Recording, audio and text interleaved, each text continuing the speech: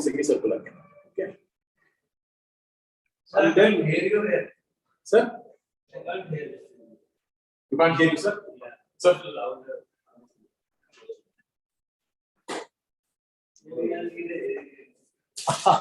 Yes. Please come, sir. Sir, you can hear me now? Yeah. Thank you, sir. Thank you, sir. Okay. So the role of the semicircular canal in the first place. Now, what do you think when I say semicircular canal? What is the function of the semicircular, according to you? Say something. Balance. Balance. Okay. Angular acceleration. Angular acceleration. Angular acceleration. Okay. So we went from balance, then okay, this is the general term. From there, we went a little more specific to go to angular acceleration. So the next thing is this angular acceleration, it detects towards what end? What is the final thing that Cupola. yeah, the cupola. So cupola detects the angular acceleration, correct? What is the final purpose? Why does the semicircular canal exist in the first place? For the orientation in the space. Okay, so overall function is orientation. That is the function that comes through its interactions with the brain, with other things and all those things.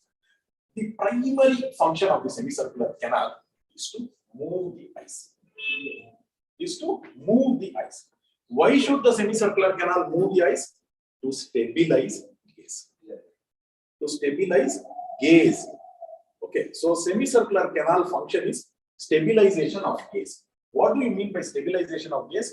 When I move the head to the right like this, the eye has to remain focused on you, which means in real time, when the head is moving in one direction, the eye has to move in the other direction so that the gaze stabilization is achieved. For this to happen, semicircular canal needs one power.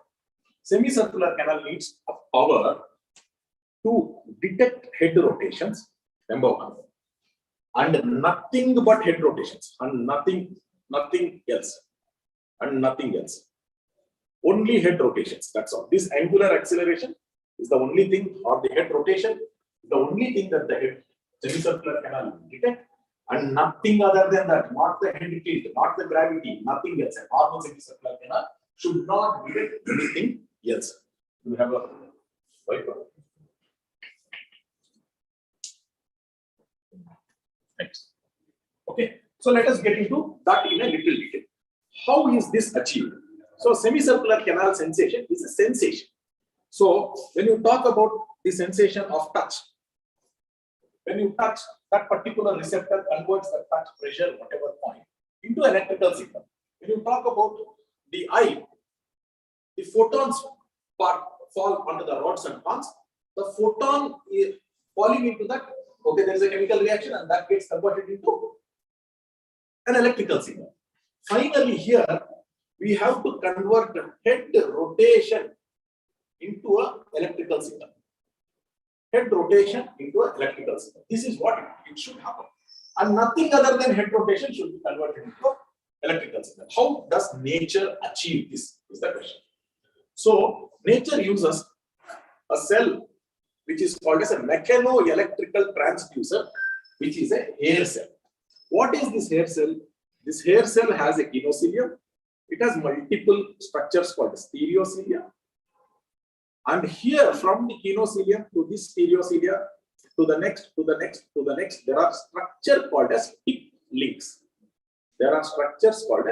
tip links. Okay? What do these tip links do? I will expand this and show. When you expand this and show, the tip links are something like this. They are attached to a channel. Okay, they are attached to a channel. When the kinocilium gets pulled in one direction, this particular tip link gets stretched, and that stretching will lead to opening up of this channel. When the kinocilium moves in the opposite direction, this gets relaxed, and that leads to closing of the channel. When this channel opens and closes, it leads to entry of potassium ions into the cell. That leads to basolateral currents here. That leads to release of neurotransmitter here. and from here an action potential is generated. Okay, so far clear? We are all together? Yes? Yes. Okay. So what is happening is the kinocilium movement getting converted to electrical signal. This much we are clear. Now what we need to figure out is how head rotation only becomes kinocilium movement and nothing other than head rotation becomes kinocilium movement. That is the next thing we are supposed to solve. Shall we go ahead with that? Yeah. So for this particular thing to happen, let us see how what nature has chosen here. Nature has chosen the head rotational detectors as circular canals or semicircular or almost a complete circle, little bit left over. That kind of circle. Let us see what happens in a circle. Okay, this is a circle.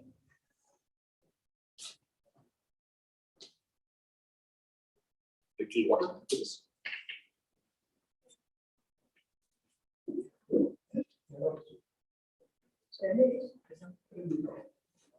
या वो एक और pen मंगवा दो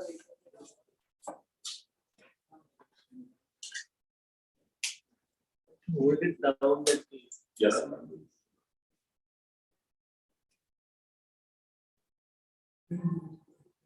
और एक pen ले extra अभी तो पानी दे दो फिर एक्स्ट्रा पेन मंगवा दो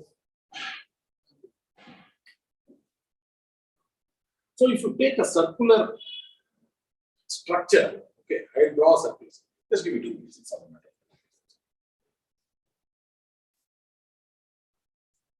Even a drop of water will start the works.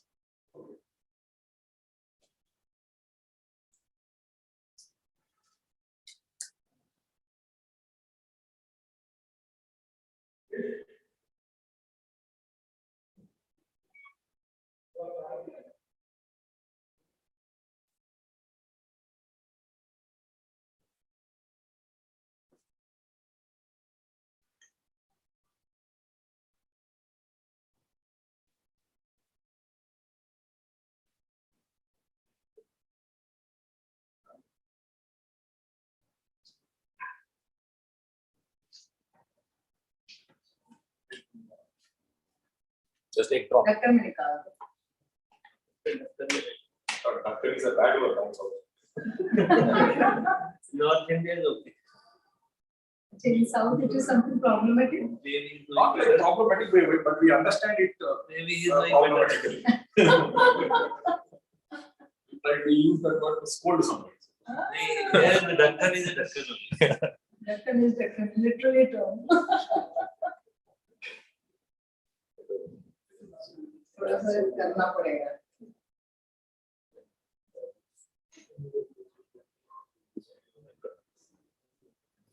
Okay, starts writing. sir नीचे green होगा chalk can be used chalk will be better than shall we some help We will wait, don't worry. All of us understand one another. sir just tell them how to become passionate about what I do that will be better like how you develop the passion doctor Bansal आगे आ जाओ हाँ नीचे बैठे ये राहुल के पापा के लिए फोटो चलो लेके इस अंकल आ नमस्ते सर हाँ सर आप आइए ना आगे please come Sir, please come back, sir. Chair is for you आपको जरूरत नहीं है पर आइए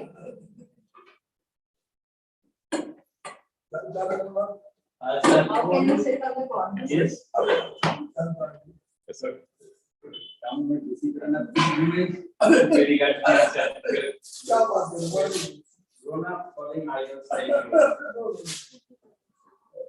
Very good. Why also was very keen on meeting you. Maybe they will know.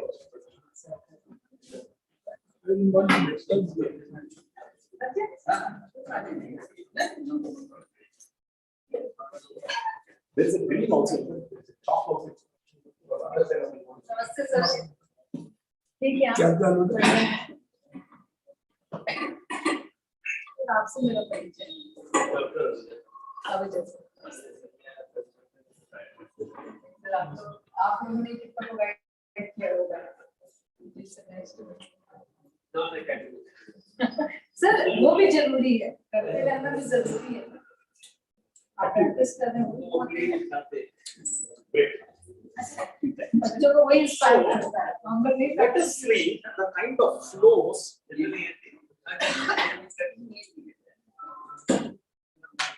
Let us see the kind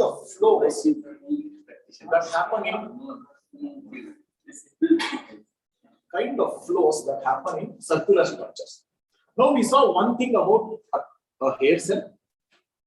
We saw one thing about a hair cell, and hair cell, any movement of the hair cell will cause an electrical signal.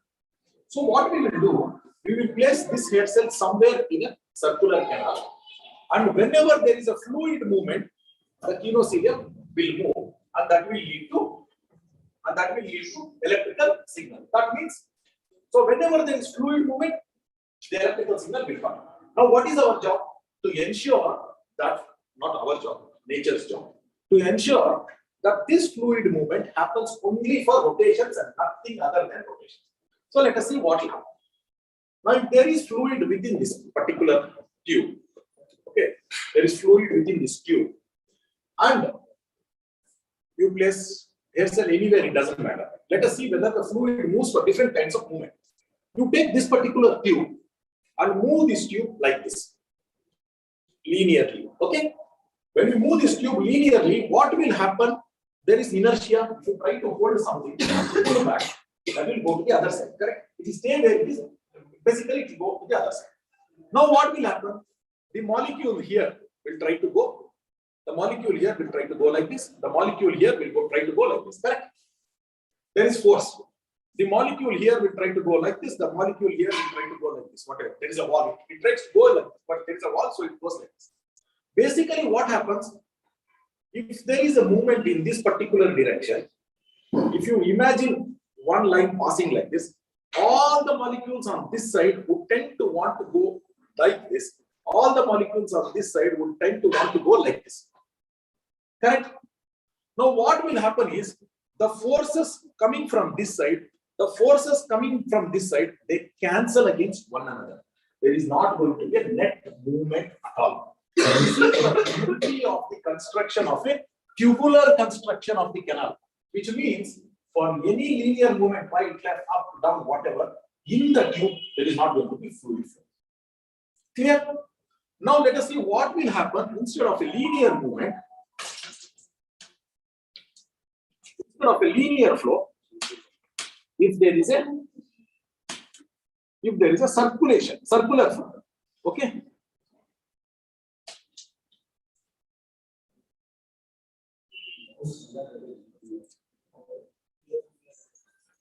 Instead of a linear flow, what happens if there is a circular flow? Let us see what is going to happen.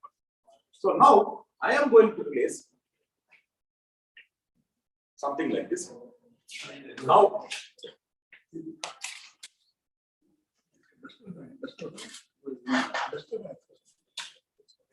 that's okay.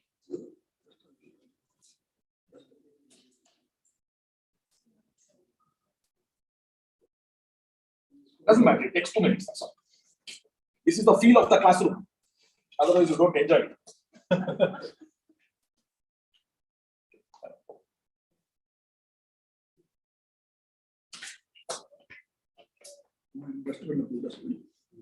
Okay, so now if there is a circular movement, if there is a circular flow, even if there is a chalk piece, it is enough because other side is green as Madam told.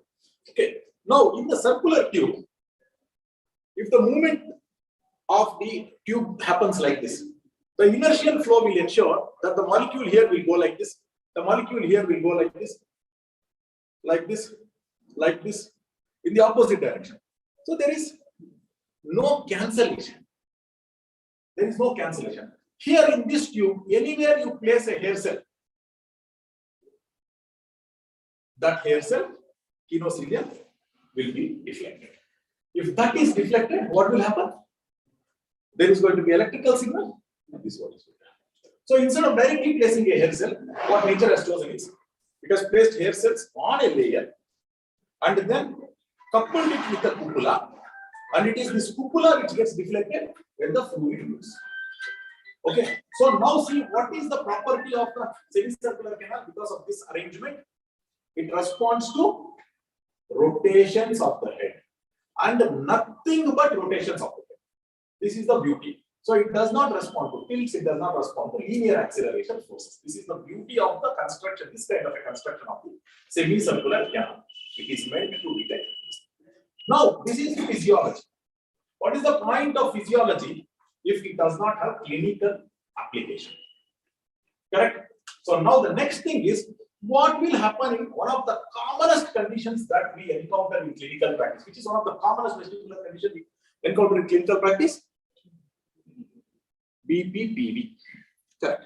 What happens in BPPV is, in BPPV, nothing much changes other than a debris coming and sitting in one part of the canal. Okay, debris coming and sitting in one part of the canal, in this part of the canal. Okay, so just any one part of the canal, some calcium carbonate crystal which is heavy will come and sit there. Clear? Okay, fine.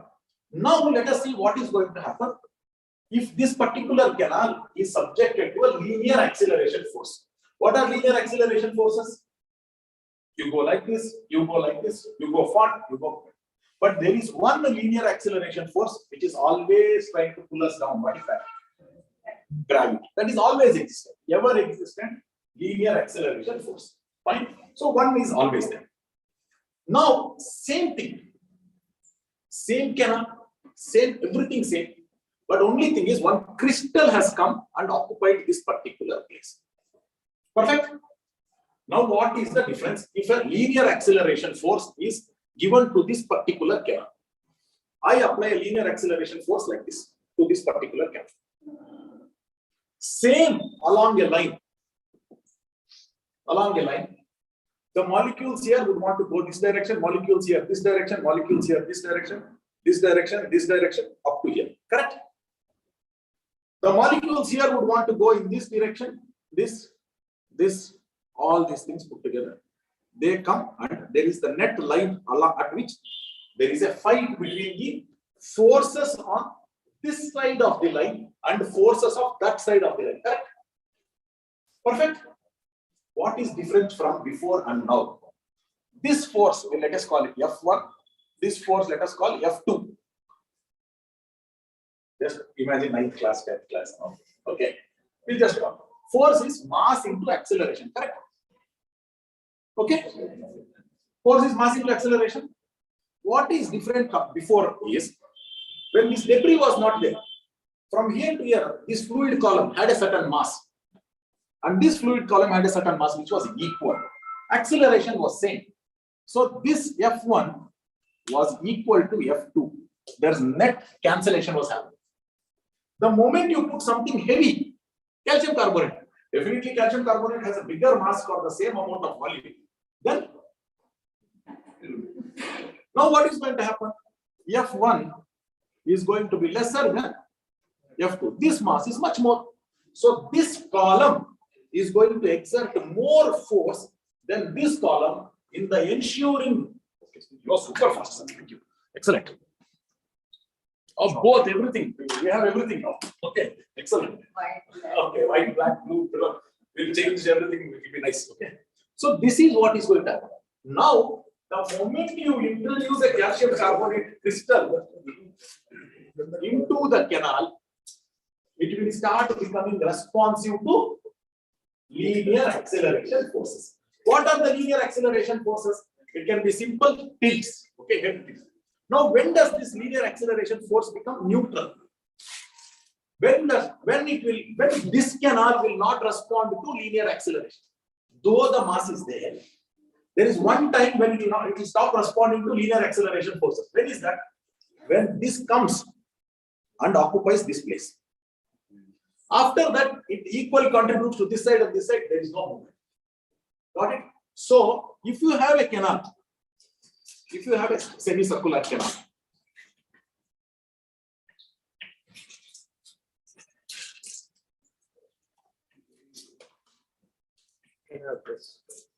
yes. Oh, thank you, sir. Now I'll take a chalk. School. close the duct and keep it. I'll take it out. Okay. Fine. We all are done in Vertigo. So let us draw this. Okay. Fine. So now let us take that. You know one point at which there is not going to be any response to linear acceleration. All this. So let us see. This is the posterior semicircular canal. Whatever. Okay, with the common crest and all those things. Where if the mass is here, that calcium carbonate. Now the linear acceleration forces of gravity will be in this direction, whatever. So it is exactly at that particular point where it is ineffectual. Whereas the moment the person makes a head tilt in one particular direction, then the mass, this mass goes to here, it will start moving till the force on this column cannot stop the force on this column. This will come, settle down in this particular place under the action of gravity. Till that time, there is going to be a flow of fluid. Naturally, from the time we spent our time in our mother's wombs, the natural flow of fluid within the semicircular canal was happening for only one thing. What was that? For head rotations. It was happening only for head rotations. When the head rotated, the fluid column moved. It was not happening in response to linear accelerations, including in response to tilt with respect to gravity. The moment you introduce this one, each and every time you make a head movement, till it reaches the new neutral position, it keeps causing a flow. The key word that now you have to remember is semicircular canal detects head rotations, but we will increase it a little more. Detects and causes eye movement for ongoing head rotation.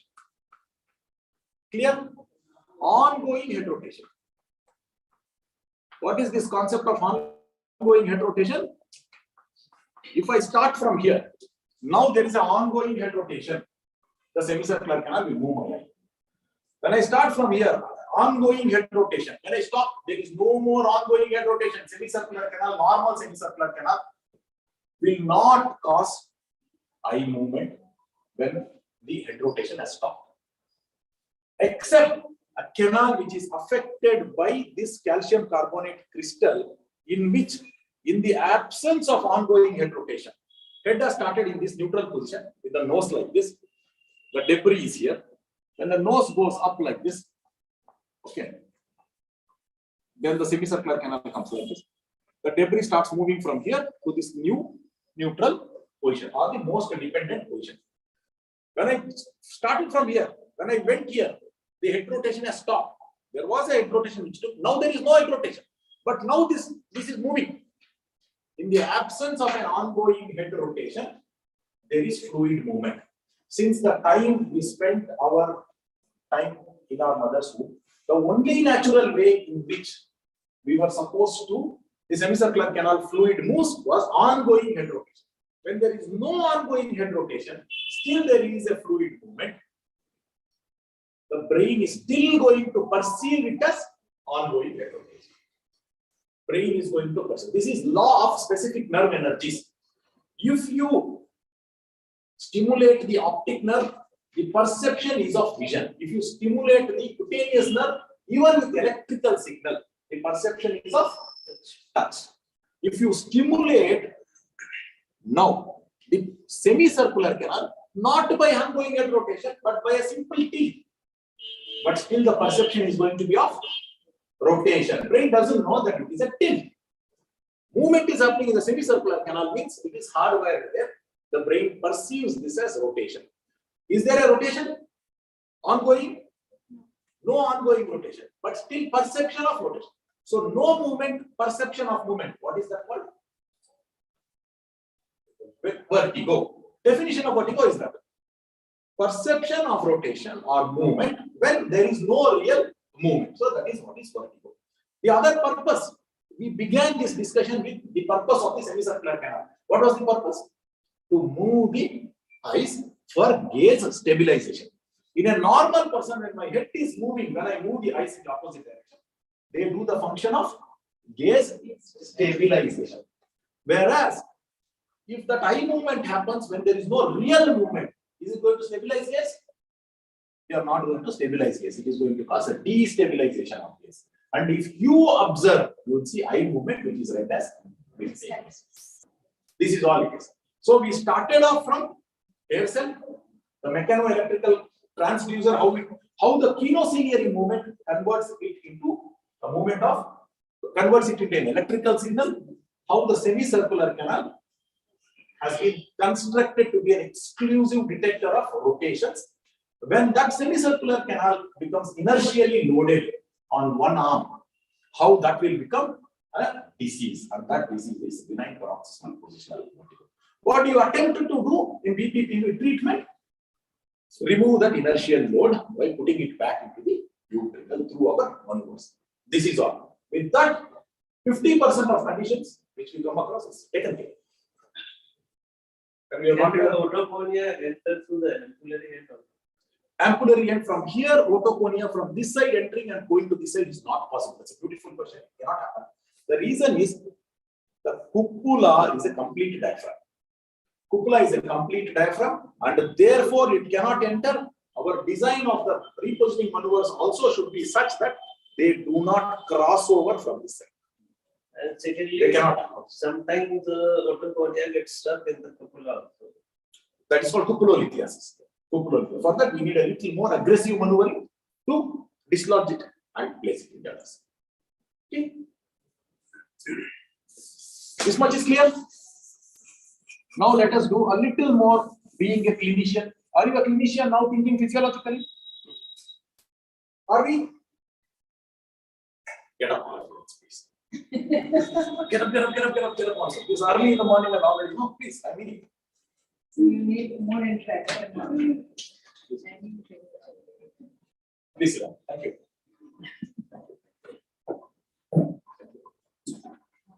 Fine. So that was one condition. Let us do one more condition. So basically, what is disease in the semicircular canal? When the semicircular canal fires in the absence of ongoing head rotation. Correct? In the absence of ongoing head rotation, if the semicircular canal fires, that is disease.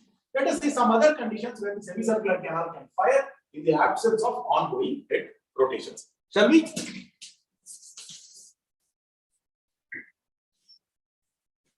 I'm sure today evening when the surgical management sir will be covering this particular disease. Normally, the superior semicircular canal is a highly schematic diagram. On the top, there is a layer of bone, and on top of that is the dura mater. Is that correct? Yeah. Okay. So, when you do a Valsalva, when you hold breath or do something like that, the amount of blood going back into the chest reduces. Is that correct? When the amount of blood going back into the chest reduces, but the same amount of blood is coming out of the heart, what will happen in the head and neck? There is going to be engorgement. Is that correct? That kind of engorgement also happens within the cranial cavity. Cranial cavity is a closed cavity. When the same amount, same volume is there, and you try to push in more into that volume, what will happen? The pressure increases. Is that correct? Yes or no? Yes. So the cranial cavity is a fixed volume space for all practical purposes. And in that, when you do a Valsalva, the cranial volume increases. In a normal person, when the bone on top of the superior semicircular canal is intact, that has no impact within the inner ear. Perfect? But if a person's bone is deficient on the top, if the person's bone is deficient on the top, then what will happen? You can almost assume that the dura comes to lie on the semicircular canal membrane, on the endoscope. Now, if this kind of Valsalva somebody does and the intracranial pressure increases, that pressure is going to be transmitted into the superior canal. Is that correct? When that pressure is transmitted, you know the forces go like this and like this. And this force goes and deflects the cupula downwards. When the cupola deflects downwards, you know the cupola is there, and then what else is there? There are the kinocilia, correct? They move, there is going to be an alteration in the number of action potentials that is going to come from here. And therefore, if there is a change in the number of action potentials coming from here, brain is going to read it as ongoing head rotation. Is there an ongoing head rotation when you are simply doing the Valsalva? No. How is the brain is going to read it as rotation? No rotation, brain thinks there is rotation. What is it? What is it? Vertigo. This is, we do this. Take this seat comfortably. I think last night you were on duty. Fine.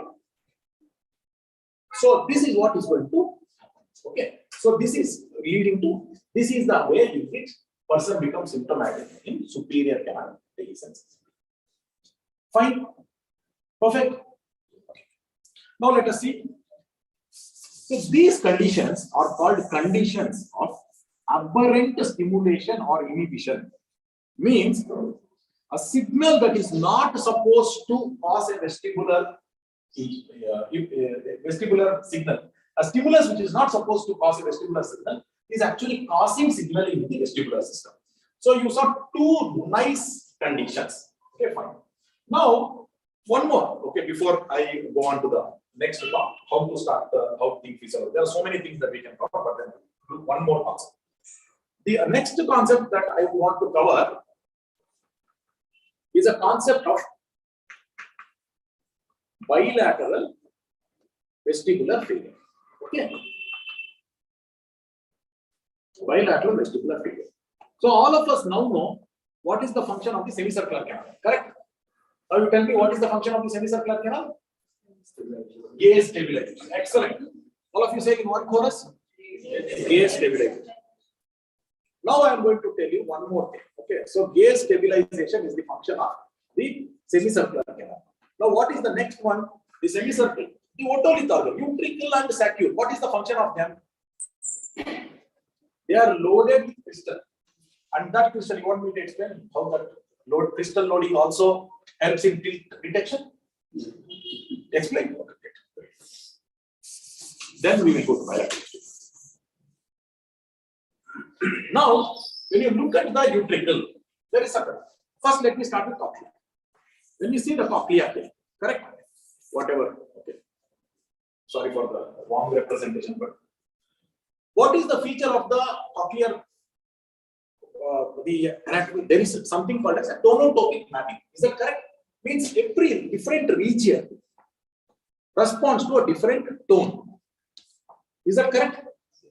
Now, when it comes to utricle and saccule, there is another mapping, spatial mapping. There is no specific term that we have so far invented for it, but there is tilt angle mapping to the location. Okay. You want to call it a tiltotopic or a tilt angle topic, whatever it is, to the particular location. How does this happen? Let us take a diagram of a utricle. Okay. Fine. So what happens, what we have been taught about the structure of the utricle and saccule is, there is this, what is this thing called, this line? What is this line? Striola. Okay. Okay. So across this particular line, there is the reversal of orientation of the kinocilium. Is that correct? What do you mean by reversal of orientation of the kinocilium? I will explain it. When you see the hair cell, there is one kinocilium. There are multiple stereocilium. Is that correct? If you take a cross section of this one like this and then map it, it is not one layer. It is actually multiple of them. So it looks like there is a kinocilium here. There are multiple stereocilia. There are multiple stereocilia. There are multiple stereocilia. There are multiple stereocilia. Okay? Like this. So there is a particular thing called as morphological polarization, which means kinocilium is towards one side. So this morphological polarization reverses across this particular line. Reverses across this particular line. So there is this kinocilium here. Stereo, stereo, stereo, stereo, stereo, stereo, stereo, stereo. Okay, I'm putting the rangoli. Okay. Kinocilium here. Stereo, stereo, stereo, stereo, stereo, stereo, stereo, stereo, like this. Morphological polarization reverses across this particular line for us. So far clear? Now, before even we go this one, and this is curve. So what is polarized like this here? 90 degrees. When you come here, 90 degrees. The kinocilium is here. The stereocilia like this, like this, like this. Okay. Now let us come to one more concept of when it comes to the kinocilium. You know this diagram? With the kinocilium. You know this diagram? Now, we also know another diagram. That diagram is the kinocilium is in one place. Stereo, stereo, stereo, stereo, stereo, stereo, stereo, stereo, stereo, like this. Correct? Perfect. We are all together? Thumbs up. Good. Thank you. Now, we knew that when the kinocilium moves in this particular direction, the tip links get stretched. Correct? Okay. The kinocilium from the stereocilia, tip links go like this. Okay. When the kinocilium moves like this, here I will represent it as moving like this. Okay. All the tip links get stretched, potassium ion enters, there is going to be an increase in the number of action potentials that is generated. So much clear. What will happen if instead of like this, you move the kinocilium side to side like this way or this way? That is not going to lead to the opening of the channels because there is not going to be pull on the tip links. That's only going to be pull on the side links. Side links are not connected to electrical channels. Only the tip links are connected to the electrical channels. So, side to side movement is not going to cause any alteration of polarization. Very important point. Let us. Now, how does that lead to tilt-o-topic organization? Tilt-angle-topic organization. So, this is here. This is here. Fine. There is inertially loading on top of this with lot of calcium carbonate crystals. Is that correct?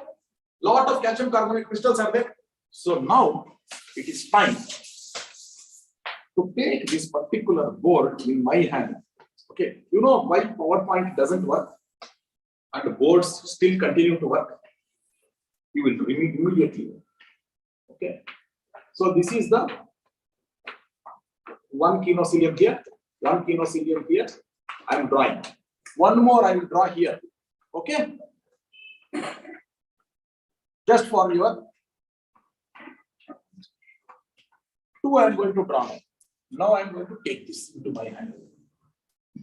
Can we do this with PowerPoint? We cannot. Correct. Now, just imagine this kinocilium is here. Okay. I am going to tilt my head like this. The crystals here, the crystals here, the crystals here, the crystal here, all of them will go downwards. Correct? Yes? Yes. Everything will start going downwards. With the weight of automatic. With the weight of the otoconia. Excellent. Okay. With the weight of this otoconia, all the things will start going downwards because of this particular weight. Whereas here, it will cause change in the electrical action potential because the tip links are being moved. Whereas here, the side links are being moved, no change. Perfect. Now, instead of doing this tilt, let me do this tilt. Then what will happen? This one will start moving the tip links. This one will start moving the side links. So, for this tilt, you will see electrical alteration coming from this location. For this tilt, you will see electrical alteration coming from this location. Mechanical movement is happening everywhere. The crystals are sagging everywhere. When I tilt this here also, but for this tilt, these crystals are moving, but only this crystal movement is leading to a change in electrical. For this one, only this one is changing the action potential generated. This is not changing the action potential generated. Perfect. Is there a map of angle, tilt angle? So now the brain has mapped. If there is electrical alteration here, oh, the person is tilting like this. If the brain electrical activity is altered here, the person is tilting like this. Like this, there is a map. Okay? So that is how it responds to tilt. So now why do we think this tilt? Where we started from? We started from the semicircular canal, and semicircular canal was needed for stabilization of gaze. Now where we are? Now where are we? In the utricle and the tilt. So tilt, detection of tilt is needed for stabilization of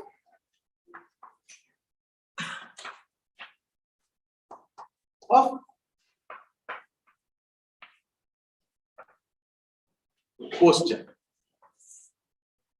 Correct? Perfect. Semicircular canal is needed for stabilization of gaze, and otolith organs are needed for stabilization of posture. Now we all started this discussion from wanting to discuss a condition called bilateral vestibular failure. If both sides here has failed bilaterally, the inner ear has failed, then what is going to happen? If both sides, the inner ear has failed, which means the semicircular canal function which we studied right now will not exist. Correct?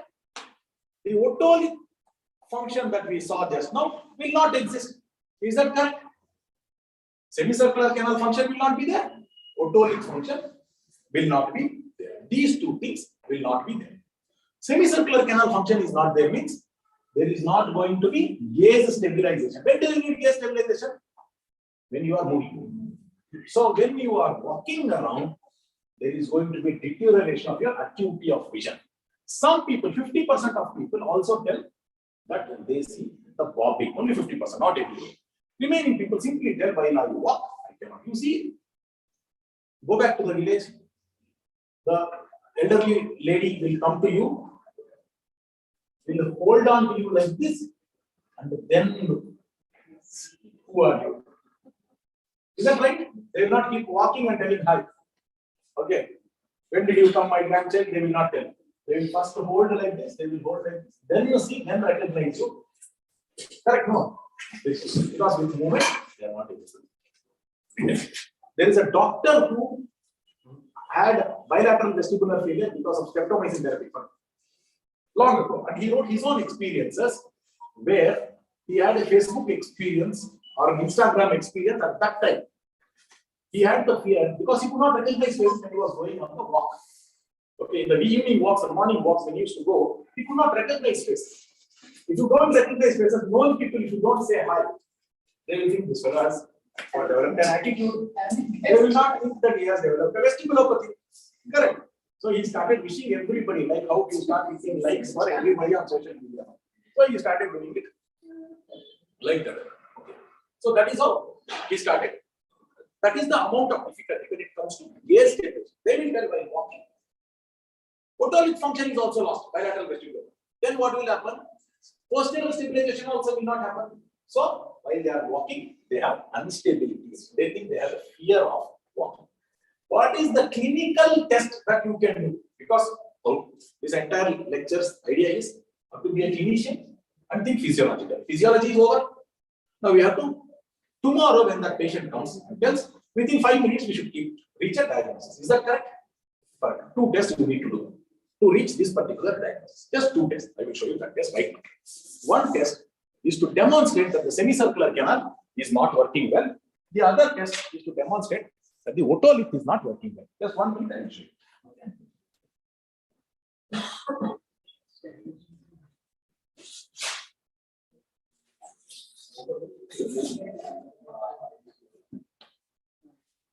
Gadget. Nothing gadget, it's a simple thing. All of us should have it in our clinic. You get patients where that sound they give a very clear recipe that, like what you said, when you are walking, Yes, sir. it's possible. They are more uncomfortable when they are accelerated from previous way, or when they are crossing the railway bridge, so they can see the lower ground. That is the secondary manifestation of this one. Whenever somebody has a primary vestibular insult, they start giving too much importance to visual inputs and visual information. Wide gate, sir. Sir, Wide gate. They become wide gate. they become wide. That's a cautious attempt. They want to avoid falling. So for that, please come. So gate becomes wide. Sir, Something how the gate is relaxing take. Sir, tilt, that is only we have ocular counter rolling. Okay. When a person tilts, there is an ocular counter rolling. And the role for ocular counter rolling in frontal-eyed animals is not that huge. It becomes very significant in lateral-eyed animals. They have to maintain a horizontal orientation. So they have to counter roll very much. But in frontal-eyed animals, the importance is not that huge. Okay, sir. So next thing is, I will show you two tests. How to, within 5 minutes, make a diagnosis of bilateral vestibular. Test number 1 is a test called clinical head impulses. One volunteer, please step forward. Rahul, आप आगे आ जाओ. No, he's handling the organization. The organizer is always Cannot sit. is always busy. Come forward. So what you do here is just hold the head like this. The instruction you give to the subject is keep looking at the tip of the nose or in between my brows, just like that. Hold the head like this. Hold the head like this. I think it's Bluetooth transmitter, so let them see. Hold the head like this. And then with this type, the instruction is very and then do this. Okay. So his gaze has to be fixed. If he doesn't have a VOR, what will happen is gaze will go like this and come back. It would have escaped like this, and then it will come back. If that happens both to the right and to the left, that will tell right side and left side semicircular canal function is gone. That will establish in the ear two things: semicircular canal, otonic. Semicircular canals are non-functional. Bilateral. Second thing you are supposed to do, please remove your shoes. So go ahead. Modified trumpet. Yeah, this is the modified one.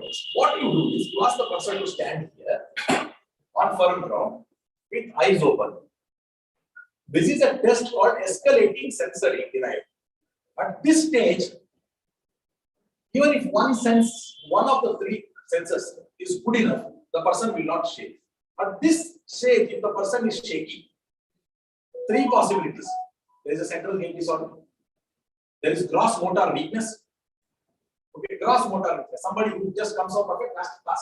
You make him stand, he will be shaky. Or there may be a central gait disorder. Okay, cerebral. Okay, even basal ganglia or cerebral and whatever it is. Okay, that possibility. Third possibility is medical or is a conversion disorder. Okay, three possibilities. In this stage, if they are too shaky. If they pass this stage, then ask the person to close their eyes. If they have passed the first stage, which means they have not been shaky, and now if the person starts becoming shaky, the diagnosis is loss of proprioception. The loss of proprioception. He doesn't have proprioception. His eye is not there. He may have a vestibular system. Vestibular sensation is a dynamic sensor. To activate the vestibular system, some movement is required. Okay, he will start doing that movement. Sometimes, in spite of that, they may fall. Okay, they become shaky in this particular. Fine. Next thing, if they pass this stage, with not much of shakiness. Okay. Then what you are doing? That means proprioception is perfect. Proprioception is perfect. Then what you are supposed to do? Open your eyes. Stand up. They have to go on a foam. All of you, I want all of you to touch this foam and feel how the foam should be made, how the foam should be designed. It will eliminate all, okay, to great extent, the ankle proprioceptive input. At this stage, you ask the person to close his eyes. Close the eyes. Now he should not fall if he has a good enough experience. He will do some amount of up-down movement, a little bit of movement to activate his vestibular sense, but he is not going to fall. A person with bilateral vestibular failure, he will fall within 10 seconds if you don't hold in this step. So, How do you diagnose bilateral vestibular failure? Only two steps: head impulse test, clinical head impulse test, and then foam test, escalating sensory denial. It will be manifest on the foam. Perfect. Sir, Time duration, sir. within 10 seconds, complete the bilateral vestibular failure within 10 seconds. Okay, but if you want, you can do the test for 30 seconds, but then make sure that the person you don't allow him to fall. Okay. That is the. So first he steps on, finds his balance with the eyes open, then you make the eyes to. Madam, already tested.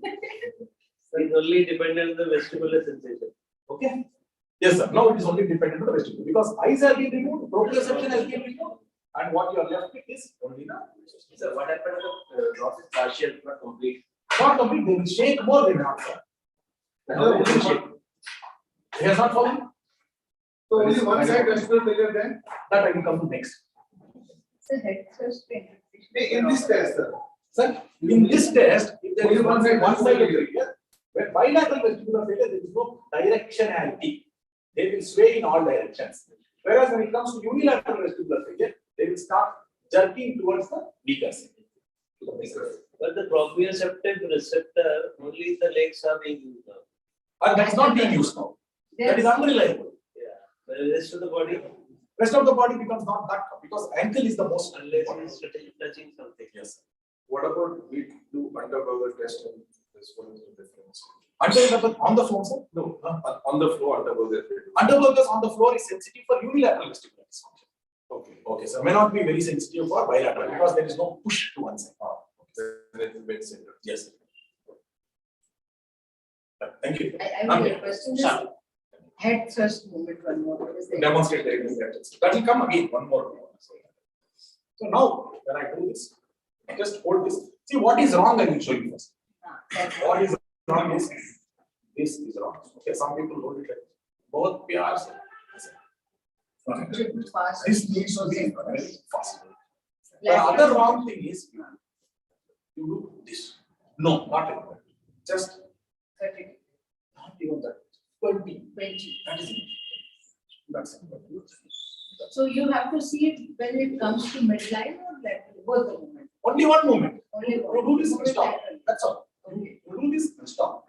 So if there is secondary means. See what is happening. What is the function of vestibulo-ocular reflex?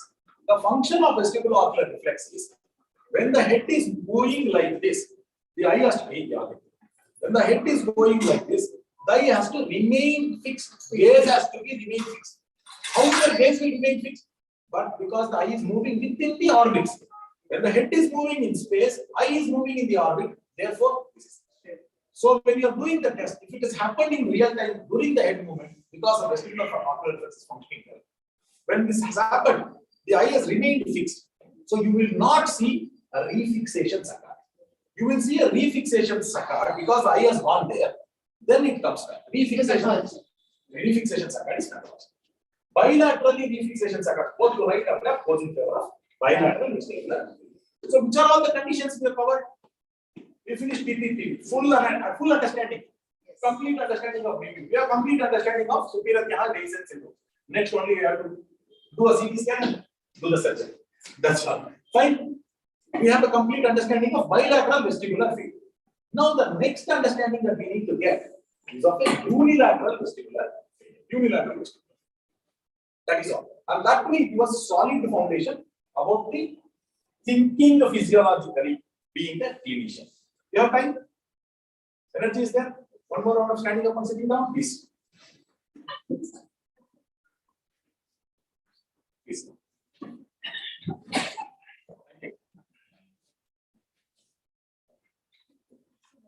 Foam made of mattress or something different. It's a we take 3 layers. On either side, we have put memory foam. Memory foam. In the center, we have another type of rubber foam, which is hard rubber foam. I can give you the specifications. No, I will give it the stage. I will give you the material photograph of where to get it from. It is called foams. The center foam is made by foam. Go for hard, density hard. Okay, that one. You can get any sofa maker will stitch it for you.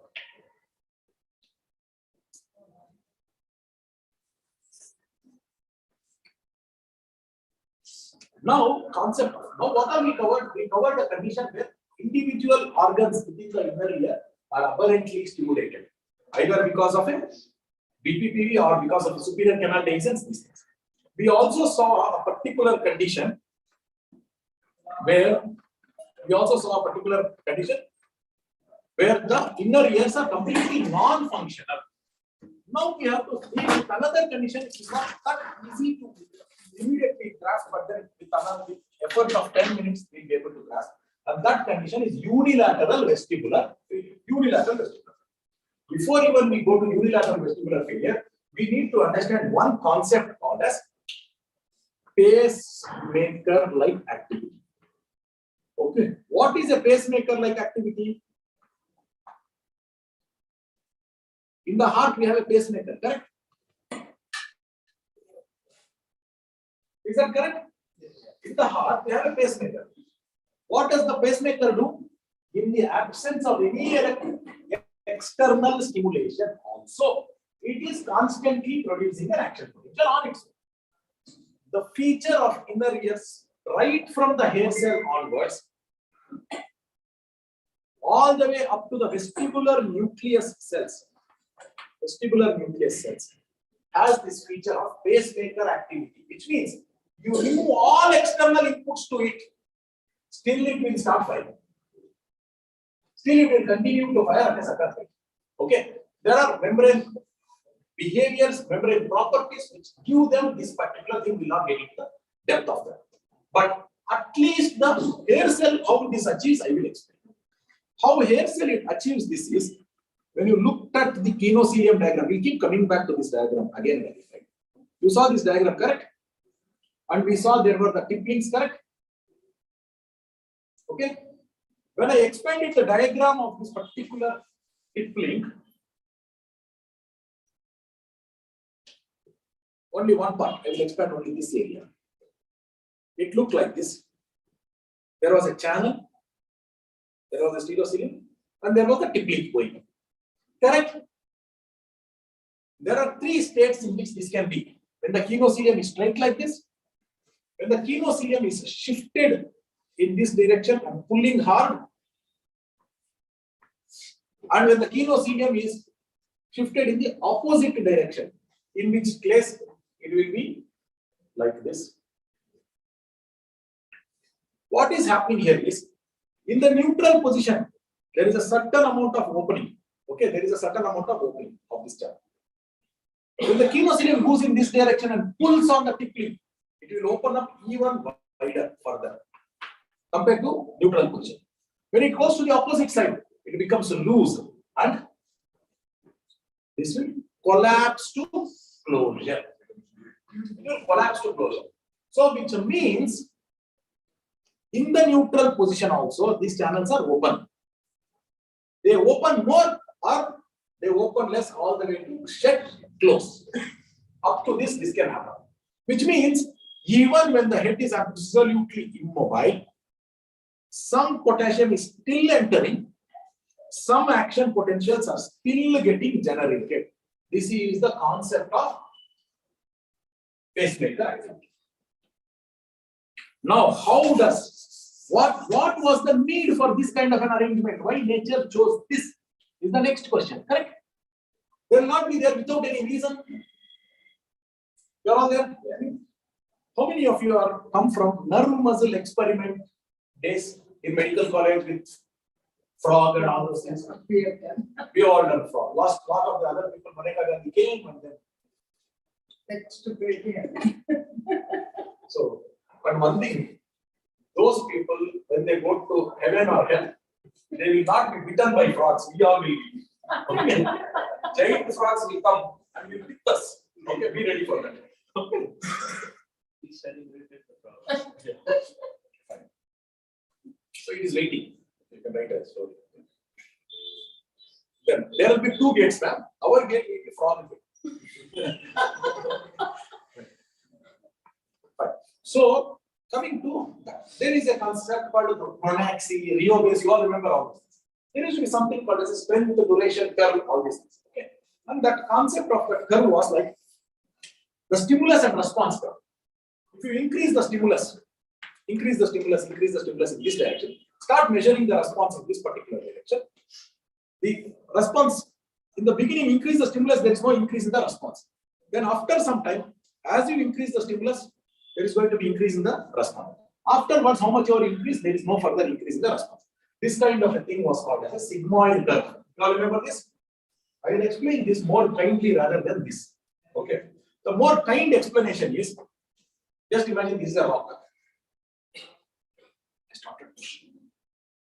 Can you estimate how much I am pushing? No. Okay, I'm pushing. I increase, you cannot. Once I start moving, okay, once it starts moving, now when I'm increasing, you know, when I'm decreasing, correct? When it is moving, it is easier to estimate, measure the increase and decrease. When it is already moving, but if an immobile thing till that stage, before it starts moving, till the time how little less effort, more effort, you don't know by measuring the response. This is that part. How much ever you increase, there is no change in the observed response. From here to here, more effort, more change in the observed response. After that, again you cannot do. This is the concept of sigmoid.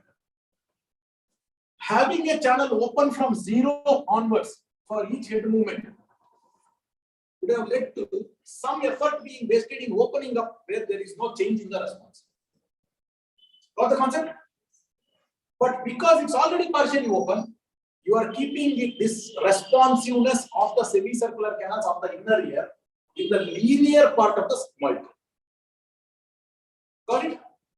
That is the underlying reason why we have this.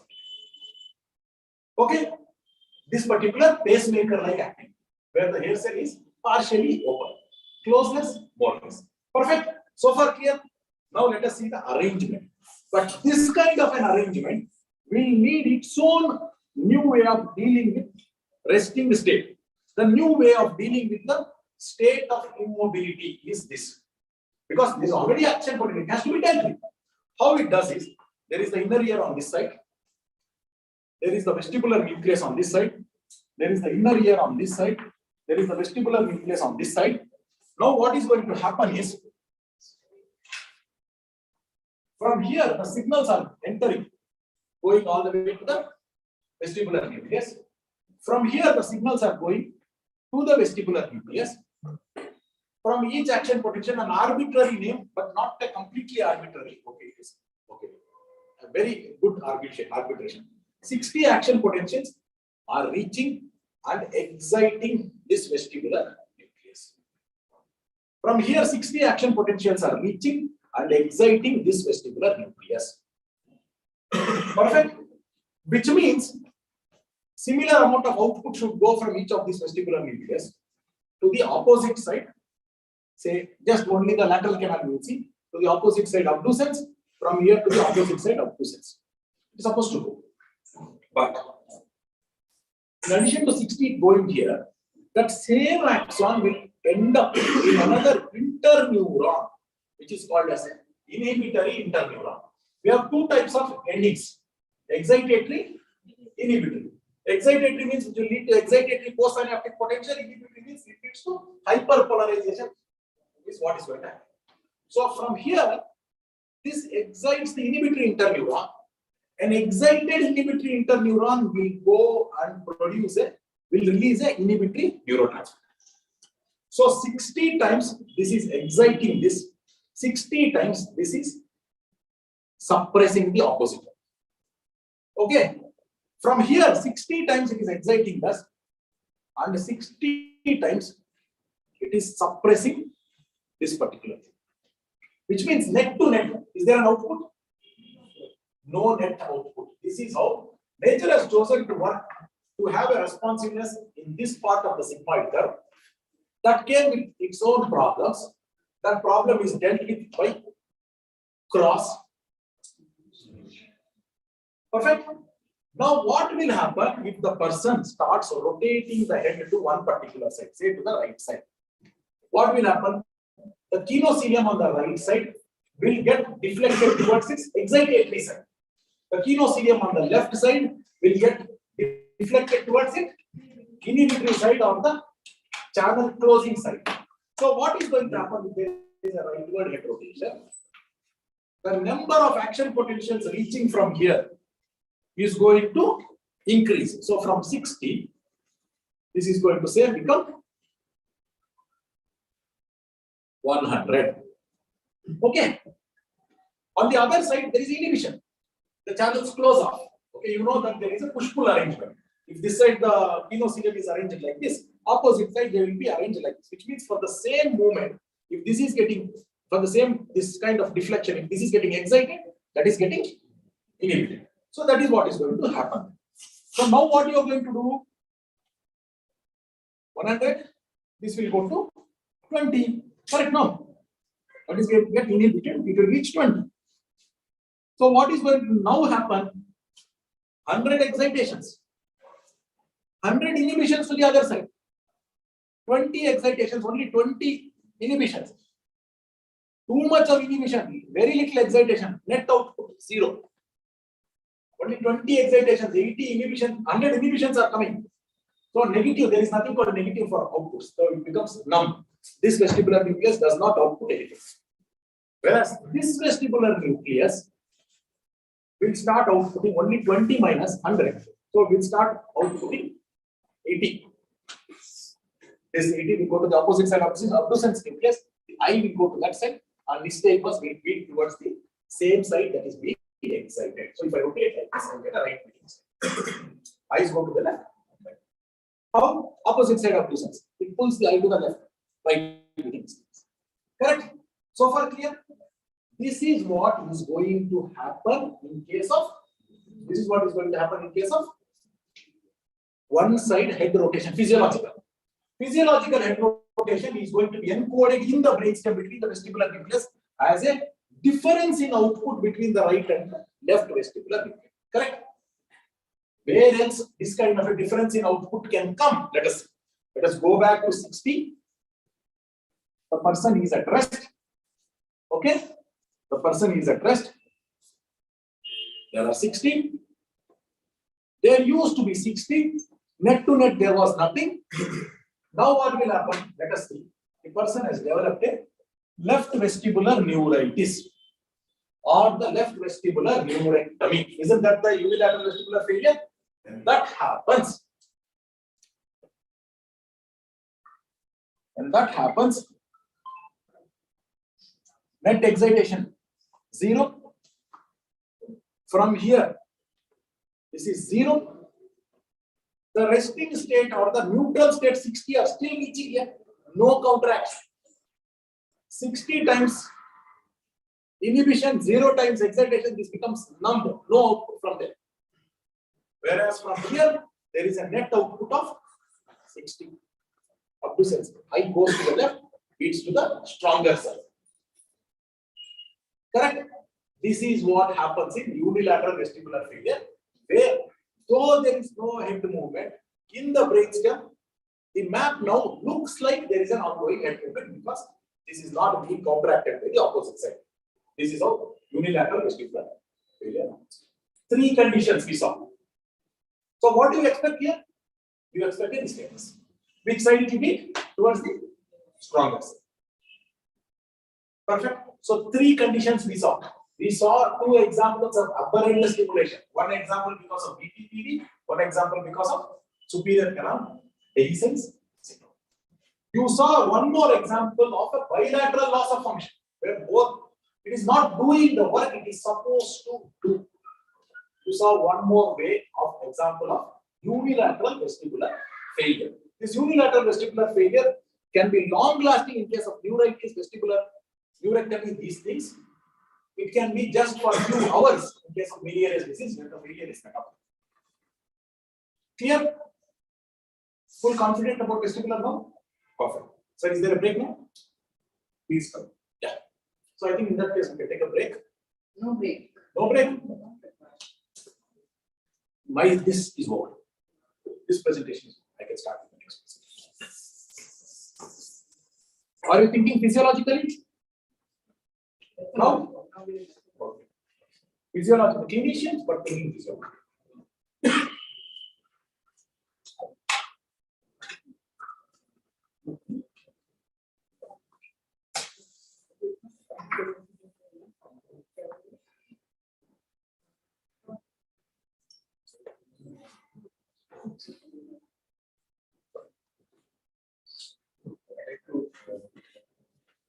Right, what has done Vertigo Masterclass.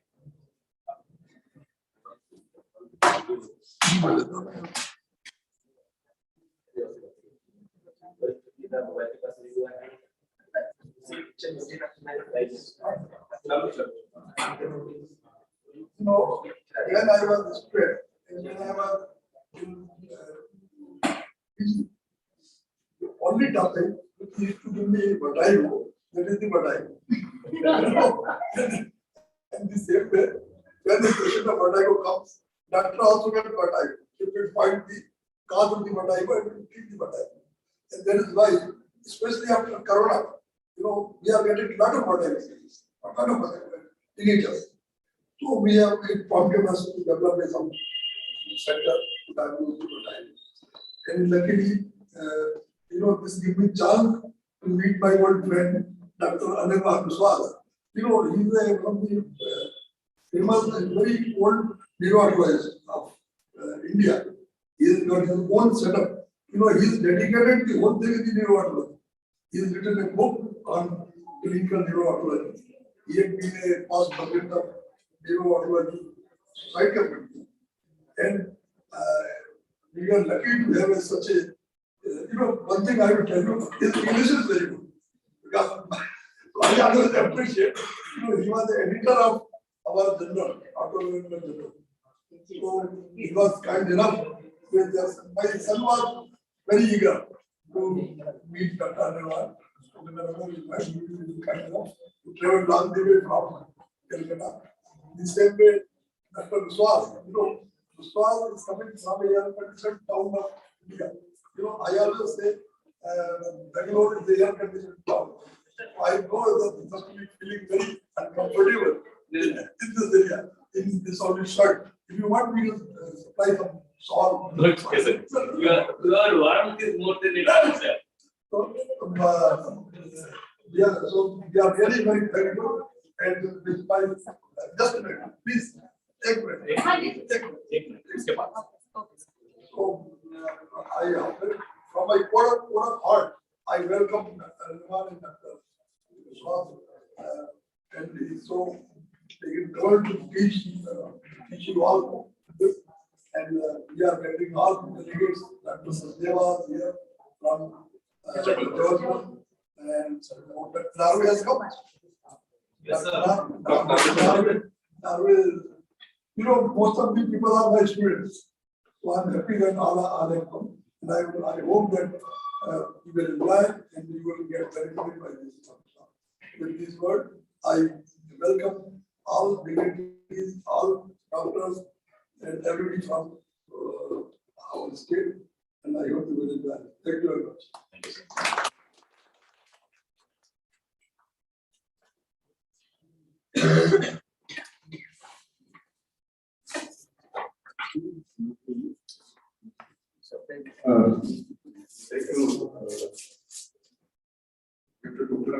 Dr. Srivan.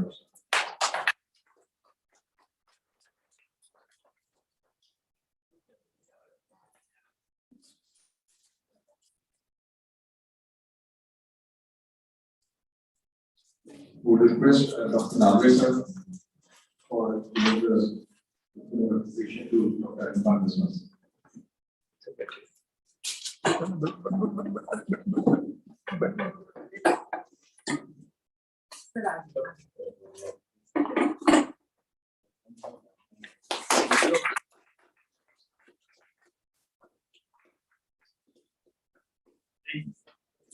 Coming to Gwalior is basically for me, I am saying it from the core of my heart. It is like a pilgrimage to me. I have come to Dr. Agarwal. I have been asking every time we travel, whenever we talk, I always ask a question. These have been the idols which we have followed. The point is, you are all youngsters, much younger than me. We used to, in our times, our teachings, we do not have so much exposure to Indian and all these things. It was basically the Guru Shiksha Parampara by which we have grown up. And we had to follow gurus like Dr. S.R. Agarwal, Dr. Y. Mehra, Dr. S.K. Kakkar, Dr. Kirtane, Dr. Ramalingam. There are so many people like that whom we actually thought of as gods. And this is basically for me like a pilgrimage where I had not come. So thank you very much.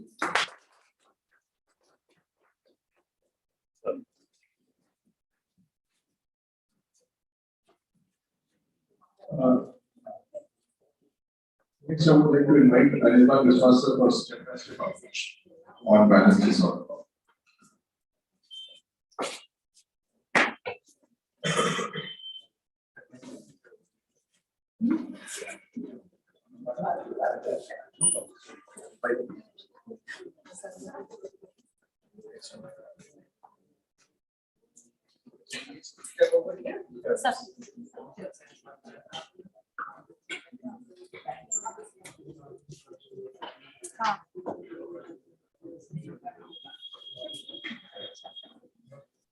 While my team gets ready, I also have this team here from Calcutta, and we are going to have many cups of tea throughout the day.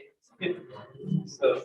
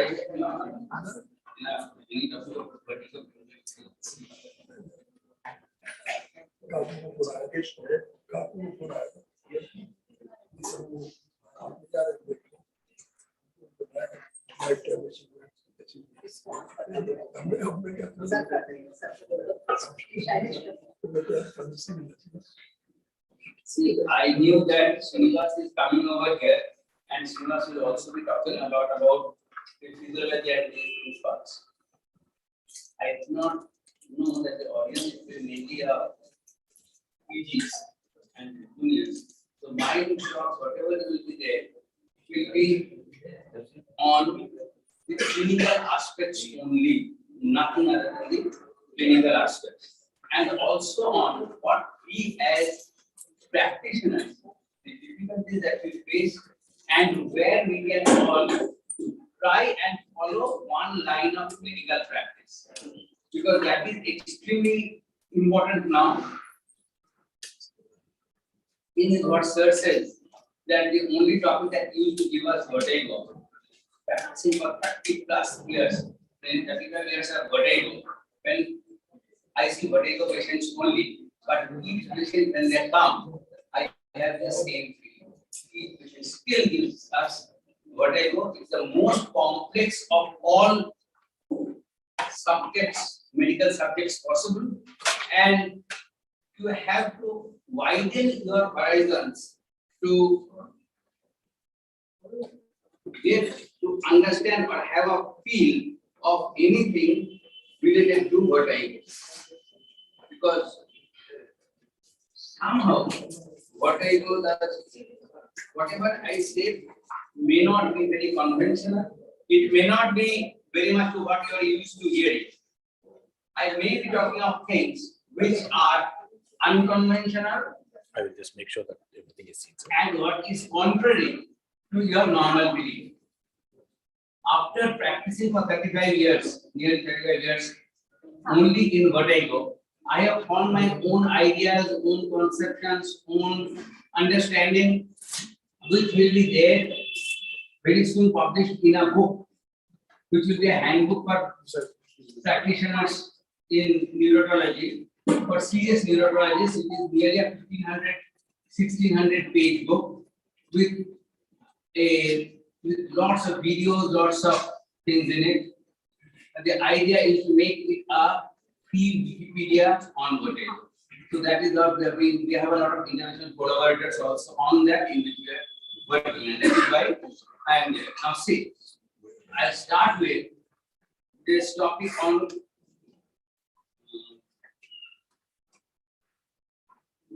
the approach to a vertigo. This topic is a very simple Indian topic to orient physicians, ENT, and any other practitioner on vertigo. And when a patient of vertigo comes to your clinic, how should you deal with it and what should be your line of thinking? So that is what I intend to write.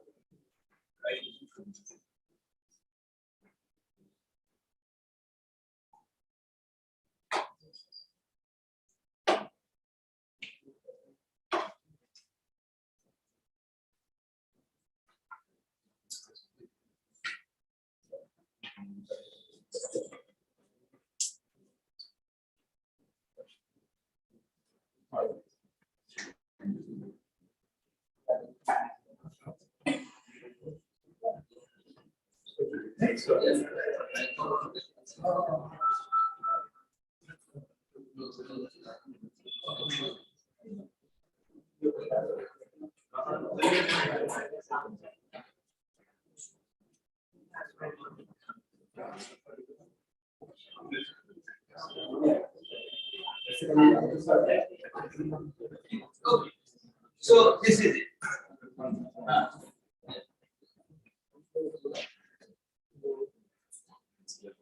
Okay. So this is it. When a patient of vertigo comes to you, this is what a step-by-step approach to vertigo is in a physician's clinic. When you are a doctor treating vertigo, don't even think about whether you are a ENT doctor or a physician or a neurologist or anything, or a psychiatrist, because when you are treating a vertigo patient, you are everything together. You are 90% physician, 2% ENT, 2% neurology, 2% psychiatrist, 2% rehabilitation specialist, and so that is basically what you are. So that is why specifically written in a physician's clinic, because you have to have an overall view. You cannot think it from the ENT aspect, and vertigo is not something which you can deal with if you take ENT mindset. Do not think that there is anything called a spot diagnosis in vertigo. You do not see any vocal nodules, you do not see any polyp, you do not see anything. You get very little to see, and everything you have to understand in your brain what can be happening inside. And again, let me tell you that very little of the vertigo takes place in the ENT domain. It takes place in the levels above the ENT domain. Everything starts from the vestibular nucleus onwards to the cortex. There is what the actual play takes happens, and that is what gives us the perception of vertigo. Anyway, so let's get into the topic proper.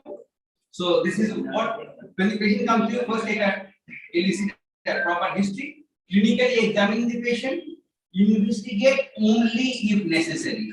That is the most important thing. You don't need to investigate if you have done the history taking and the clinical examination properly. Investigations are not needed in every patient. Treat not sensibly, treat very sensibly. Treat very sensibly. And last is restore normalcy. That is what we intend to do. Okay. Now, as the physician's job, as I told you, you are a physician when you see a vertigo patient. First job is identify sinister causes of vertigo. Some patients of vertigo will be coming to you with a very sinister cause. They will be having a stroke in the brain or a tumor in the cerebellum or something like that. So first think about the sinister causes first. Then is ruling out the non-vestibular causes. Though we keep on saying, and I do not think it's decent of me to say in an ENT meet that vertigo is less of ENT and more of the other things. It actually is so. And most of the patients that you see in your clinic will have non-vestibular causes of vertigo. Vestibular causes are only about 1/3 of the patients of balance disorder that come to you. So that you have to keep in mind. So ruling out the non-vestibular causes that mimic vertigo, like panic attacks, orthopedic hypotension, etc.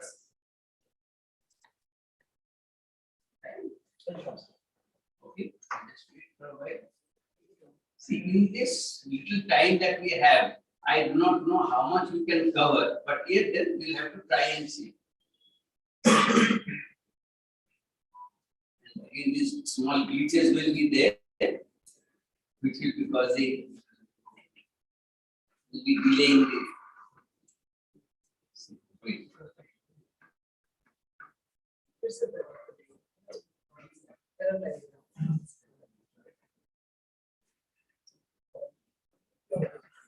It will take some time.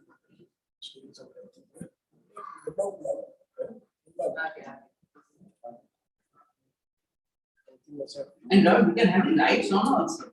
What is it? You can interact, you can see. It's a. It's Yeah, not projector. to have- whatever. It's good for everybody. Right, which is one.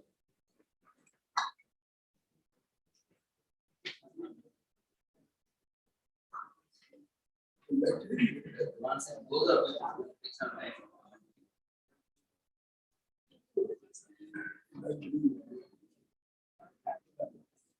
Okay. So the first thing I said was identify sinister causes of vertigo. First, when the patient comes to you, rule out that it's nothing dangerous.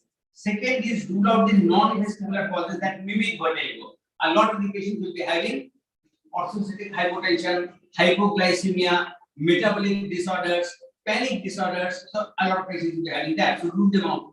Next. Then is diagnose the site of lesion and the nature of the pathology. It can be in the ear, it can be in the brain, it can be a proprioceptive disorder, it can be so many things. Then treating the causative pathology with exact disease specific therapy.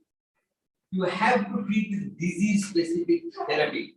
Vertigo is just the symptom of an underlying disorder, and until you find out what the underlying disorder is, you are basically treating any fever with crocin only.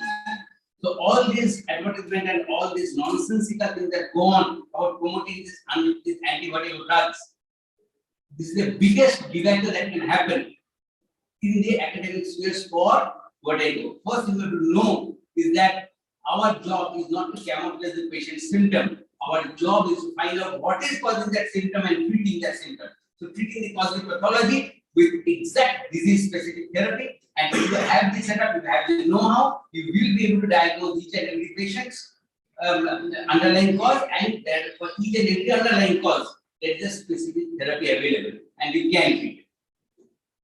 Then providing symptomatic relief without camouflaging the symptom of vertigo. The patient has come to you with acute vertigo. The patient will need some amount of symptomatic relief. It is not that we will not use any anti-vertigo drug. We will use them, but rationally and conservatively. Then treating the comorbidities.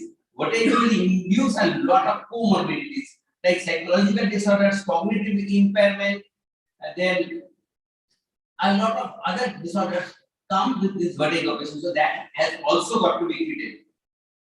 Then lastly is restoring normal balance function. So step-by-step approach means that when you are treating a patient with vertigo, all these things have to be looked into.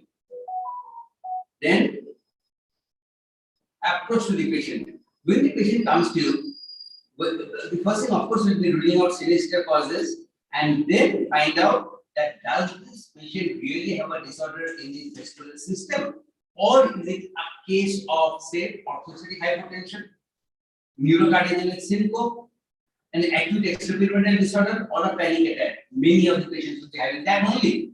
So the first thing is orthostatic hypotension. What is that orthostatic hypotension? It means abrupt fall of blood pressure with sudden standing. The patient will present a sinking sensation, blurring of vision, and blackouts, but no loss of consciousness. Point is that the patient will come and tell hamara chakkar aata hai. That is the language that the patient will use. It is for you to find out that it is not vertigo. So do not unnecessarily make these patients get into the chakkar of what is sugar on stability and can test. That is what happens for each and every patient of vertigo. When if the patient by mistake uses the term chakkar in your clinic, so that is what the patient gets. So that is where you have to elicit what is the cause. Ask the patient, आपको कैसे महसूस होता है? आपको क्या लगता है कि अंधकार हो जाता है? आपको क्या लगता है कि हमारा हाथ पैर में जोर चला जाता है? हम सिंक कर जाऊंगा, अभी हम बेहोश हो जाऊंगा, ऐसा लगता है ना? क्या लगता है? This is you will have to ask the patient not to say so. So abrupt fall in blood pressure on sudden standing and out, and if you suspect so, what you do? You do the test for orthostatic hypotension. That is, make the patient, we do not do it in our clinic, we ask the patient to do it and come. If the thing suggests so, we tell the patient that you call a compounder at home after lying down in bed for 30 minutes. You cannot do that in your clinic. For 30 minutes, the patient has to lie down in bed, then the blood pressure has to be checked, then on immediate standing, then 3 minutes, 6 minutes, and 10 minutes after standing. We see the systolic falls by 20 or more, or the diastolic falls by 10 or more. In this 5. So until you have tested this same 5, that we don't have the infrastructure in our clinic, nor the time in our clinic to do so. So I will get you to do it. It will work today in the morning, another day in the afternoon, another day at evening. So 3 times in the day, do it and then come back to me after a week. If the patient complies with these things, then the next is, does the patient have a neurocardiogenic syndrome? What is a neurocardiogenic syndrome? Inadequate blood supply to the brain, it will cause loss of consciousness and falls when standing or getting up from the sitting position. So that is neurocardiogenic syndrome. So that also the history will tell you. The problem is that all these patients will come and tell you the same thing, chakkar aata hai. So this is a problem that we have. Just because the patient has used the word chakkar, you cannot take advantage of the situation and give him a list of investigations and draw money from the patient. That is unethical practice. So you first find out that the patient has used the word chakkar by mistake, but should I take advantage of it to draw money from the patient, or make it through the MRI, CT scan, and all this? Take a proper history, do the clinical test, find out what is there, then take the next call. So this is the loss of consciousness and also standing up, getting up, or sitting, or getting up from the sitting posture. Third is acute extrapyramidal disorders. We get a lot of patients. Involuntary movement from repetitive or sustained muscle contraction, which is manifested as muscle twitching or tremor, spasm of some muscles in the limbs and trunk, abnormal fixed posture, dystonia, involuntary movements, contractions causing repetitive or twisting movements. You will be getting a lot of patients with this also. Provided you ask the patient, provided you look for it. Then the last will be panic attacks. You get a lot of patients who actually do not have vertigo, they come to you using the word chakkar, but what they have is the panic attacks. You have to ask specific questions for that. Panic attacks means there will be acute anxiety attacks with the fear and the feeling that something awfully catastrophic is about to happen. There is a thought of impending death, the body will respond to it by a fight or flight response. So that is it. And the symptoms will be shortness of breath or a choking, tightening sensation in the throat, chest pain, nausea or stomach discomfort, dizziness, feeling of losing control over the body, impending faint, as if I be losing consciousness, palpitations, pounding in the chest, all these will be there. So this patient is not going to volunteer. You will have to ask, क्या होता है आपको महसूस हो क्या होता है? We come to that. So what is it feeling like? आपको चीज घूमता है क्या? नहीं वो तो सब नहीं होता है. तो क्या होता है? अंदर से घूमता है? नहीं वैसा नहीं. हम जब खड़ा रहता है, जब चेयर से उठने जाता है, हम ये जाते क्या लगता है? तब अब गिरते हो नहीं, तब क्या होता है? लगता है जब धुंधला हो गया, हम पकड़ के रहते हैं कुछ उसके बाद ठीक लगता है. तो understand that this is a orthostatic hypotension. So as when you had it, what did you have? When you having a thumping in the chest, आपको लगता है कि पल्स भी बढ़ गया, दम बंद हो जाएगा, आपको लगता है अभी हम मर जाएंगे. How this is none of them are related to the vestibular system at all. So these are the things which you have to ask directly in case you want to find out. So these are the things. Next thing is identifying the sinister causes. You have to find out sinister causes. Many patients are worried. I will show you this video to you repeatedly so that this gets stuck in your mind. That whenever a patient with vertigo comes to you, the patient may be having a very serious condition which you cannot afford to miss. The patient will come and tell you the same language, chakkara. But it can be just the first sign of a cerebral stroke. It can be a CVA. So, what are the symptoms? You have to ask the symptoms. CNS symptoms like headache, diplopia, motor or sensory disturbance, loss of consciousness, drowsiness, was it there? Was there some oral symptoms like deafness, tinnitus, or fullness? Was there instability instead of vertigo? Was the vertigo there continuously for 4 weeks or more? Is the vertigo gradually deteriorating? See, if it is a peripheral cause of vertigo, in most cases it is a self-limiting disorder. If the patient has not been caught by a doctor, if the patient has been caught by a doctor, then the patient will be given the vertigo chemical combo, which will have their own adverse effects. Because palpitation and a lot of nonsense will keep on happening due to the drug, not because of the disease. Whatever the drugs that is used are much more dangerous than what the disease is causing. Be very careful with the drugs that you are using. So the point is, we'll have to see these things and specifically ask for them. What are the dangerous signs? Vertical nystagmus or any abnormal eye movement which is not horizontal nystagmus. Anything horizontal nystagmus you can easily find out because they're used to seeing it. Anything you're finding that the eyes are moving which I am not understanding, or is a vertical nystagmus, or the ocular bubbling. So many types of eye movements are there which you have not encountered or you cannot identify yourself with it. No, it's a dangerous thing. Because peripheral lesion will only cause a horizontal nystagmus which you can easily recognize. If there is any repetitive eye movement that is taking place, which is not a horizontal nystagmus, take it as a dangerous sign. Then skew deviation of the eyes. Skew deviation of the eyes, they'll ask you to do all those cover tests and all. Of course, you must be doing that. But skew deviation of the eyes have to be found out by yourself. You see that when you're looking at the eye, one eye is at a slightly higher level than the other. That means when you're looking at the patient's eye, the sclera beneath the cornea on one side is a little more, one side is a little less. That is skew deviation. Skew deviation is a sinister sign. So in normal people, the both eyes will be at the same level.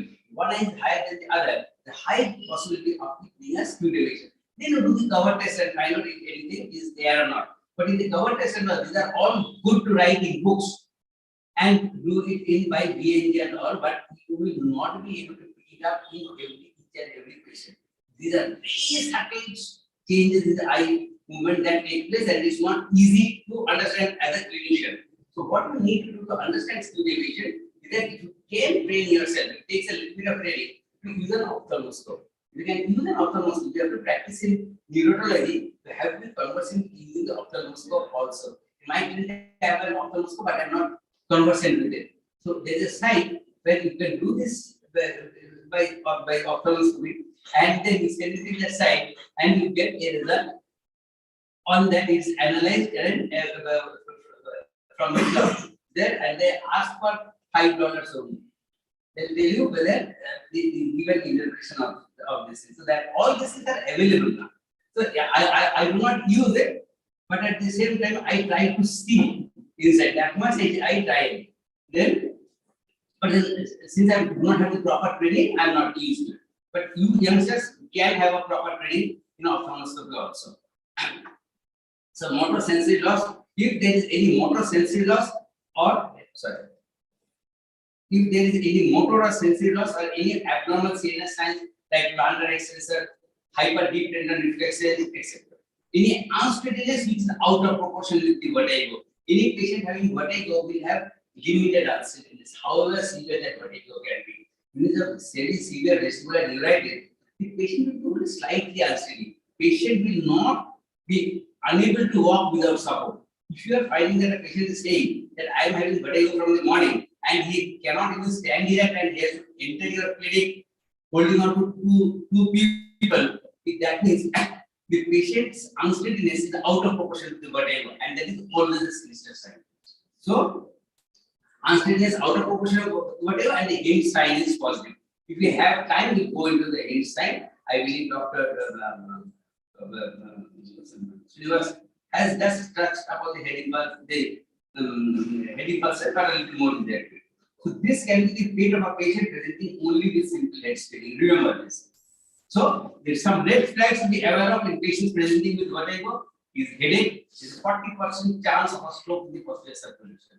If the patient is saying, it can be due to migraine also, but it can be due to a stroke in the posterior circulation. The patient has never had an attack like this, and the patient has come and told you that सवेरे से बहुत जो चक्कर आता है, सिर दर्द भी बहुत ज़्यादा है.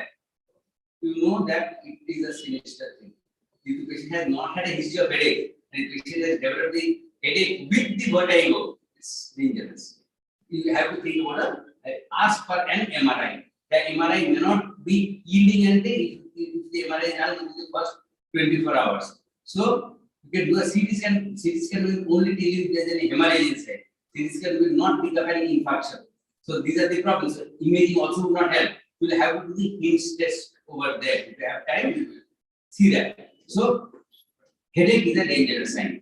Then gait ataxia may be the only sign. If the patient is very unstable, if the patient cannot even walk properly, it is not a peripheral disorder. There has to be a central sign. Then very sudden onset. It means that there is possibility of vascularization. Only a vascularization can cause something of a very sudden onset.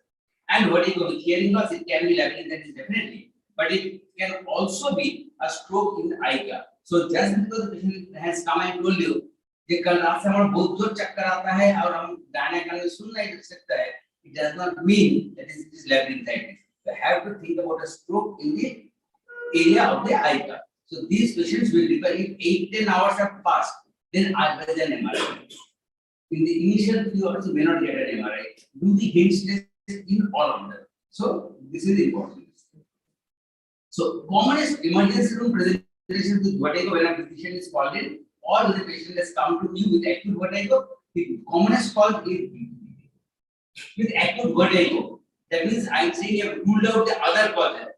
That means it's not a panic attack, it's not a hypertension, it's not a metabolism disorder, it's not a hypoglycemia. All these things have been ruled out. Only I am saying about that. And if the patient is coming to you with acute vertigo, the 30% chance of it being a BPPV, non-vestibular cortices, that is syncope, orthostatic hypotension, panic attacks, hypogenic vertigo, it will be 25% in patients who are coming to with acute vertigo. It is not much lesser than BPPV. Then migraine vertigo can be 20%. Vestibular neuritis, 15%. Labyrinthitis about 5%. Venous disease 3%, and stroke is 2%. So this is the more or less what we find in our clinic, and this also tallies with most international clinics also. So that is how you will be getting in a patient in a patient of acute vertigo. Next, how to approach simple and sinister issues first. When the patient has come to you, first do the simple things first and rule out this sinister life-threatening causes. One is that postural blood pressure and blood sugar has to be tested. See the arterial saturation and pulse. ECG with a carotid massage has to be done. Do the cerebral test and do the basic neurological examination. So these are things that are very, very important. So what is ECG with carotid massage? Yes. So ECG with carotid massage. ECG with carotid massage is that if you have a carotid sinus syndrome, then you will not be able to pick it up. And ECG with carotid massage, never do it in your own clinic. Never ever do it in your own clinic. Send it to a proper clinic, because in my clinic I have tried. I do it in most patients, but many a times practice. See, I have practiced for a very long time. I have had many experiences where I have made the patient do it in the sitting position, try to stimulate the patient has fallen down unconscious. Nothing ultimately happens. The patient lie down, put the legs up. It will ultimately the patient will come over it, but it can lead to a cardiac arrest. And then it's a problem. So ever if you think like this, ask the patient to go to a proper cardiology center and ECG with a carotid massage. That means dual ECG. And another thing is ECG is done with massaging this place. If there is a carotid sinus syndrome, then it will be picked up by that only, by nothing else. So in your prescription, it is very important that if you think that it can be something like a cardiac cause, or it can be something, see, if you take the history properly, it will become very clear to you that I get palpitation, I get this thing, you see the pulse, you see this thing. Even I had once heard of Srinivas saying in one of his lectures that he had been to a patient, to a hospital where the patient was saying, whatever, going around all this. He just saw the pulse and found that there is a severe arrhythmia of the pulse. He was also saying in one of his lectures, we do them. These things have to be done in an every patient. So ECG with carotid massage, do not try to do it yourself in your clinic. Send it to a place where facilities for the resuscitation measures are there. So this is something which can cause problem. Cerebral test you can do, the basic neurological test you must do. Now, so blood pressure and blood sugar, arterial saturation, ECG, carotid massage, cerebral test, and basic neurological examination. Keep in mind the possibilities of in every patient with acute vertigo. Keep in mind it can be a pre-symptom or hypoglycemia. It can be a dehydration or hypovolemia. It can be a pulmonary embolism.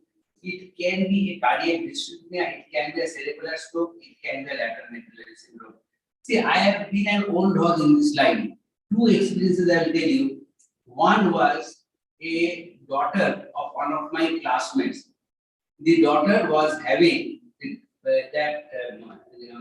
my classmate brought her daughter to me in my clinic, saying that she's having severe vertigo from the morning. I said, vertigo, what I asked, what is that going on? No, I am feeling very weak. I am saying, yes, sir, yes, things are also moving.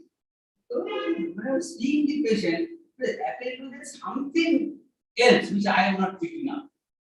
So that uncanny feeling has to be there, and that will only come to give attention to the patient. So it's called the pulse. Pulse was very rapid. But other than that, I'm not analyzed. What did I understand? So I saw the pulse was very rapid. So whether the patient is out of fear, is having this thing.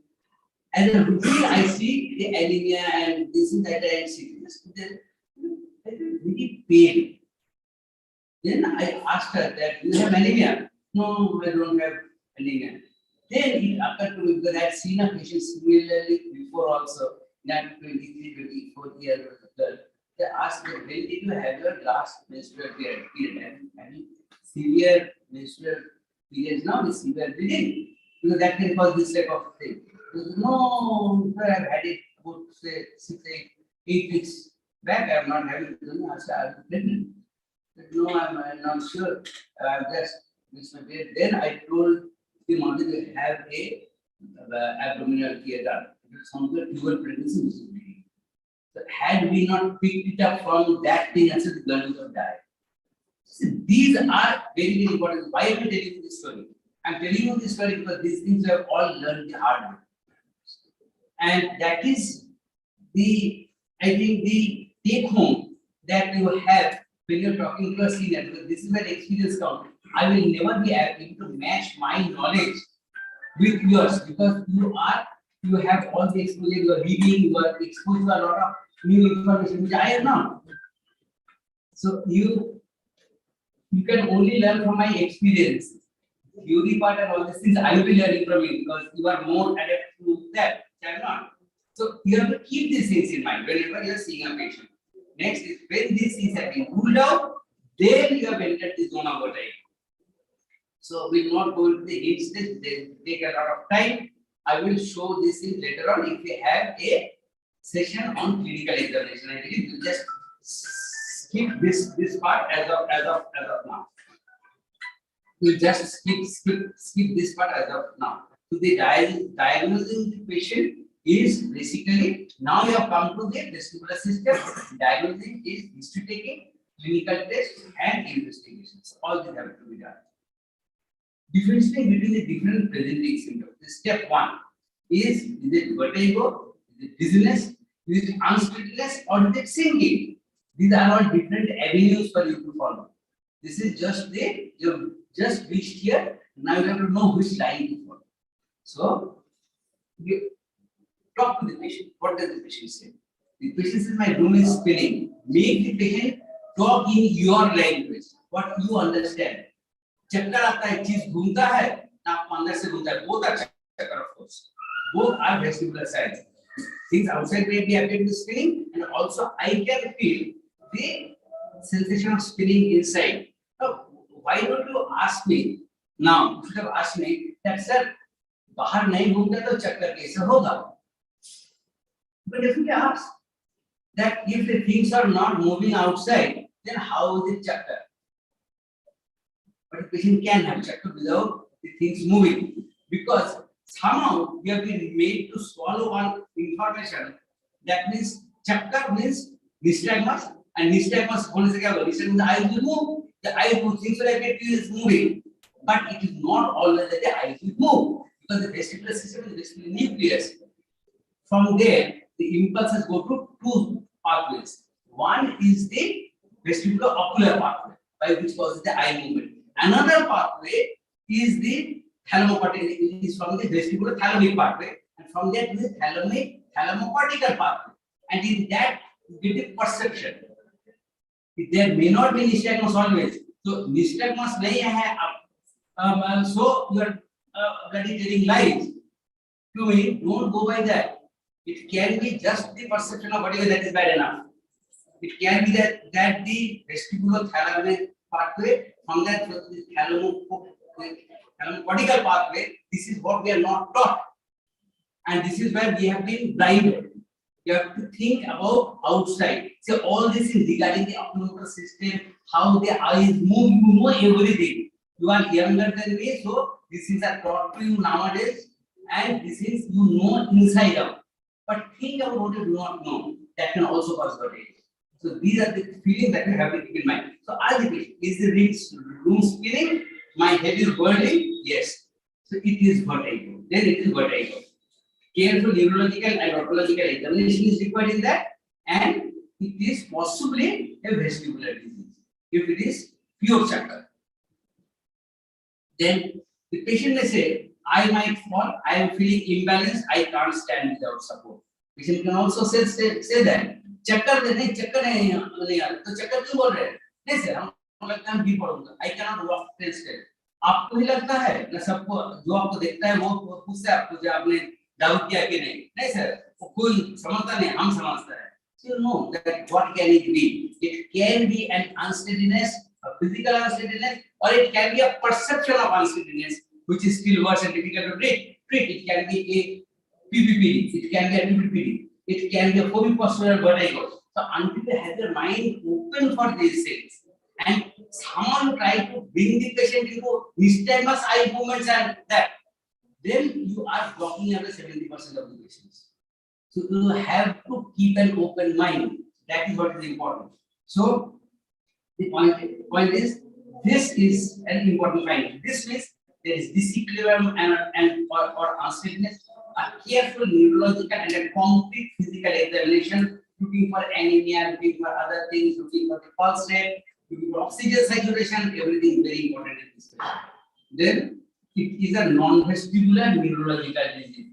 Say, I am my own clinic also, but I am also attached to a neurology hospital, where I am the director of the neuro-otology department. They have got neurocognition, they have got neuro rehabilitation, then movement disorder. They have got about 9 to 10 neurology departments. It's a fully 210 bedded neurology hospital where I work. I am there in charge of the neurology session. We are always interacting with these people, and every morning we have a clinical meetings to find that how much of it is actually neurology. So the thing is that this is there. Then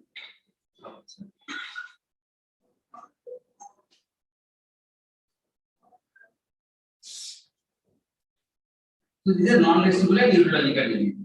The patient can say, I am always dizzy, I feel falling, I feel lightheaded, I feel heaviness in the head. Patient can say something like that.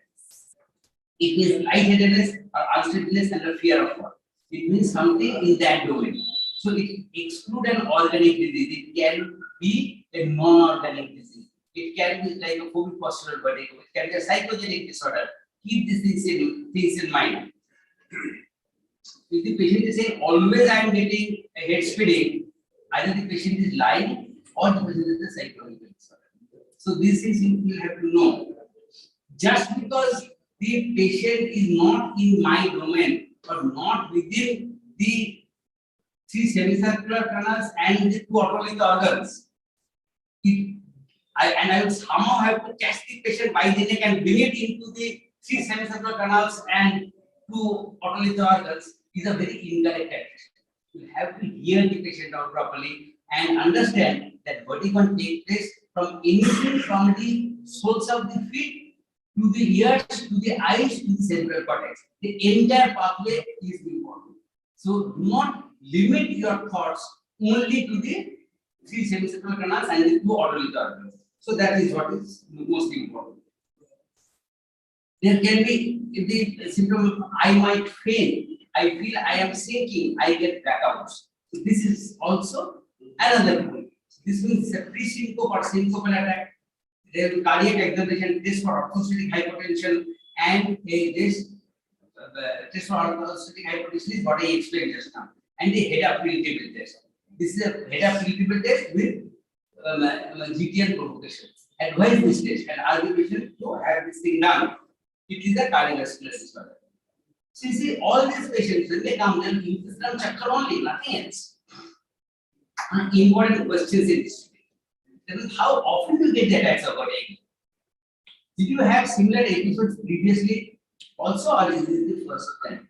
Now, if it is a single attack, no previous history, it can be a stroke, it can be labyrinthitis, it can be a vestibular neuritis, it can be a transient ischemic attack, or it can be a trauma or a labyrinthitis conversion. It can be any of these things.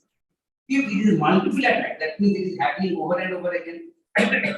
It can be venous disease, it can be vestibular migraine, it can be a chronic recurrent vasculopathy, it can be VPPV, it can be a superior semicircular canal lesion, it can be a vascular insufficiency, which some people believe it's nothing like that exists. It can be something like multiple sclerosis, so it can be so many things. How long does each attack of vertigo persist?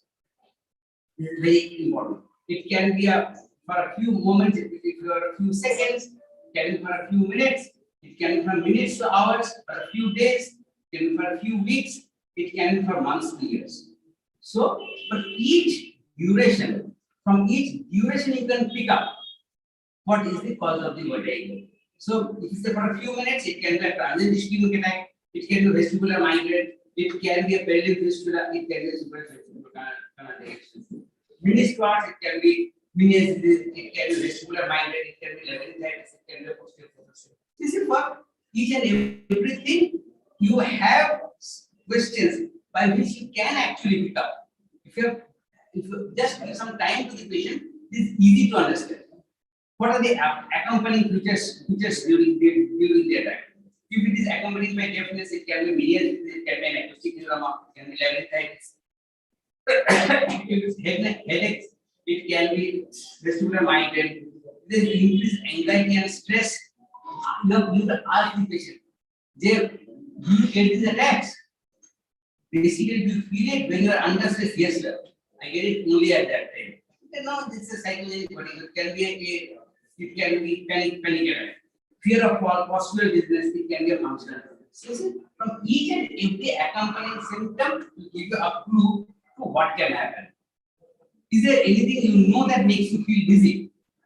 So it can be an altered head position, then it's VPPV. If it's neck extension, it can be a vertigo insufficiency, sudden standing up, or prolonged standing causing dizziness, it can be orthostatic hypotension. There can be so many things. If it's headache, it can be vertiginous migraine. So you see, you have more or less putting in these questions. You can come to a point. Important question to ask is what medicines are you currently taking? Because many of these medicines will actually cause dizziness. This is a common adverse effect of many medicines. Any metabolic disorders, like if this patient has diabetes, severe diabetes, uncontrolled diabetes, it can be a hypoglycemia. If there are any psychological disorders, then it can be something like this has to be. See, any family history of it can be epileptic ataxia, it can be spinocerebellar ataxia, and a lot of these things. So you see, you have to ask these questions, and there is no shortcut. Like in our clinic, we have a detailed questionnaire before the patient is entering my room. The patient has spent at least half an hour answering my receptionist queries on we make the patient fill up that HADS or hospital anxiety depression scale. Then we make it will have the PHI. There are other forms also. It appears that there can be a psychological, there are questionnaires to do the mini-mental score. These things have to be done. So when the patient is entering my room, I know the psychological background of the patient. The blood pressure has been measured, at least I know that whether the patient is having hypertension or not. That would open my mind that it could be an orthostatic hypertension also. These things are there. So when the patient is entering my room, I have a lot of information already. And then we ask this question, and then we have a detailed questionnaire. So these things are clear. It is not possible to ask each and every question.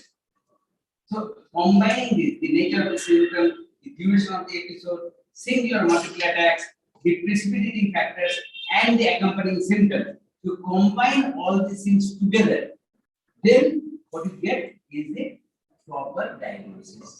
Then you combine these things to come to a diagnosis. Now, after you have done this, the next step is the clinical examination. Proper clinical examination will take a long time. Of course, you run a Vertigo clinic, you have to have time.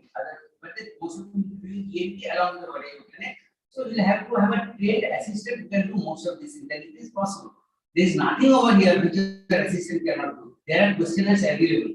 Then there are these downloadable HADS internal. You can make it and fill it up. The patient also does not get bored waiting for his turn outside. These things you can do this. So basic things that have to be done must be done, and you cannot miss the undergoing taking place, the heading bus test, the test for nystagmus or any abdominal eye movement, the positional test, that is the test for PPP, test for skew deviation, Lomborg's test. So these things are the basic tests that you must do. So the other test that need to be done is a very thorough oculomotor test, basic neurological test, and the cerebral test. Each and every patient of Vertigo must have each and everything done. So these procedures are there. We are not going into the details. You must go to my website for all these things that you are there. So these are the clinical examinations. I don't think we need to go into the details of how to do each of these things. Over here, the next part is investigations. As I said, investigations only if necessary. Not more than 5% of your patients of Vertigo will actually need thorough investigation. If you have taken the history properly, if you have done the clinical examination properly, you will be able to arrive to a diagnosis in most cases. And what I say, and what we find is that you have to spend more time on the history and the clinical examination and depend less on investigations.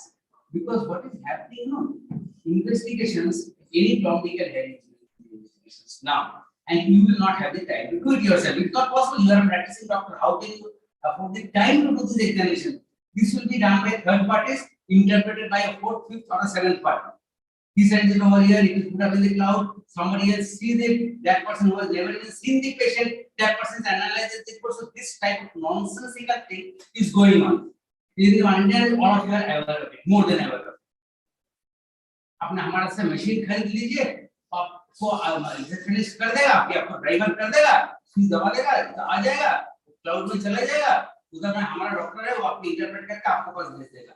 This is how the thing operates. It's not so simple. It does not happen like that. And whatever, and somehow, you know, doctors have a strange infinity complex, or what I do not know how to name it. They would depend much more on those nonsensical papers which are generated from the machines rather than on their clinical acumen. Your clinical acumen, what you have learned over these years, is 10,000 times more dependable than what the machines are going to tell you. We'll come to the machines like if I get the opportunity of another lecture, I'll tell you what these machines actually do and what these machines actually tell you, and how broad our system of examination is. Like, I'll just give a small example. Like what is the best test of Vertigo? VNG, most commonly best test. When you are doing the VNG test, what are you actually doing? You have hooked up the patient in a particular position like this, most uncomfortable position, made the patient lie down like this in a particular place, and then no balance simulation is taking place at that time. Everything is silent, and a patient is in a very impractical position. Patient is lying down in a position like that. And there you are stimulating of all the different sensors. There are hundreds of sensors. Even from the splanchnic areas, you get inputs to the vestibular nuclei. Forget that. There are 5 sensors in the ear itself. There are the proprioceptors. There are the visual input systems. Many things are there which actually influence it. And there, in that particular peculiar position, in a dark room, which has got nothing to do with the patient's day-to-day life, there you are stimulating the patient's ear with water. How is it practically related? And when you are, what am I interested to know about a balance system? Never will my lateral semicircular canal only be stimulated. And my lateral semicircular canal will only be stimulated when I move my head in this particular direction. It's not by water or not by air. So that is the only way my lateral semicircular canal will be stimulated. But hell to it, how is my balance system concerned with that? My balance system works on one thing. That means it takes in input from all the different sensors together, and then the higher centers will analyze it and give me a perception. What are you testing then? You make the patient lie down in a particular position, like hooked up the patient in a your car. You hooked up your car in that jack, hydraulic jack up there, and there 4 attendants, they move the wheel and they tell you, "Haan, gaadi to chalta hai," and you put it on the road. In the car is going to run. So what nonsense are you trying to do by this? The point is that you have to depend more on yourself. What you have learned in all these 6 years of undergraduate, you have seen patients, you are experienced, and you people are the most intelligent people born. Otherwise, you have not been admitted into their medical stream. And you are the most intelligent people, and your intelligence is overridden by 2 things. One is this, what comes out from the printer of one machine attached to some instrument, and what these rascals of pharmaceutical companies representatives, the lies they are coming and telling you. It cannot work like that. Why can't you depend on what you know, what your feeling is, what your brain is analyzing? Your brain is much more effective than any of these machines.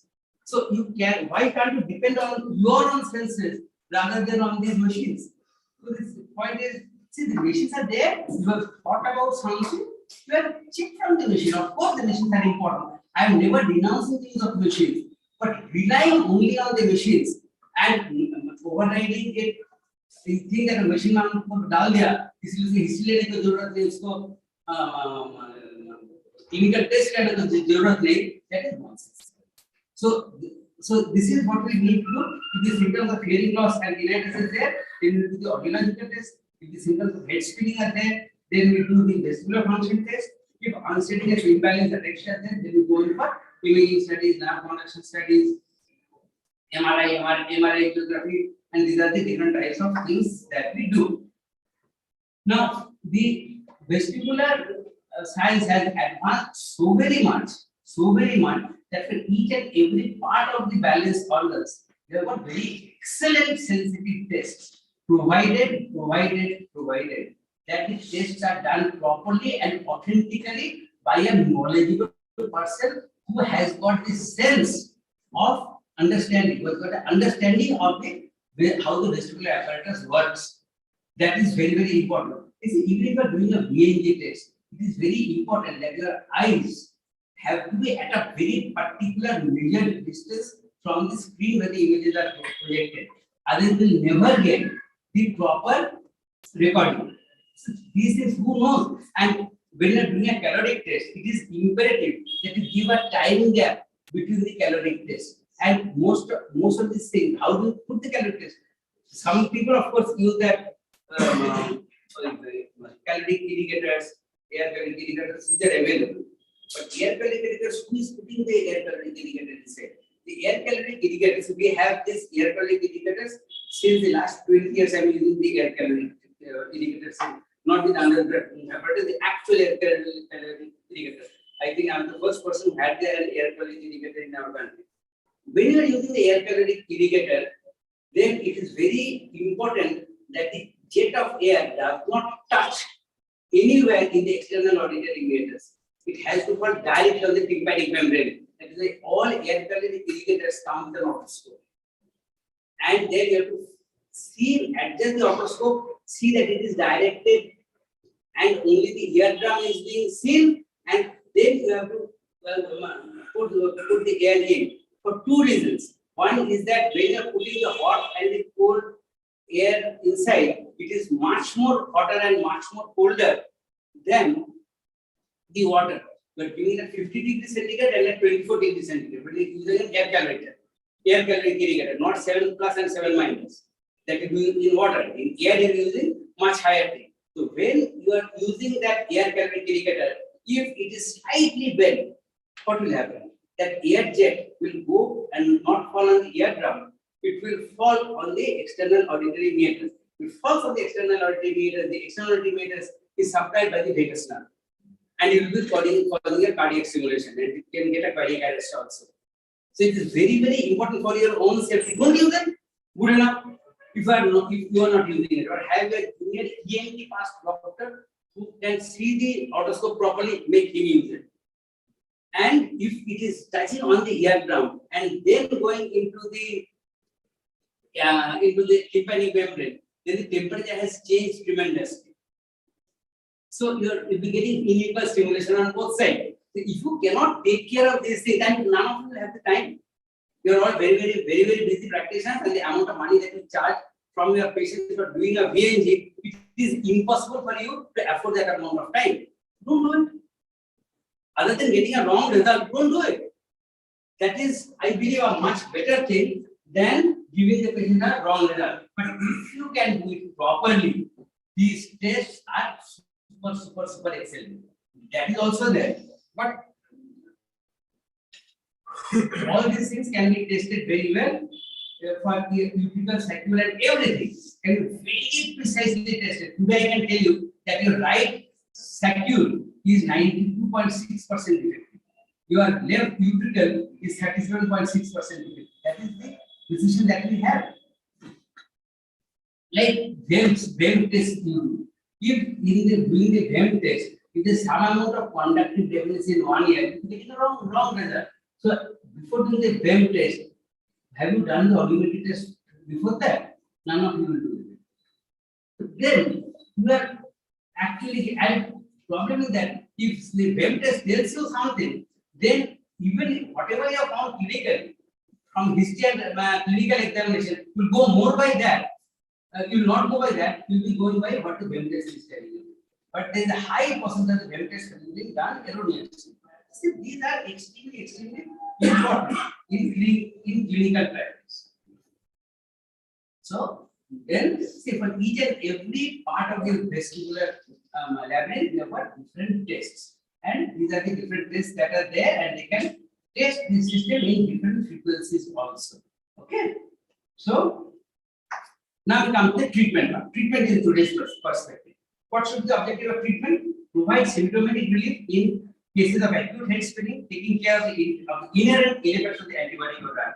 If we have the opportunity of talking about drugs, then we will tell you how bad these drugs are and how nonsensical these drugs are.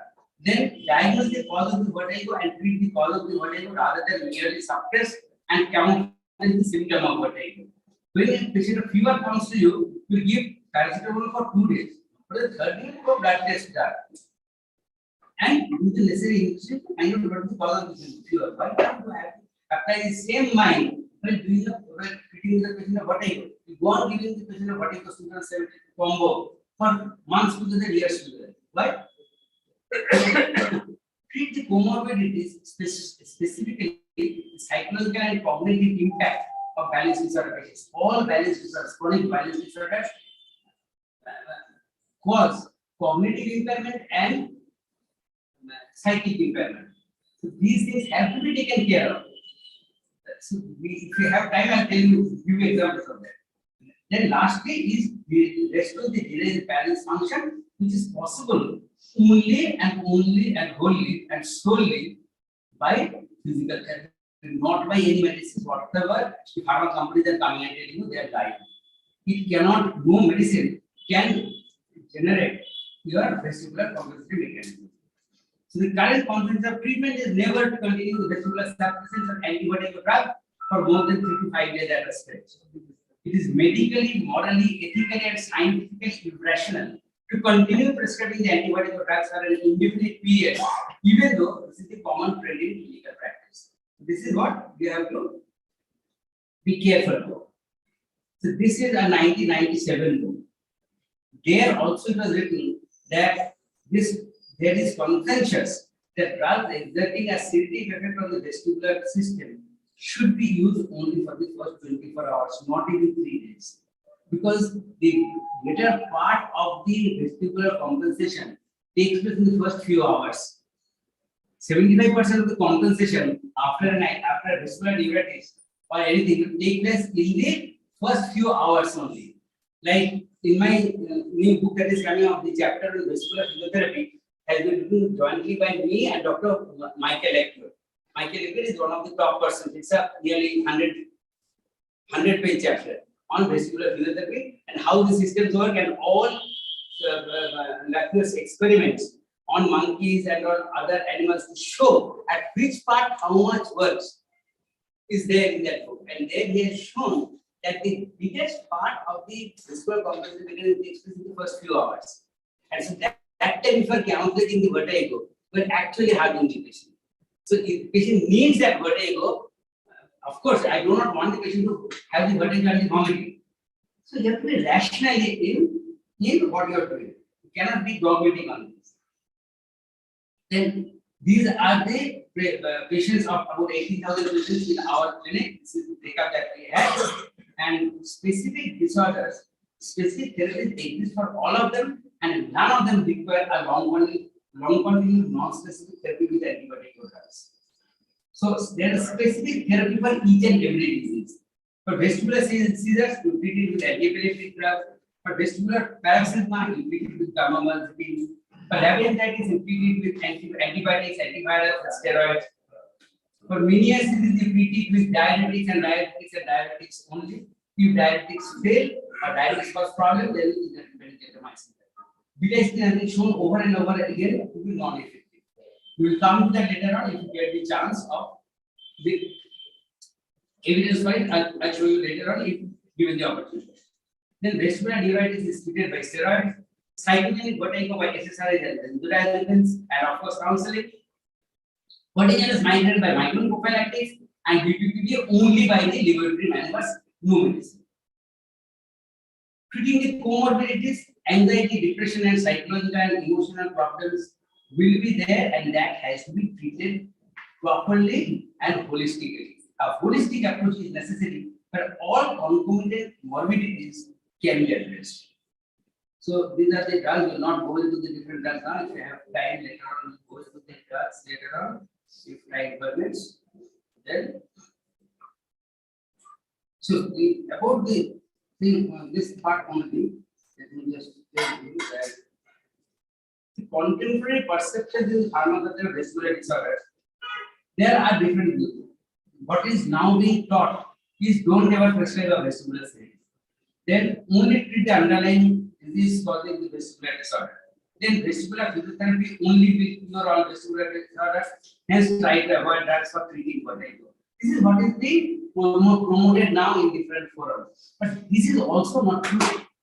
Though we are saying this is also not 100% true. You have to be rational. That is what is important. So this is not true. So this perception is also wrong. It cannot be dogmatic. The vestibular series are needed to allay the patient's acute morbidity and fear, but must be used with utmost discretion and restraint, and never for more than 3 days, not even 5 days. Factoring in all the adverse effects. Even most drugs used for treating underlying disorder have some adverse effects and warrant judicious. Even if you are using a steroid, that will also have some adverse effects. It is not that only the vestibular series have adverse effects. We using a diuretic, that will also have adverse effects. So hence, sagacious and rational use of drugs is the key to success of therapy.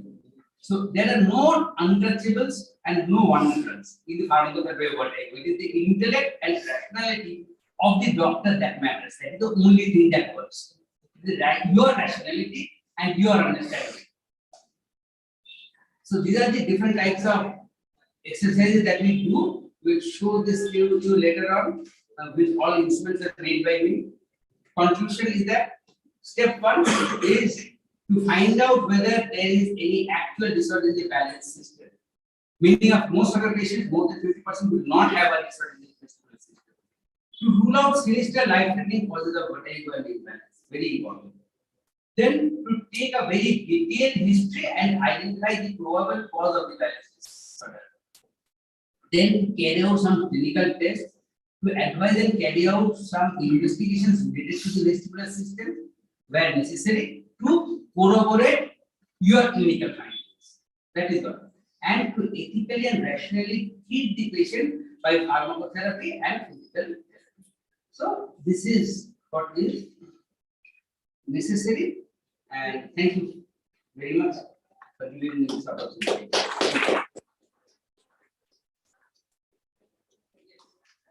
How many pediatric vertigo cases you get, sir, and what is the pattern of that?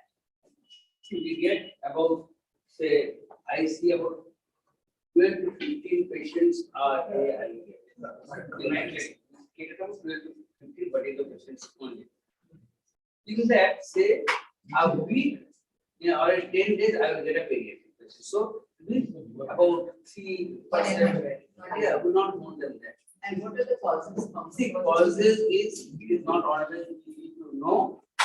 One of the common causes is benign paroxysmal vertigo of childhood, which is a migraine, but that is now believed to be a secondary cause.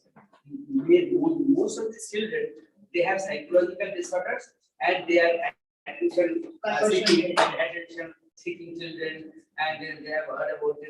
So it is not very common. So that is there, and quite a big part of them also have serious problems. Like an MRI is a must in a child. A vertigo not in an adult. But in a child, always have an MRI done. Because any lesion in the posterior fossa can present with vertigo, in a child cannot take this. So always have the MRI done, take a family history of migraine, ask the patient whether other child takes or not, whether parents have any migraine, chances of that child getting migraine is very high. If the child has got motion sickness, then start with a migraine prophylactic therapy. Safe drug would be and I also do a bit of amitriptyline also. See, beyond 12 years, there is no harm in giving amitriptyline, but we need to be very careful. But the amitriptyline is not a very safe drug in children. That is a topiramide, they say you can use for 6 years onwards. But I try not to start with the topiramide in a child. I'm not 100% sure whether this is migraine or not. If there are other features of migraine also, then we can start with it. Yeah. Sir, as you are very famous and many patients you are attending OPD. Sir, there is 100% patient they are attending you and you OPD they just get cured, or some many of patients that you are not able to treat them, or they are. It's a very, very important question. See, I repeat this question because many of you may have missed it. That we see so many patients, how many I would not use the term get cured. Curing is not my job. Curing is God's job. My job rests at making the patient comfortable and giving the patient a good quality of life. My job ends over there. Curing is God's job. The point is that rather than using the word cure, like BPPV also, you are doing the manual, the patient is getting relief, but you are not changing the pathology. BPPV is remaining. The patient is going to have it again. So I believe whatever curing takes place, curing is a natural phenomenon, and by God's grace, vestibular uveitis it would have got cured by itself had you not been able to catch the patient and put the patient on 6 months of cemetery. That would have induced a lot of problems. But other than this, it's not limiting disease. So most are naturally cured. And so I would answer this question in a way: how many patients get relief? I have an excellent system of patient follow-up. All our patients are called on phone on the 3rd week, 6th week, and 12th week as a routine. And we have a big Excel sheet, the patient's name, diagnosed by what is the diagnosis, patient's drug, and patient's response is written down. There, let me tell you that 90% of the patients, more than 90% of the patients, give a very, very positive response. They said that yes, we are very fine now. Some patients say, will say, psychogenic patients and all, they will say, "नहीं अभी थोड़ा लगता है, मगर 90% ठीक है." So that happens. But at the same time, you get a very good result. Where have I learned whatever I do from?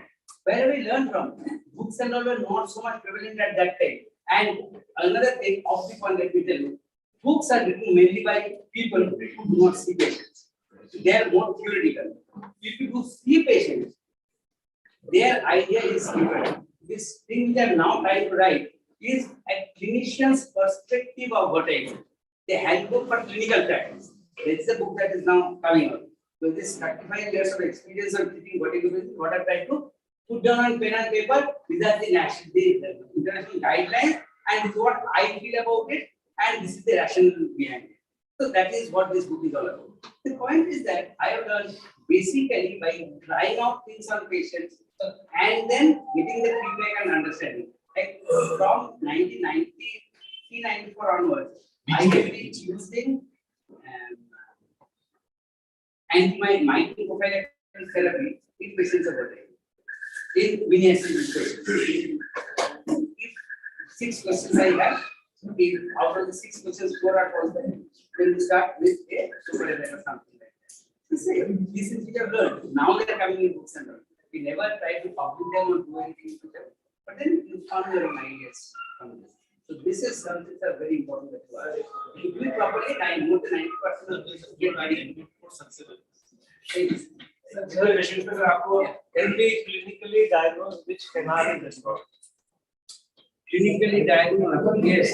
See, the best way of doing it is by the head impulse test. But in the head impulse test, you'll be able to diagnose only the lateral canals, not the anterior and posterior canals. For that, if you have the HIT machine, it is somewhat of a help. And head impulse tests are even with my practice. I do head impulse testing in not many patients, but even I miss out on a lot of patients. It's not a very easy sign to recognize.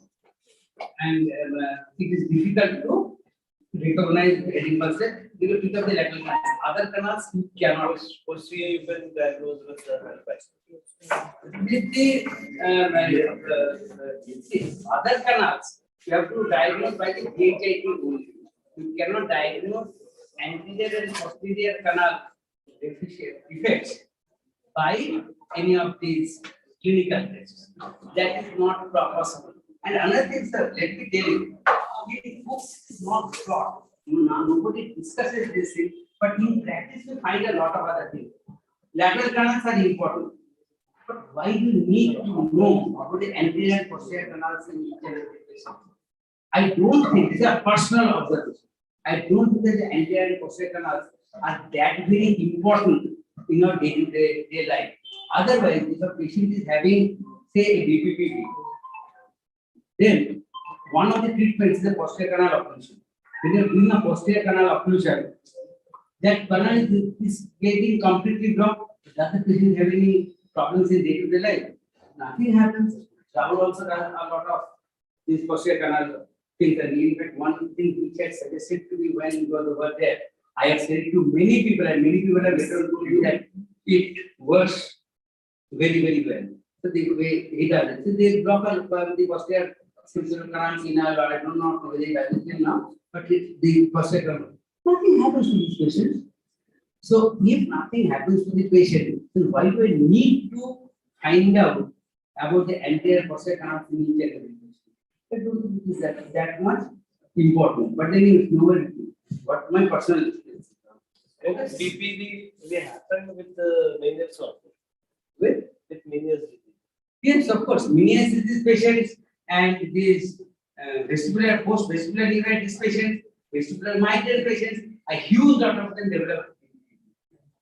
I think the reason is because in these diseases, the vestibular labyrinth gets damaged, and so the particles become loose and then I think that may be the reason why this happens. What's your opinion about the vestibulopathy which occurs in the first by vestibulopathy? See, raised by respiropathy is a price that you have to pay for staying alive longer than you should. The price that we pay. But there is So report. I would never come down the staircase without holding. I would never. Like I am 65, 66, I'm 66 now. Like we have now our house is being remade, and there I have put in a handle in the toilet.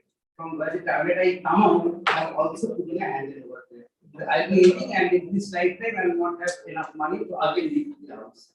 So we are now, these are things, our balance system actually becomes less sensitive with age, and unfortunate thing is that God is very difficult to fight with nature. A balance system becomes weaker with age, and at the same time, as we age, I would need the balance system much more because I can trip and fall, which I would not have fallen at your age because I would not say if there's something folded carpet over here, I could not pick it up as fast as you and I would.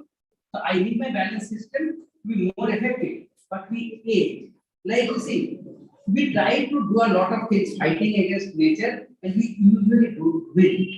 Like see, one thing that we do is always with hearing aged people. In here, what happens? In aged people, the hearing loss is more in the higher frequencies. Okay, you fit them a hearing aid, yet then they have problems. In here, they're not very clear with it.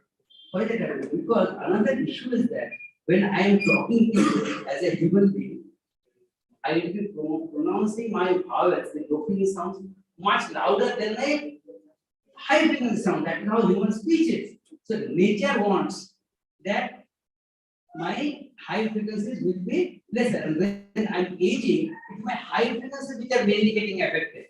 And I'm also pronouncing my high frequency consonant sound softly when I'm talking. You see, it's a fight against nature. And in a fight against nature, you can only win 10%.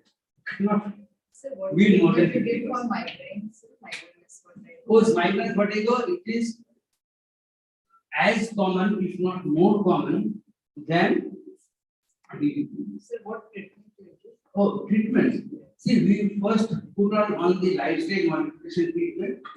We have a very Restrictions. strict restriction, lifestyle modifications, and then the book teaching that you start with one drug and then slowly go on increasing. I am in high-end private practice, while I don't do that. I begin with more drugs and then slowly bring it down.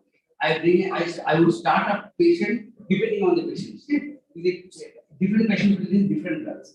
Like the patient is very fat, I will not start with fluoronidazine and propranolol. But then these are very safe drugs.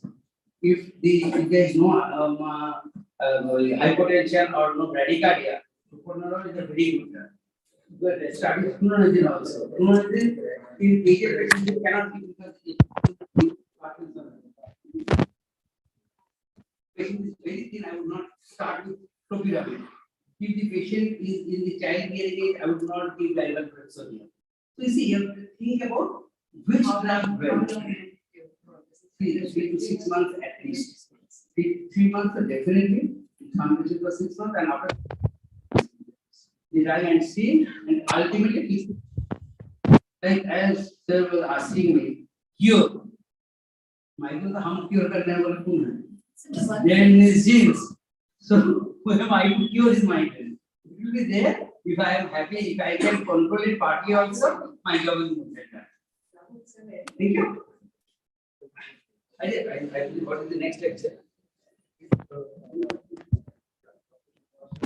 A syndromic approach and decision making for vertigo. So, I've sent it. Actually, I will take it after last talk. Sir? Sir, syndromic conditionality approach and afternoon therapeutic options. Yes. Yes. Sir, it has come. Yeah. Over time, you have to change your diagnosis. Over time, you have to change your diagnosis. am a very adamant person. But then, say, in not more than 5%, if you put the history very thoroughly, each patient takes an hour. So taking the history very thoroughly, it won't very much need to change the diagnosis, and only this of what we need to change the diagnosis, non-responsive treatment. Yes, non-responsiveness treatment will change the diagnosis. Mainly happens with mistaking a patient of Meniere's disease as vestibular migraine, or mistaking a patient of vestibular migraine as Meniere's disease. That's one thing that we commonly have to do. We will need to change the diagnosis. So migraine is always the therapeutic approach which is confirmed over time. It's like that. Nothing else. There is no marker for migraine. We do a therapeutic approach and see how the patient is responding. And you also have to do that. That is important. That's the most important thing. The patient is like you are like a patient that doesn't work. It's true. That is the 10% where we need with.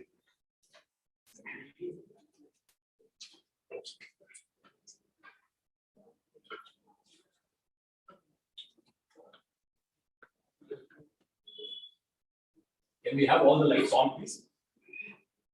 You have made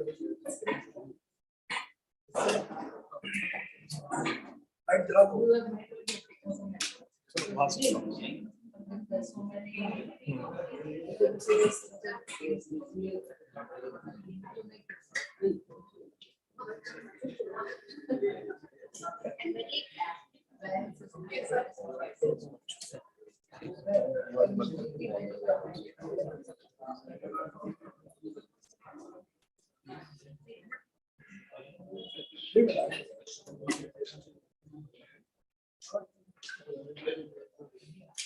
Is it not working? It's working. It's working now.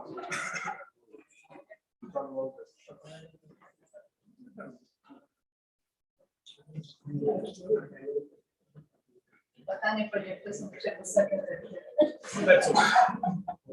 So one more round. So we start off with so there is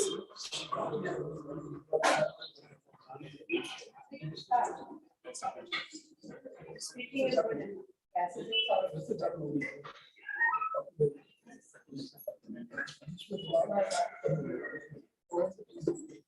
so there is this one particular patient who tells that he is standing on the bench in the railway station, right, somewhere around 9:30. Suddenly he felt a very strong pushing sensation to the back, and then he fell. Again, a few months later, one more fall he had. This is the story of this one particular patient. Just keep that in mind, that's all. He had one fall, one more fall. After a few days, when he was in the bus stand again. Then there is this child in the school. He has fainted and he has fallen. This is the second patient. Then the third person who comes to you, he comes and tells, "Sir, I get a sound in the ear. My hearing goes down, and then I get severe speeding sensation. I cannot get up for the next 1.5 hours, 2 hours. Then after that, I become better." This is the story that this particular person is saying. Then there is this fourth person who comes and tells, "Sir, I am busy." When? All the time. All the time busy. Okay, what is the problem, sir? I am all the time busy. Okay, that is the other person. Then the other person, fifth person comes and tells you, "Sir, my problem is, I'm sitting, I'm okay. I'm lying down, I'm okay. When I start to understand, when I start to stand and start walking, my problem starts. As long as I'm lying down, I'm sitting, I'm all okay." This is the story of another person. There is one more patient who comes and tells, "When I roll in the bed right there, when I bend down to wear shoes, when I look up to look at something, that is the time I get a severe spinning. The rest of the time I don't get severe spinning." These are all typical stories that you come across every day in your practice. Isn't that right? Now, our approach is how do we take this particular example for a deep particular system, explore a little deep and reach a specific diagnosis. Okay, so that is what we are going to attempt.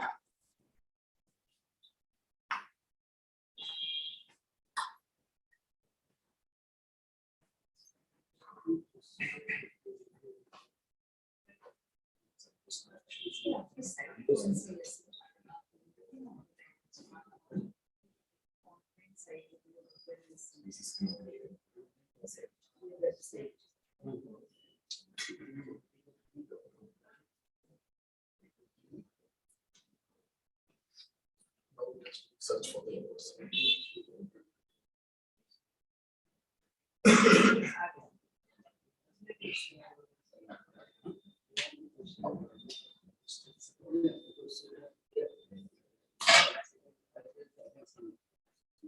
can reconnect it, but it needs some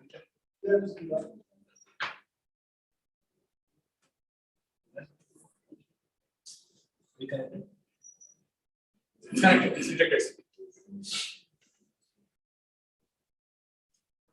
Just reject it.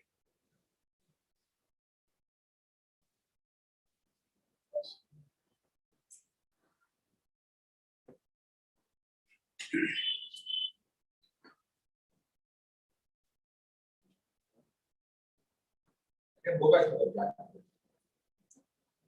That is good. So you use your laptop.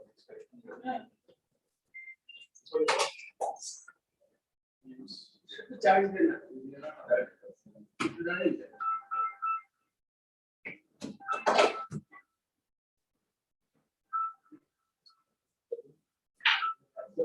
Let's do it.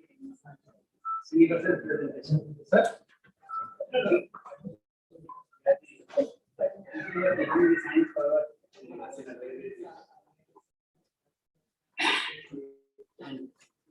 You are making us more relevant. It's giving our heads to the learning.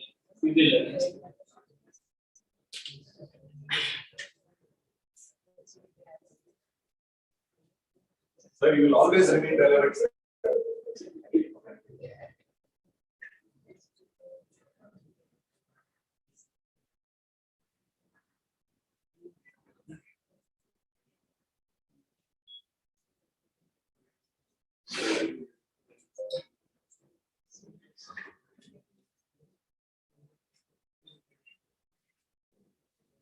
These interviews have a benefit actually. This kind of interviews keep us awake.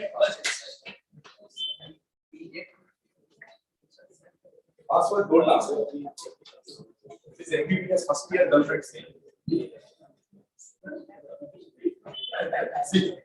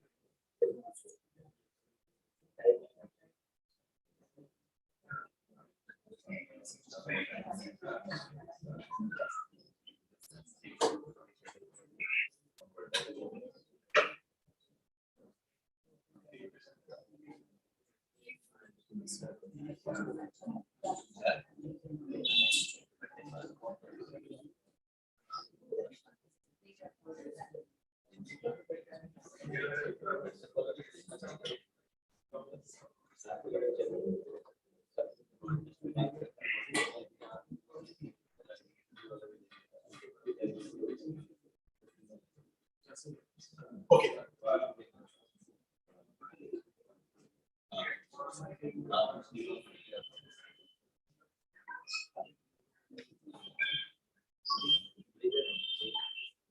Shall we all stand up one second? We can stand for you. Please. So we got some stories.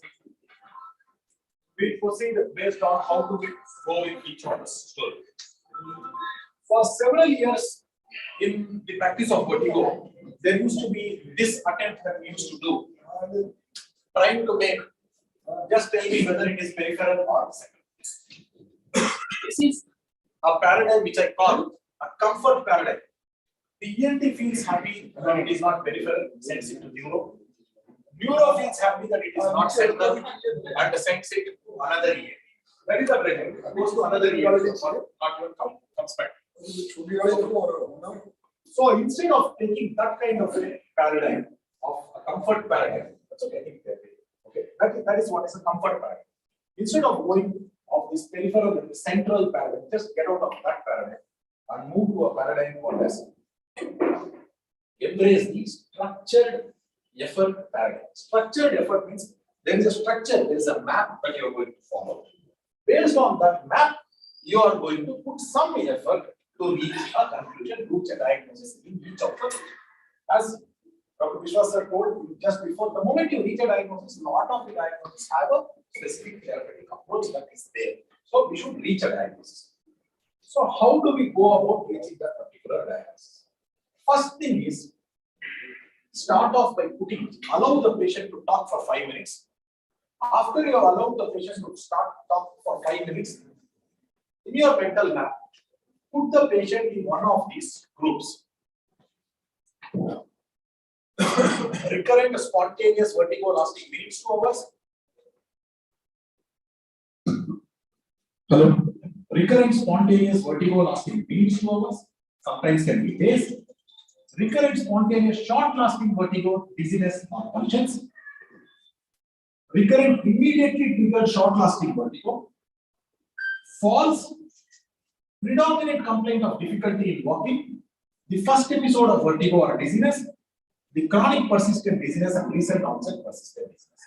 I gave you some examples. Each of those examples can be put into one of these groups. The person who in the railway station had a sudden retropulsion and fall, that falls into which group? We have a group called falls. That person who tells he gets tinnitus, he gets hearing loss, and then for a few hours he starts getting vertigo. Where does that person fall? Recurrent spontaneous vertigo lasting minutes to hours. That one person who tells, when I'm lying down, I'm okay, I'm sitting, I'm okay, my problem starts when I start getting up and walking. I can't walk, I have a fear of walking. That person falls predominant complaint of difficulty walking in that particular group. Like this, each patient, the person who tells, when I look down, when I look up, when I roll in bed, only then I get a short lasting vertigo, less than a minute it is there, but only a recurrent, triggered, short lasting vertigo. Triggered immediately means patient knows now only, when I do that only, I get that. So this is the kind of different kinds of stories, and you know based on that particular story, by allowing the patient to talk for 5 minutes, you are able to put the patient in one of these groups. The moment you put into one of these groups, then we proceed with the structure. This is the structured effort. Structure for that particular group. Okay, that is what we are going to see now. So, for what is the structure for that particular group? Okay. So now the first one we will take recurrent spontaneous vertigo lasting minutes to hours. What are all the differential diagnoses? The commonest causes that you need to be always keeping in mind, and keep your mind open about some more causes. The commonest causes are, we share this presentation, don't bother. Okay. Vestibular migraine, miliary disease, possibly posterior circulation, transient ischemic attacks, posterior circulation. But always keep in mind, there can be migraine mimics, which can cause audiovestibular symptoms. Migraine mimics, which are not migraine. Idiopathic intracranial hypertension, spontaneous intracranial hypotension. These are migraine mimics, which can also present in recurrent vertigo. There are conditions called as episodic ataxias, which can also present as recurrent vertigo. The moment we have these 5 diagnoses in mind, okay, when the person comes, most of the time we will be falling under one of these diagnoses. Most commonly top 3, otherwise the next 2. That itself makes our life comfortable because you are not thinking in terms of 100 conditions that are there in the book. Patient has come to me, minutes to hours, sometimes days, these attacks are there, recurrent attacks, Spontaneous attack. Spontaneous attack. There is no immediate trigger. There can be other triggers like having viscously, all those things, but an immediate trigger like a BP is not. And then you know these are the conditions I am considering. Now, when you are considering these particular conditions, let us go one after the other. The first one was migraine. By far the commonest diagnosis that you will come across in a person who has recurrent attacks of vertigo lasting minutes to hours or sometimes days, which are spontaneous, is vestibular migraine. But the problem in diagnosing vestibular migraine is, okay, non-appreciation of all the different ways in which the vestibular symptoms come. When you look at the Barony Society criteria of vestibular migraine, what Barony Society suggests is the word that is used is not vertigo. The word that is used in Barony Society criteria of vestibular migraine is vestibular symptoms. Okay, that is the point. This word is vestibular symptoms.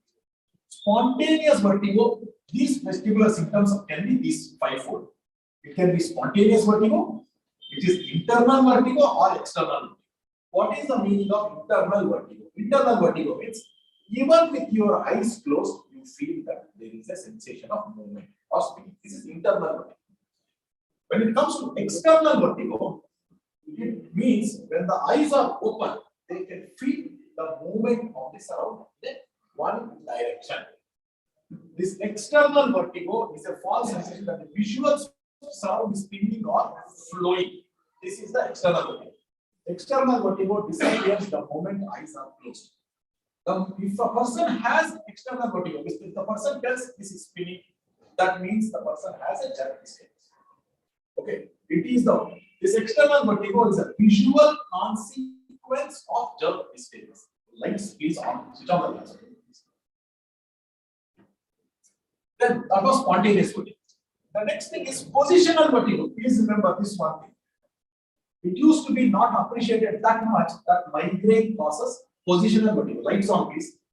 All the lights in the room on.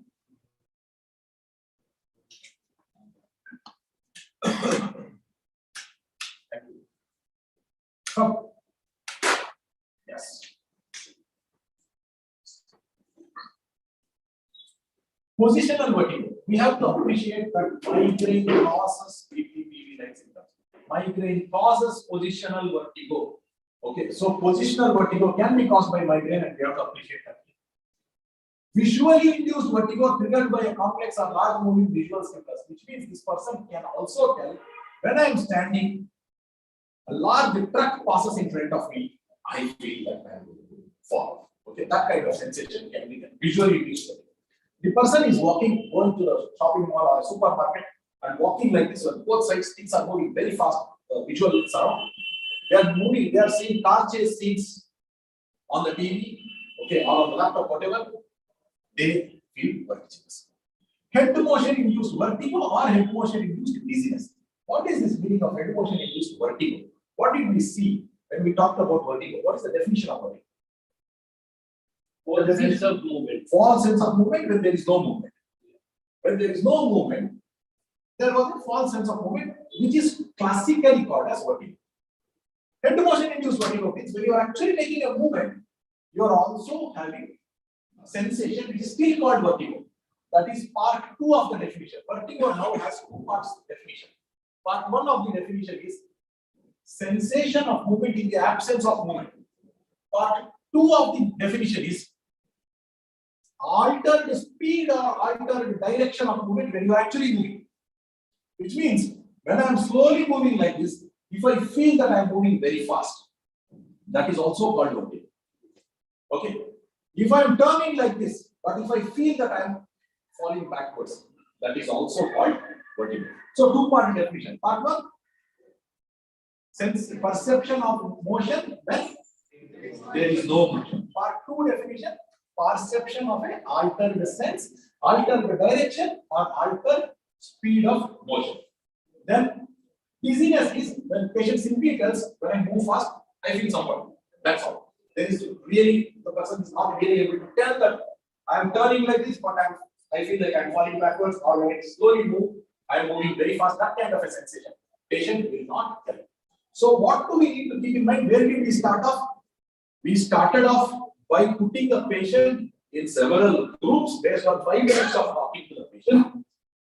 Now we are into the first group. The first group that we are dealing with the patient who comes to you with recurrent spontaneous attacks of vertigo. Each episode is lasting minutes to hours, in some cases even days, but they are recurring. They come again and again. And again. This is the thing. In that group, you are considering how many diagnoses? 5.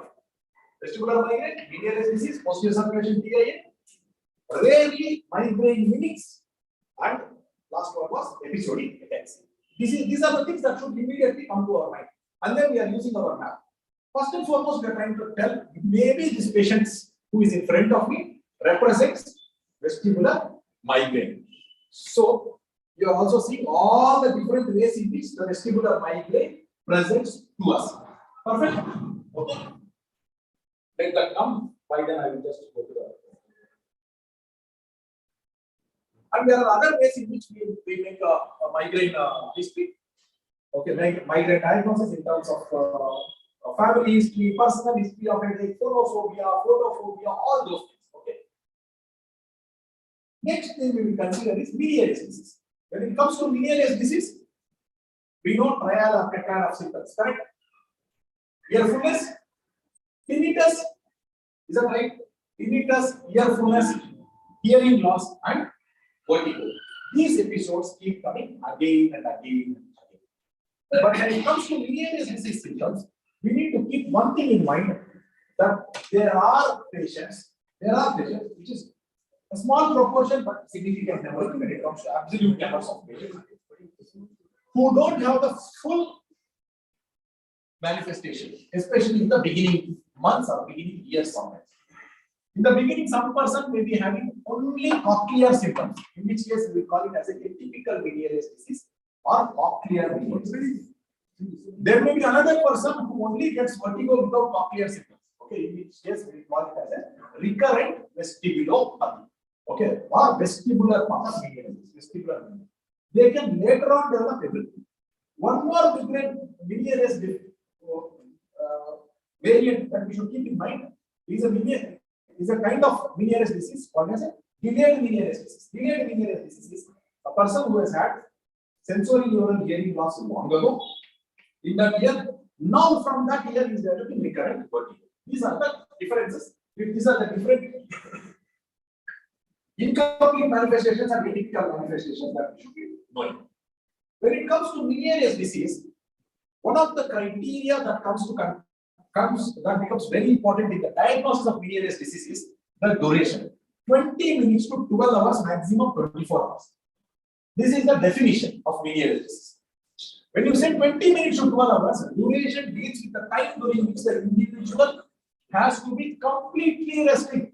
See, there can be Meniere's disease patient who tells, okay, how long after the episode? It is 1 week. But when you go little deep and you ask, okay, it is 1 week is what you are telling, but how long do you have to be force yourself into the bed? Then it will be only few hours. After that, I feel little swaying, little this thing for next 1 more week. But actual, so for the definition criteria of Meniere's disease, when you use 12 minutes to 20 minutes to 12 hours, we are using this duration to represent the time at which the patient has to be completely rested, not the entire duration of the symptoms. Okay, so this is how you use this particular criteria, and you know the symptoms of the Meniere's disease. Keep the diagnosed variants in mind, cochlear or atypical Meniere's disease, which I told you, recurrent vestibulopathy or vestibular Meniere's disease, where only the vestibular symptoms come, and the delayed Meniere's disease, vertigo originating from a ear which had lost hearing long ago. Now, the next thing that we need to keep in mind is posterior circulation, transient ischemic attack. In case of posterior circulation, transient ischemic attack, entertain this diagnosis even in isolated recurrent vertigo without other brainstem or cerebellar symptom for 6 months into the course. What am I telling? Whenever you think of a TIA, whenever you think of a posterior circulation vascular insufficiency, the first thing that comes to our mind is, are there other signs? Is there dangerous Ds, diplopia, dysarthria? Okay, all the dangerous Ds is what we look for. But we need to keep in mind, posterior circulation TIAs can manifest as monosymptomatic vertigo. Only as vertigo it can manifest. how long you need to entertain that particular diagnosis of monosymptomatic vertigo? You need to entertain the diagnosis minimum 6 months into the course. If the person comes and tells, I am getting only vertigo, recurrent vertigo, lasting minutes. But then how long do you think, sir, 5 saal se hua? Then you did not even think of posterior circulation. Okay, that is the thing. This criteria helps us. Up to 6 months, very high possibility that monosymptomatic vertigo also represents a posterior circulation. TIA. 6 months later, the chances come down. After 2 years, almost you can think that it is non-existent. Okay, this is the one point that gives so much of comfort for us by going back. There can be other symptoms during attack like sleepiness, facial paralysis, diplopia, etc. What other things will tell us that what we are looking at in this particular patient is actually a posterior circulation TIA? There are other features in the history. The attacks rarely last more than 15 minutes. Though the definition of TIAs would be 24 hours and all those things, now nobody actually reads for the symptoms to go for 24 hours. That is the time by which they would be considering angiolysis, so many things, okay? Thrombolysis, all this. But most of these posterior circulation TIA monosymptomatic vertigos, they are hardly 15 minutes. They don't last longer than 15 minutes. If the duration of the episode is greater than 20 minutes, then it is unlikely to be a TIA. That is also another point. The next point that you are supposed to keep in mind is a pattern of what recurrent vertigo called a crescendo pattern. What do I mean by a crescendo pattern? Patient comes and tells, sir, check up. There is a vertigo, spinning vertigo, whatever. When was the first attack? 3 months before. When was the second attack? 1 month after the first episode. When was the third attack? Just 3 weeks gap. One more. When was the fourth attack? Just 2 weeks gap. Fifth attack, not even 1 week gap. Now every alternate day. If you see attacks becoming closer and closer and closer and closer, then you again entertain the diagnosis of facial ischemic attack. Do you have clear pointers? Next thing that we have is keep in mind the migraine mimics with audiovestibular symptoms, idiopathic intracranial hypertension. These patients can have lucid intervals between attacks. There may be one attack, very severe attack of 15 minutes, 20 minutes. There is a lucid interval of few hours, and then again one more attack comes. So this kind of a pattern can happen.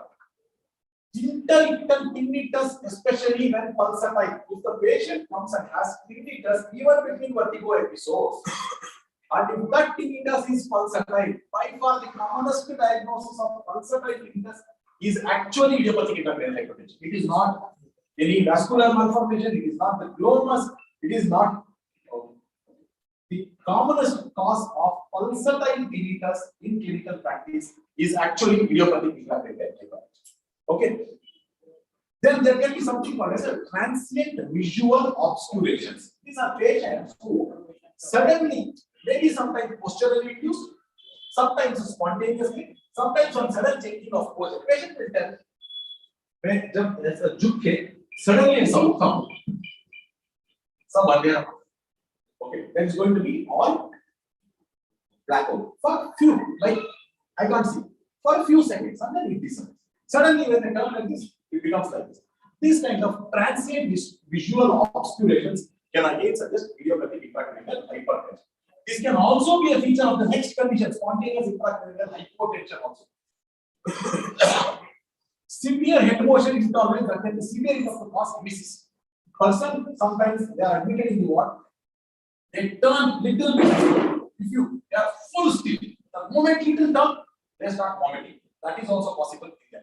Severe visual vertigo, when you take the person, you are doing a realistic tomography, optokinetic screen is moving, they start puking then and there. Again, idiopathic intracranial hypertension is a possibility to be. Next thing to know, episodic ataxias. Ataxia of stance, gait, and limb. Dizziness and vertigo that last from many minutes up to days. But how do you get this particular diagnosis of all the things into look so much like my migration. Fine. But there are in episodic ataxias, there are interictal ocular motor abnormalities. The competing sign that can be there is even in episodic ataxia, there can be headache. But in episodic ataxias, oscillopsia, diplopia, dysarthria, muscle weakness, all these things. And there are actual ataxias. And then interictal ocular motor abnormality. It means in 90% of the people you get this. Interictal means even when you examine the patient, when it rarely so happens in vertigo practice that in between the attack you get so many eye sites in other conditions. Whereas here you get it. These are, you may get a downbeat and gaze open. You may get a saccadic smooth pursuit and you may get impaired fixation suppression, POR suppression, saccadic smooth pursuit. What are all these things? When the person looks to the right, there is a nystagmus which beats like this. The eye beats like this. The person looks to the left, person downbeat and gazing. This is called a side pocket nystagmus. Okay, that kind of nystagmus. Saccadic smooth pursuit. You want the person to smoothly follow, but the eye follows in a jerky manner. Impaired fixation suppression, POR suppression. What happens here is, see, in the morning we were doing an experiment, we were talking about this. When you are asking the person to look at something that is fixed in the front, and you move the head right and left. When I move the head right, the eye moves to the left. When I move the head to the left, the eye moves to the right. Perfect. What is happening in that? When I move to the right side, the endolymph flow is to the left side.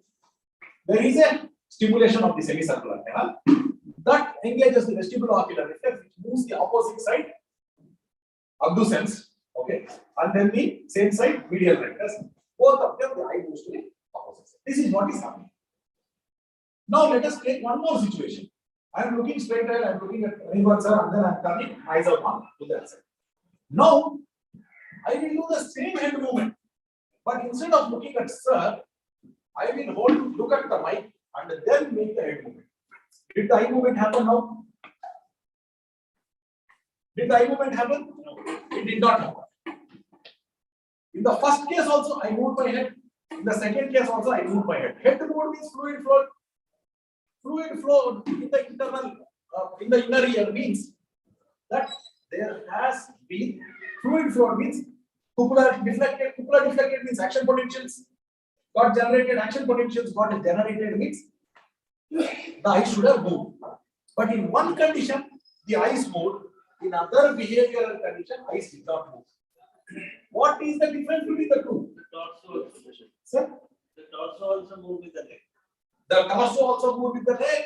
The head moved to the right. When that happened, though the fluid moved, though the action potential got generated, still the eyes did not move because of VOR suppression.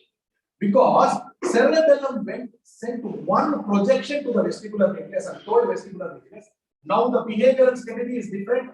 Don't send this signal to the eye. Artificial intelligence. This is actually okay. So the cerebellum tells stop. Don't send this signal there. In one simple clinical test, by asking the patient to look like this, first turn like this, seeing a nystagmus, and another time point at their thumb and then turn right and then turn left. And if you can demonstrate that the VOR is not getting suppressed, you can know that cerebellum is not working.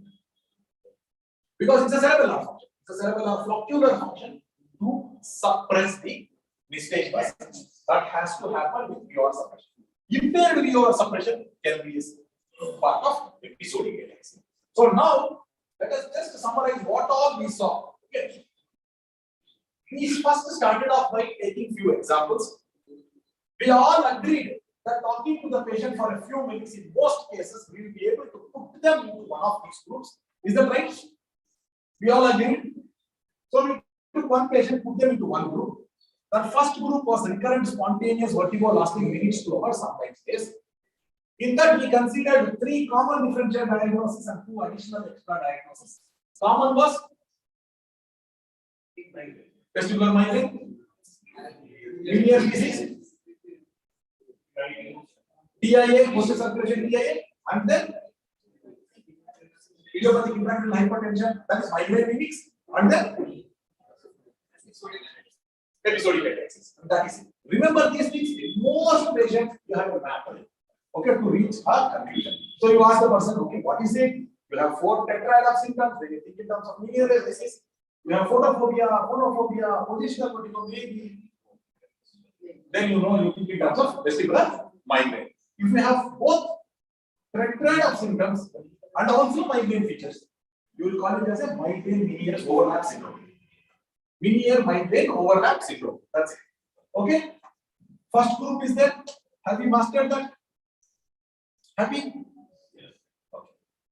You all of yourselves are back. So now next thing is recurrent spontaneous short-lasting vertigo. See, short-lasting vertigo, we have always been told about short-lasting vertigo coming on changing the position. Is that correct? Correct. But there can also be spontaneous short-lasting vertigos. There can be people in whom there can be vertigo which just comes momentarily and then goes on its own. Very, very short-lasting, few seconds, few minutes. What are all the possibilities that are there? There comes a child who is around 3.5 years old, a toddler, who is playing. Suddenly, the whole room is spinning, goes and clings onto the mother, clings onto something. Within less than a minute, the person becomes completely normal after that. This kind of a history, it is called benign paroxysmal vertigo of childhood. BPVC, benign paroxysmal vertigo of childhood. It is open and shut diagnosis most of the time. But still, we will do something that I will come to a little later. But this is most of the time the diagnosis benign paroxysmal vertigo of childhood. In teenagers and in younger patients, you get a similar kind of thing. If you do an MRI, you are likely to show a cross compression of the nerve on the root entry zone. Okay. In young and middle-aged people, you will be able to show a vascular root which actually enters the internal canal. Okay. Chavda, ABC, all those things. In the elderly patient, again there will be vascular cross compression. Here, the compression is not because of that internal canal root, or it will not be because of this thing. It may be root entry, but it is because the vertebral artery and the basilar artery that are there has become so elongated and become so ectatic that it is going like this. If you do MR angiography, you will not see one vertebral like this, one vertebral coming and becoming basilar. You will see this vertebral going like this and coming back like this, and then reversing this. Which is pressing on the medulla, it is pressing on the nerves, on all these things. These are all the different anatomical possibilities. These are the anatomical possibilities. This is another condition. The point to be noted is this name sounds like BPPV. Correct? This name sounds like BPPV. It is nothing to do with positional vertigo. This is spontaneous vertigo. This is not positionally triggered. It comes on its own. Only the name sounds like that. Probably we should have chosen a different name. Okay. But it is benign paroxysmal vertigo of childhood. In all ages, irrespective of all these things, you may not find any of these things. In all ages, migraine can cause short-lasting spurts. You get the school teacher who will come and tell, sir, I was stressed out, there was a lot of classes I used to take, I have not slept. When I am taking a class, I feel once in a while, I feel this migraine. Okay? About 40 years, episodes between 55 and 20 minutes, please consider TIS. That's what I told you. 20 minutes if it exceeds, then TIA becomes very, very less. 20 minutes exceeds, then it is more likely to start becoming migraine. There are multiple papers written by Miller Fisher, okay, the great neurologist Miller Fisher, who talks about a lot of these vascular-like symptoms, but which are not vascular. Okay, he called them migraine accompaniments. Okay, migraine accompaniments. Okay, that's a beautiful paper to read. Children deserve EEG before other diagnosis are given. Even though you know that it is BPVC, please still do an EEG before you tell, okay, it is BPVC. Reassure the patient, it is very likely a very benign condition which will on its own go off, but the rule is that before I give you that diagnosis, I will get an EEG done. Get an EEG done, then you do the diagnosis. So, Sir, one question. I had a kid about 2 weeks back. yes, sir.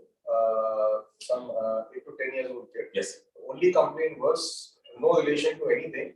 whenever he's walking or not on light dots, more on walking or whenever he's standing also, he used to feel a kind of an impulse of falling backwards. It was always falling backwards. That's it. No other symptoms. Okay, sir. That again, possibly that there is a cross combination, possibly there is a migraine. Still, one more thing, just look at the CV tension with an MRI. So how do you make this root entry zone compression diagnosis? Like MRI. MRI. All these three things need MRI. Okay. Okay. And MRI is what is MRI. the significant thing which will tell that it is the root entry zone compression? You just write in the MRI prescription, the request that you are writing, that you are looking for neurovascular conflict Okay. in the 7th and 8th nerve complex. Neurovascular So conflict. you came from pons to the intervertebral. So you can ask right here you are working. Specifically as far as CIS 3D sequence, CISS 3D sequence, CIS 3D sequence. What is done in CIS 3D sequence is, we all know that there are MRI protocols which enhance CSF, there are MRI protocols which suppress CSF. In the protocol that enhances CSF, this enhances CSF even further. Okay. When it enhances CSF even further, even a small sliver of CSF between two adjacent structures will be seen. If in that over-enhanced CSF also you are not able to see a CSF between two adjacent structures, it means they are in contact. Okay. That is it. You are not able to see. I have tried to do a sequence, that steady state sequence, to such an extent, even little bit, 0.1 ml, I should pick up. But I am still not picking up, which means this blood vessel and this valve are touching on. One thing more I want. Yes. So you have written deserve EEG before the other diagnoses are given. So what are other diagnoses we should think? Only for that diagnosis to make we need an EEG. Absolutely. If EEG normal, then only we Then only you do that. Okay. And if the child is already having a history of this epilepsy and all, Then I will go in favor of epilepsy as the explanation for this. for the symptoms. Okay. So you also need to do a 2D or a 3D flight, time of flight sequence to identify this or just this is protocol should have. So far I have been relying only on this protocol. Only this protocol. So far. I will have to look into that. What is your experience? Use I advise with the EO. time of flight. Because being a neurology institute, I find other neurologists doing it, so I do it. Excellent. So I needed to know why do I do Yes. it. I need to go and read up. I'm often how. Thank you, sir. So what all we saw? We saw two groups. We have finished two groups. Is that right? One first group was recurrent spontaneous vertigo lasting minutes. The second group was recurrent spontaneous vertigo lasting short lasting, which is spontaneous again. Then the third group is it is again short lasting. It is again recurrent, but this is triggered by something. Okay, it is triggered by something. So what is that? It is triggered by something. Patient clearly tells. When I do this only, I get this. If I don't do this, okay. In fact, they would have done that, or they would have learned not to do something. So what are all the things they do? What are all the different diagnoses that are possible? I roll in bed and I get vertigo, PPP. This presentation will be shared. Don't worry. Bending forward and backward, PPP. Turning head right and left in upright position, rotational vertebral arteries. I am in the upright position. Just see the difference between a PPPV versus a rotational vertebral arteries. And if I have PPP, the most dependent part of the posterior canal exists in one particular case. When I turn like this, does the most dependent part change? No, it doesn't change. So, a person with PPP will never get symptoms only for this kind of curves. They will only get symptoms when they change the orientation of the gravity line of the head against the gravity line of the earth vertical. Only when they do this, when they do this, is when they get symptoms. They don't get symptoms. Okay? But in the bed, when they do this, they will get, because that line changes the line of turning it right and left in upright rotational vertebral artery. What is this rotational vertebral artery? The other name given for rotational vertebral artery syndrome is Baum-Hunter syndrome. Do you know Baum-Hunters? During the Ramayana days, you see like this. Correct? We do this. So what happens is the neck turns to one particular side. Now, what is the underlying pathology in Bowhunter syndrome? The underlying pathology in these people is, one is there may be some amount of osteophytes, those things. There may be some amount of articular degeneration, these things. In addition to that, on the other side, one side, the vertebral artery is already stenosed. One side vertebral artery is already stenosed. When one side vertebral artery is already stenosed, all the blood supply is going to the posterior circulation through one single vertebral artery. Even in a normal person, when you turn the head to the left, right side vertebral is getting kinked because it transfers forward, move on top of the other. Okay, they get kinked. But when this was getting kinked, in a normal person, the other side is able to supply the posterior circulation. When I think like this side is able to supply, this side is getting kinked, this side is supplying the posterior circulation. But if the left is already stenosed, now when I turn to the left, this is getting kinked, that is already stenosed, no blood supply, posterior circulation, patient or patient gets vertigo, depending on how bad the ischemia is. That is turning head right in the upright position, rotational. Getting up from supine causes dizziness, but getting back to supine makes individual feel better. I am lying down. When I get up, I feel a pulsion, I feel dizzy. In a BPPV patient, getting up also changes head orientation in relation to line of gravity, correct? Going back also is changing head orientation in relation to gravity. So BPPV patient will tell getting up also is symptomatic, going back also is symptomatic. They go to the at night and they sleep. They lie down on the bed, they get symptoms. Morning they get up, they get symptoms. A person with orthostatic hypotension, getting up is symptomatic. Lying back down relieves the problem. Sometimes just this getting up may not be adequate stimulus enough, in which case they have to get up and then stand up to really feel dizzy. So any person who comes early morning, they get up and they come to a severe fall. Two differential diagrams, one is BPPV and another is orthostatic hypotension. Exercise of the upper limb. If the person starts moving the upper limb too much, okay, then they start feeling dizzy, they fall. Then it is subclavian spleen syndrome. What is happening in subclavian spleen syndrome is the blood supply to the upper limb comes through the subclavian artery. But subclavian proximal artery is also the artery which gives blood supply to the vertebral artery. Vertebral artery takes. Now, if there is a strong stenosis, even before the vertebral begins, if there is a stenosis of the subclavian, the blood supply to the limb is actually coming now with a reverse flow from top. The reverse flow from top is actually giving blood supply. You start exercising, the reverse flow becomes so much that it is stealing blood from the brain and giving it to the hand. That is why it is called subclavian spleen syndrome. Okay, so far clear? Touching the neck while shaving makes the person feel dizzy. Carotid sinus hypersensitivity. This is what, okay, Vishwas sir was talking about when he was talking about carotid sinus massage and the BCG. Okay, this carotid sinus hypersensitivity is also known in the youngsters. It becomes even more common in the elderly, to the extent that there are people, elderly people, who come with false history because of paroxysmal supraventricular tachycardia triggered by carotid hypersensitivity. Okay. Only during head motion, during the act of head motion. Only when I am doing like this, nothing. But when I suddenly move, I feel vertiginous. You are doing a big sample test for the patient. When you take the person down, no nystagmus. When your patient bringing the patient up back, the patient is.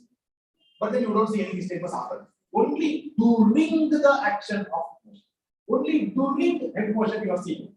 That can be a manifestation of vestibular migraine. Okay, fine. So what all we saw? We are doing something called a Simhavalokana Krama. This is how Mahabharata was written. Where they start off, they describe, then they tell, listen, O Janame Jaya, and then it starts. Recapitulation, Again tell. Then again you go back. Then you recapitulate and again you continue the story.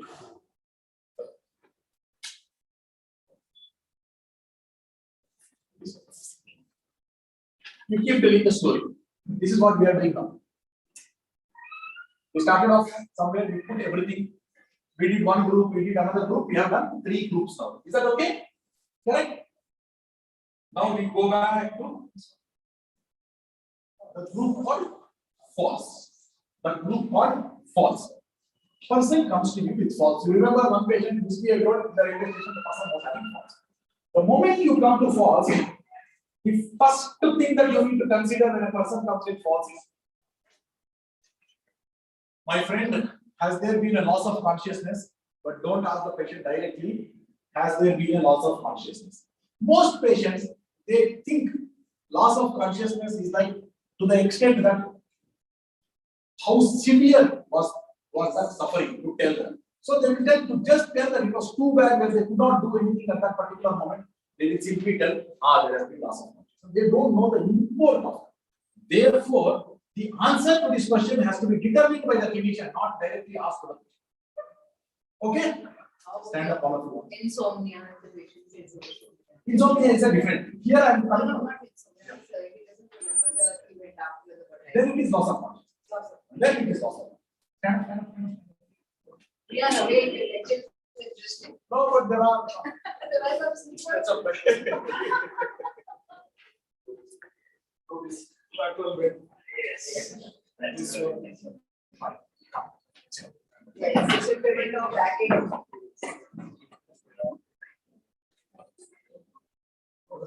Okay. So answer this question that the person. So you can't, as Madam was telling you, you ask the patient the story, and patient should tell there has been a lapse of memory for some amount of time. Then only you consider that there has been actual loss of consciousness. Okay.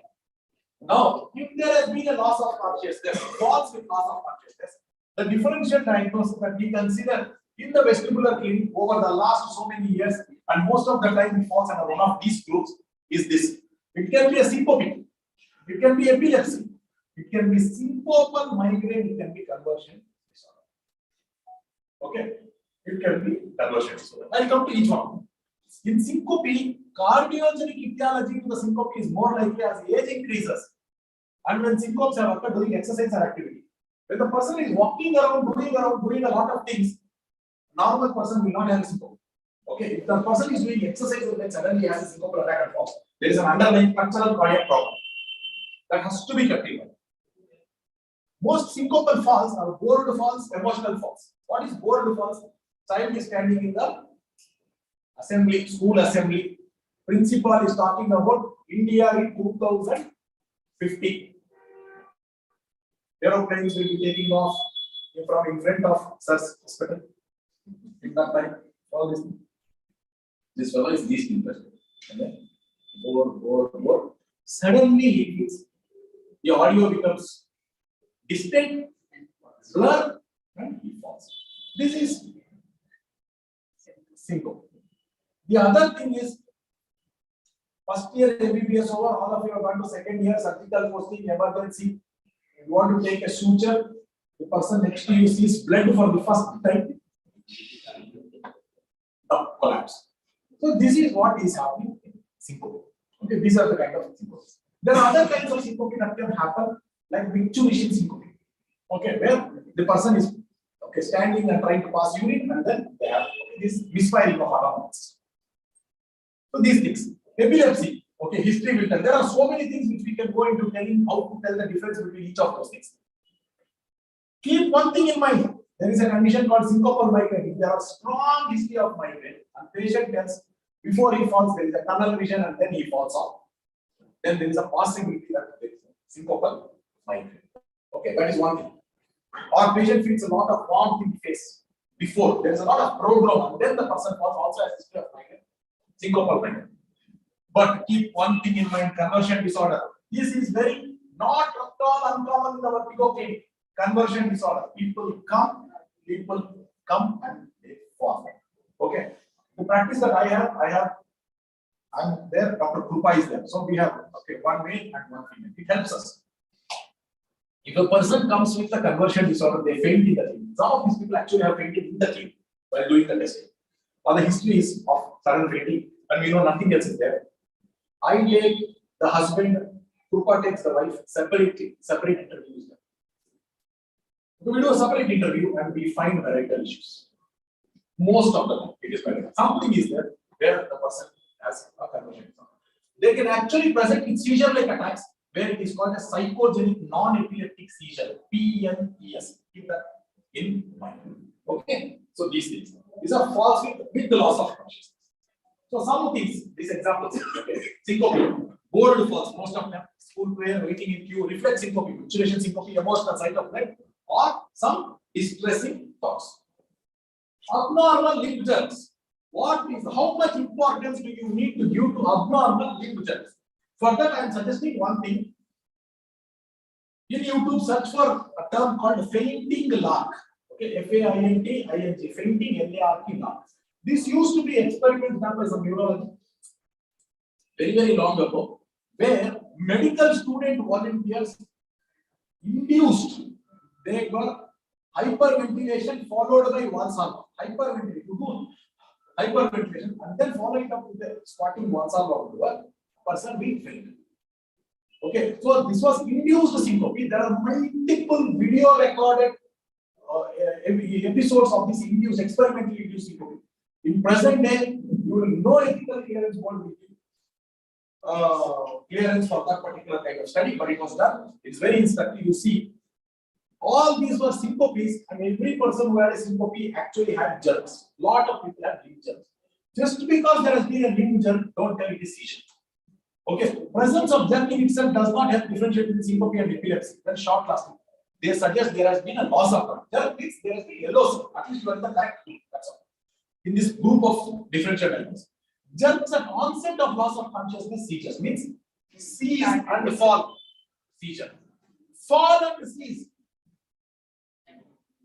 Okay, so jerks after loss of consciousness, less than 15 seconds, suggest seizure. Okay.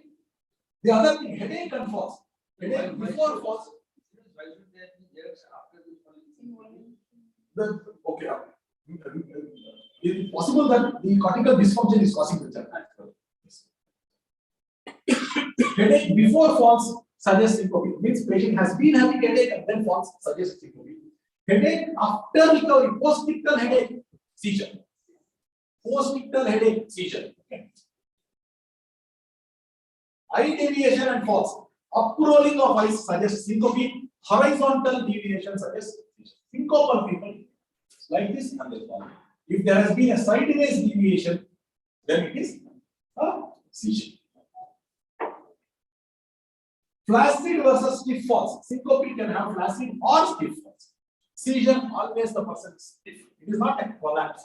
If it is a collapse fall, nowadays these points are important because patients are actually coming to us with a copy of the CCTV recording. They are actually coming to us.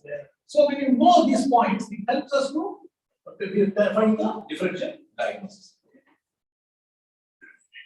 Now, done and dusted, feels false with loss of consciousness. What are the 4 differential diagnoses we consider? Syncope, seizure, listen, Janami, Jaya, please tell me what is that? Seizures, syncope, seizures, then syncopal migraine and conversion. Okay, sir just walked in and then he stayed. Okay. So, this in the vestibular clinic. But when you talk about loss of consciousness and fall, if you open Harrison, you will get a big table. But I'm talking about the vestibular. Okay. Falls without loss of consciousness. Again here, loss of muscle tone. Cataplexy. What happens in cataplexy is, you know the REM sleep. In the REM sleep, there is going to be a lot of our snoring problems, all these problems, obstructive sleep, all these things happen with the REM phase. Is that right? Correct. Because there is relaxation of the muscle. Relaxation of muscle is said to be by some workers that it can be because of to stop us from acting out on our dreams. Okay, correct. So for that reason, Now, if that particular muscle behavior that is supposed to happen will be superimposed on the fitness, the person will just muscle tone. Okay. Most of the time, the loss of muscle tone is going to be for a few seconds. It is going to be less than, by definition, it goes to 2 minutes, but most of the time, less than 60 seconds, the person will have recovered. There is one person who is carrying the baby, walking around like this very nicely, suddenly collapses and falls, trying to get up but not able to get up. Because trying to get up can simply means the patient is conscious. But after 60 seconds is over, patient fully becomes completely recovery. Patient smiles, patient keeps going. Okay, this is the kind of story that happens in cataplex, a loss of muscle tone. Whereas this is loss of muscle tone. Whereas in a vestibular condition, the falls are energetic. What is the meaning? Why should there be so much energy in the falling? You ask a person, so like the story, the semantic of the language itself tells lot of energy to it. Like I got pulled, I was pushed, all these things. On YouTube, there is a particular video, BMW CEO falling or fainting. BMW CEO. In a very prestigious presentation of the BMW CEO, he was giving a talk like this, he was just standing just like me. Okay. And then suddenly he goes, and then almost there is a set. You know that he is being actively pulled to one particular side and he is being followed. This is the thing that happens in vestibular. Why is this? This is because the muscles are actively trying to reorient the person to a new apparent but false vertical. The true line of gravity is this. Normal umbilical, normal sacral will tell that this is the line of gravity. But a momentary dysfunction, like just tomorrow the person is going to develop BPPV, today the autonomic organ is shedding the calcium carbonate. It's just become loose and it come off. At that time there is a symptom. That symptom is this person is going to reorient. The line of gravity is told, this is not the line of gravity, this is the line of gravity. The postural muscles might suddenly pull him to that new line of gravity that he will form. The other factor that happens in this particular thing, there is going to be a dichotomy between paraspinal muscles and the limb muscles. There is a dichotomy between the postural muscles and the limb muscles, which means postural muscles are asking him to fall. He will try to still hold on. Some of the description that the patients tell is, I don't know where I get so much energy from doing that. There is energy in these falls. These are vestibular falls. There is a lot of energy in this particular type of falls. These are vestibular. When I tell vestibular, don't assume only one condition. There are 4 different causes for the vestibular falls. I will come to that later. Falls related to trivial postural challenges. Okay, any normal postural challenge. I am walking like this. Suddenly somebody calls, I turn, I can easily turn. Somebody suddenly calls and then I actually fall off. Then I have a gait disorder. Okay, that's a neurological gait disorder. Trivial postural challenges. Never forget there can be environmental causes of falls. The environmental causes of fall is I am walking like this, I am talking to all of you, and like this, and there is a okay, or there can be a loose carpet. All these things can lead to, or the toilets are too slippery. I don't know what architects where they come from. Why do they make floor of the toilet shiny and they have to comb the hair looking down and down? Okay, like that.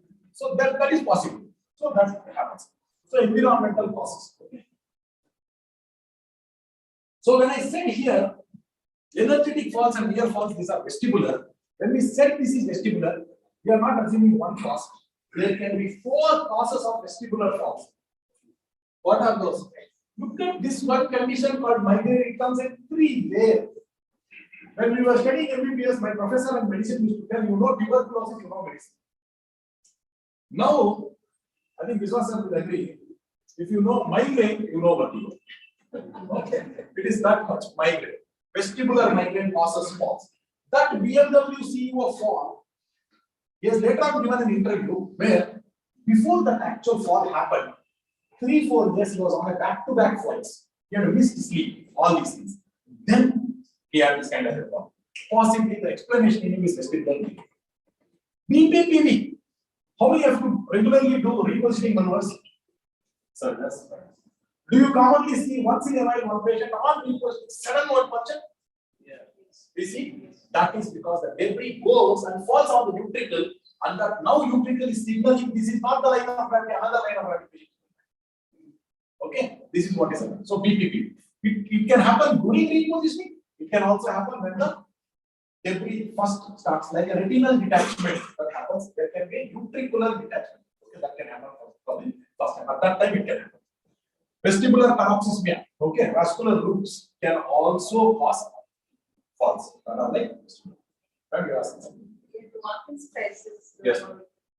Meniere's disease, tuberculosis. So you have evidence of already the person has a history of Meniere's disease. That person comes to you with falls, then you consider tuberculosis crisis.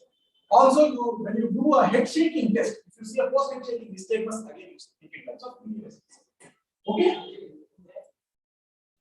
These are the things.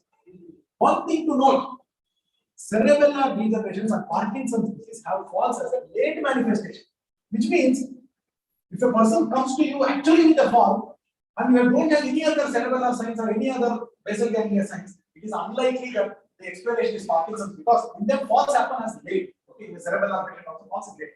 Other signs become first. But progressive supranuclear palsy has falls as an early or a first manifestation even before the ocular motor signs develop. They would have had a fall. It is typically a 60-year-old lady who comes to you with recurrent falls. Okay, unexplained falls. She has nothing much to tell about the falls. Okay, you ask, inquire. No, I keep falling. But how did it fall? They don't have much story to tell. It can be PSP. Look for vertical gaze palsy. Now, what all we have completed? Recurrent spontaneous vertigo lasting minutes to hours. What are the differential diagnoses? Spontaneous vertigo lasting minutes to hours. Menias, migraine. Menias, migraine, posterior circulation, TIA. Migraine mimics. And then episodic attacks. Recurrent spontaneous short lasting vertigo, toddler. BPVC. Correct? Very elderly. Short lasting vertigo is elderly. Oligoectasia. Correct? Immediately triggered vertigo on rolling in bed. BPVC. Correct? Falls. With loss of consciousness. Syncope. Epilepsy. Seizures. Then conversion disorder and syncopal migraine. Okay. Then without loss of consciousness. Cataplexy, it is loss of muscle tone. Vestibular falls. Correct?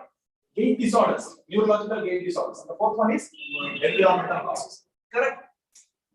Predominant complaint of difficulty in walking. First episode of vertigo. What is the time now? 1:30. Lunchtime. This one needs half an hour. This one needs half an hour. Post lunch based on the thing I will do. So you do now. Ma'am 1:30 ma'am आपका energy और सब लोगों का energy level same नहीं है. After food नहीं आएगा this one. This I think you can complete this I one. will do that. Okay, we do. Okay, I need to load a presentation also for that. Okay. Then chronic persistent dizziness and recent onset persistent. I will come to that. Okay. Now, predominant complaint of difficulty in walking. What are all the possibilities? Morning we saw patient with bilateral vestibulopathy history. How it presents, how it can happen. The CP angle lesion patients, lot of time, they may present as only complaint as I am having a problem in walking. Peripheral neuropathy and posterior column disease, they can present. There can be a motor weakness patients who present with predominant complaint of difficulty in walking. There can be cerebellar degenerations, limb length disparity, gait disorders, extrapyramidal disorders. Each of these. We have a scheme we follow in the clinic. We have a pro forma for predominant difficulty complaint in predominant complaint of difficulty in walking, based on which we reach conclusions. I will summarize what are the things we do. For bilateral vestibulopathy, we do a impulse test. Bilateral. We also make the patient stand on the floor with the eyes closed if the person is falling at that particular stage. That is how we establish this. In CP angle lesions, On the phone, there is going to be a directionality to the fall. In case of bilateral vesticulopathy, there is no directionality. It is an unsteadiness without a directional pulsion. In CP angle lesions, there is going to be a directional pulsion. Peripheral neuropathy is simple and posterior column lesions. What are giving force you have? 512, 256, 512, 1024 by a 120 pounds. And start checking the vibration sense on the medial and lateral malleolus. The other place where you can check the vibration sense more sensitive is on the shank. Shank is just the tibial tuberosity, just below that. That place you check for the vibration sense. If the vibration sense is lost, that is a surrogate examination for the large fiber neuropathy, in the sense there can be proprioceptive loss, these kind of things. So with that, you will be able to establish whether there is a peripheral neuropathy or posterior column. Posterior column disease, only vibration sense will be lost. Peripheral neuropathy, in addition to in both, okay, the same. Sorry. So both of them, the vibration sense will be lost. In addition to vibration sense will be lost, there can be a very bad ankle jerk also. Okay, there can be an ankle jerk, bad ankle. Motor weakness is very important point to keep in mind.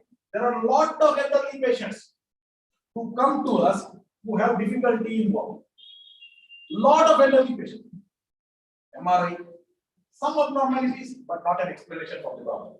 Complete vestibular evaluation, REMP, VNG, V-hit, everything. None of them are adequate explanations for the patient's level of difficulty. You sought so many diagnoses, everything turns out to be wrong. B12 is done. So many other investigations are done, nothing happens. But sarcopenia, sir. Sarcopenia.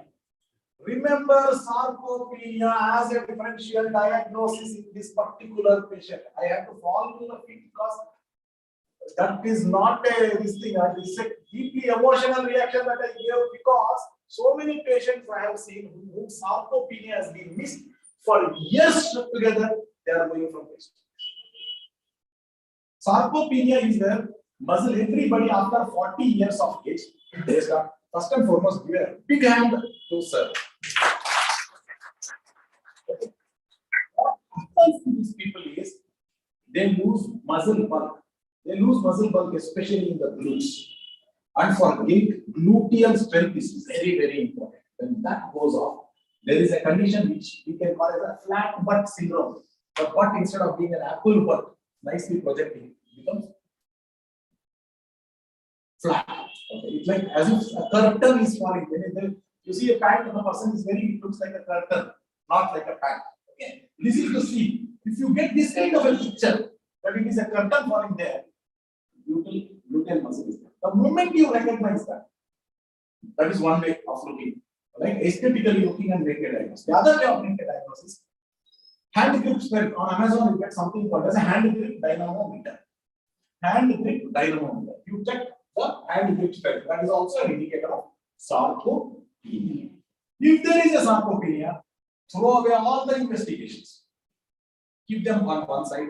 Give the patient treatment to strengthen the core and increase the bulk of the gluteal muscles. There are exercises called glute bridges. There are so many other exercises that you can do, and the patient is going to get benefited. Motor weakness. Cerebellar degenerations will be a straightforward diagnosis. If you do some of the ataxia test, this is in the morning we demonstrated the test of escalating sensory denial. We took through 3 steps. First step is like this. Then the second step is eyes closed. The third step is we put on the foam and then close the eyes. Correct? In the first step, with the eyes open only, there is a possibility the patient is a little shaky. But cerebellar problem patient, this also they will be able to handle. They will suffer when you ask them, oh, you are standing like this. Now you move to this position. During this act of movement, they will shake like this. And there is going to be a lateral instability. This is going to happen in cerebellum. Limb length disparity. Keep this in mind. Lot of people have had accidents. They are going to knee replacement, hip replacement, disc replacement. Limb length disparity itself can be a cause of predominant complaint of difficulty in walking. Take a tape, measure from anterior superior iliac spine to the medial malleolus, and see the length both sides. and see that, make sure that there is no disparity. Then we have frontal limb disorders and extrapyramidal disorders. You do the knee jerks, you ask for history of memory loss, you can actually do a frontal assessment that in FAB. Okay, there are a set of questions that you can do to find out whether the patient has any other frontal executive function or not. Then there are extrapyramidal disorders. Simple, condition like Parkinsonism. You do in cerebellar, you do something called as dysdiadochokinesia. It's alternating. In case of Parkinson's, these things you do rapid repetitive movements, not alternating but repetitive movements. If they cannot maintain the amplitude of the speed, they start off like this, and then it goes like this. So thinking in terms of basal ganglia. This is about how to evaluate a person with predominant complaint. There is a clear pro forma. It starts with the pulse and the blood pressure onwards. One thing that has not been mentioned here, one more patient who can present like this, orthostatic hypotension. So the pro forma takes care of all of those things, including arthritis. Can I ask one question? Yes. Old people keep on coming, they go to neurologist, chronic vertigo, headache. There is a constant complaint. Headache is there and chronic vertigo, but there is no specific diagnosis with the neurologist and with us. Yes, ma'am. So maybe we can try to see whether they fit into one of these things. In spite of that, also we still need a dead end. Still, there is something that we can do just by giving some rehabilitation exercise. We follow something called as a senior protocol. Senior protocol of exercise. It's a senior citizens protocol. So there are a set of exercises which we give them, and based on those exercises, Rehabilitation. it's a rehabilitation, a specific set of exercises for senior. Now we come to this thing. The next thing is the first episode of vertigo or dizziness. Again, there is a pro forma. We share the pro forma. See, classically, what used to happen when you talk about first episode of vertigo? You are not having. Yes, no. Yes, who This says? is spilling this. At least one person is telling this. Ma'am, give madam water. Me. The one person who is feeling hungry. But money to the madam. Yes. Because I don't want a fall with loss of consciousness now happening. But one good thing is hypoglycemia will not cause loss of consciousness. I can bet after meals will not be that. Not me, not me. I don't know. One thing I want to say is what to be next. Madam asked so many questions. Yes, older age. So after the age of 55, so more common difficulty in walking is the chronic cervical myopathy. Cervical Most myopathy. common diagnosis. Yes. After the age of 55 years, chronic vertigo is difficulty in walking. It is the most common diagnosis. Chronic cervical myopathy. It may be posterior headache, not primary. Posterior headache. Thank you, sir. That's a wonderful point. Okay, yes. Cervical spondylosis myopathy. In the pro forma, you find that. Okay. So these are the different things. Predominant complaint. First episode of vertigo. When you talk about the first episode of vertigo, most of the attention, international attention, has been towards one test called HINTS. When they made this test called HINTS protocol, they were only thinking about not missing a stroke. That's all. Whereas when it comes to first episode of vertigo, it is not only stroke. There are so many things that get present with the first episode of vertigo. So therefore, we will again still have a pro forma much beyond the HINTS protocol for first episode of vertigo / dizziness. There are people, as Anirban sir told, with a bleeding ectopic pregnancy, bleeding duodenal ulcer. I am not talking any of these things from the book. I am talking about these patients coming to the clinic with first episode of vertigo who have had all these kind of problems. There are patients with polysteatoma presenting in first episode of vertigo, complete vestibular evaluation done without looking at the otoscope. Because now I have become a vestibularologist. It is below my dignity to use the otoscope. I only use a big device. Correct. So we have missed. It should not happen. Okay, that this should never happen. Polysteatoma should not happen. So therefore, we again have a pro forma called as first episode of vertigo pro forma. There are people who come to you with, again, teenagers, hysterical conversion, 16, 17, both boys, girls, both of them. They will come with something called convergence spasm, vertigo, both eyes are like this. You start seeing, okay, what is happening? Abductor palsy, what is this? And then suddenly each eye separately it moves. It is abductor palsy. Each eye should also start move. These kind of things. So there is a set of differential diagnosis that we need to. GD syndrome, post-viral cerebralitis. Any of these things can present. So some of the pointers that we need to keep in mind is always take pulse, always take blood pressure. In a person who comes with first episode of it, pulse, blood pressure must. We'll share the performance. Next, always look at the ear. Always look at the ear. You should not miss a polystyreoma. You should not miss an inner ear. CSOM, inner ear complication, which is presenting as a vertigo. Never miss that. Look at the eyes so that you will not miss all this convergence spasm also, any of the strokes also. The next point, okay, these things. Most important point is make the person stand.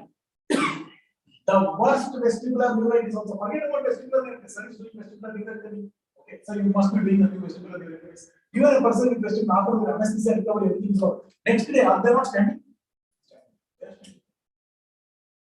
Even vestibular neuritis person is standing. So person who cannot stand, person with vestibular problem, if you give a little support, they will stand.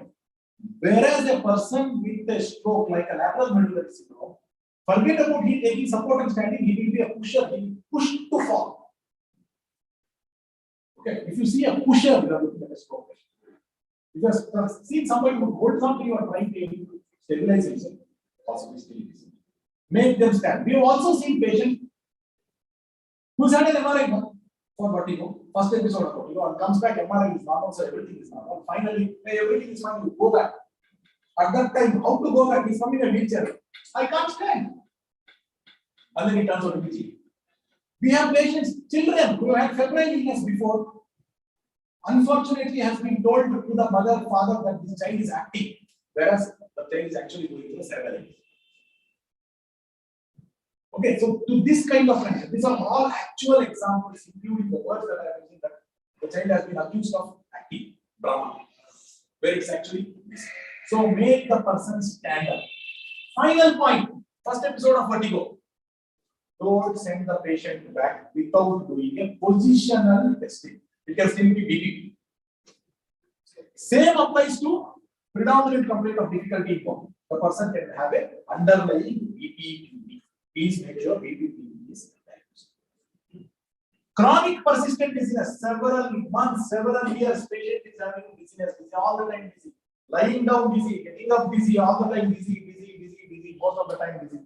Little bit variations on. Here we are talking about conditions like triple PD, some psychological abnormalities, these things. Here you will need to take help and you should not hesitate to use antidepressants. Okay, SSRIs, don't hesitate.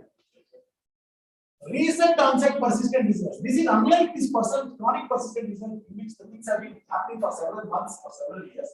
Recent onset is patient is telling I'm dizzy most of the time, but it is very few weeks or just 1 month, 2 months like this.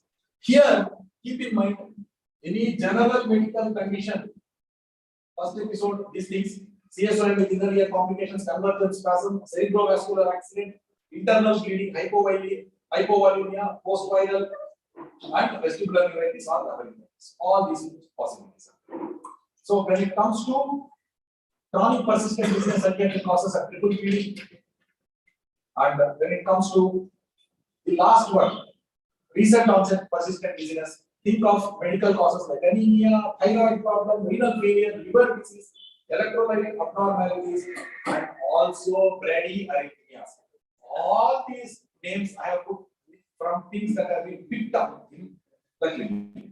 So with that, we finish the. What is this? We go back to the first slide. Where did we begin? Move away from the comfort paradigm of peripheral versus central and embrace the structured effort paradigm of syndromic approach with a decision tree. And in that, we started off by grouping patients into one of these groups and started approaching patients only according to that particular group. Only that particular group, and in each group we have differential diagnosis and based on that. Okay? One persistent disease of chronic persistent disease. Yes. Yes. Slightly.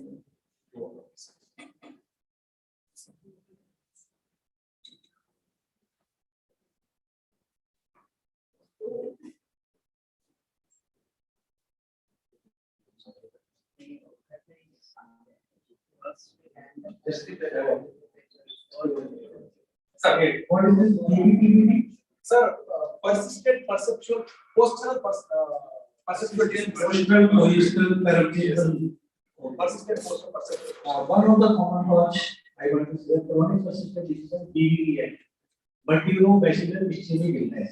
Yes, sir. Yes. Yes. It's Yes. a persistent vertigo. Yes, sir. Yes, sir. Sir, expand that term again, sir. Vertebro-basilar. BVPN, vertigo bacillus ischemic. Vertebro-basilar ischemia. This is different from the TI. Still, syndromes Yeah. are like What is a chronic persistent? It's a chronic persistent ischemia. Sir, how do you manage that? I wanted somebody to explain. Antiplatelets and it should be given. Okay, along with nootropic. Sir, along with nootropics, paracetamol, methocillin. Sir, one thing I want to ask, for every vertigo, people start aspirin. But then after ruling out whether it is a bleeding episode or diabetes. So how much you support this low dose aspirin for these patients? See, I don't support it. There's no harm. But at the same time, there has to be some Rational. in the sense, Like as a bronchodilator, vasodilator, or if you think this ischemic syndrome is a definitely, there is a clear cut. See, the patient has presented the certain history. You think BBI is one of the possibilities. Therefore, you are giving. One more reason why I give aspirin is a person with recurrent BPPV elderly. again. Aspirin, recurrent. See, recurrent BPPV is the youngster. Underlying pathology is migraine. Recurrent BPPV is the middle age and elderly. Underlying pathology is atherosclerosis. Okay, and sometimes patients come and tell I'm getting morning when I get up, I'm getting vertigo, and it is not that severe by afternoon. Is it having some implication with some syndrome or something? That is a common pattern. Common pattern. That is very common pattern. They start off even there is this kind of pattern where in the morning they are very bad, but as the day progresses, maybe I have not come across a specific name for this, but it's a pattern. Okay. They are usually psychogenic. It is very difficult to say. But then how do you confirm vertebrovascular insufficiency? Sir, how How do you confirm that it's vertebrovascular insufficiency? Just do it MRI brain with angiogram of the neck vessels. You can see there is ischemic tendon, stenosis, atherosclerotic plaque, and history of the hypertension, diabetes, CAD, risk factor. There is a clear findings, especially age 55 years. Basically, in a vasculopathic subject, we can suspect that it can be a After the age of 55, you should suspect both disorder. One is vertebrovascular ischemia and another is cervical myopathy. It should be seen.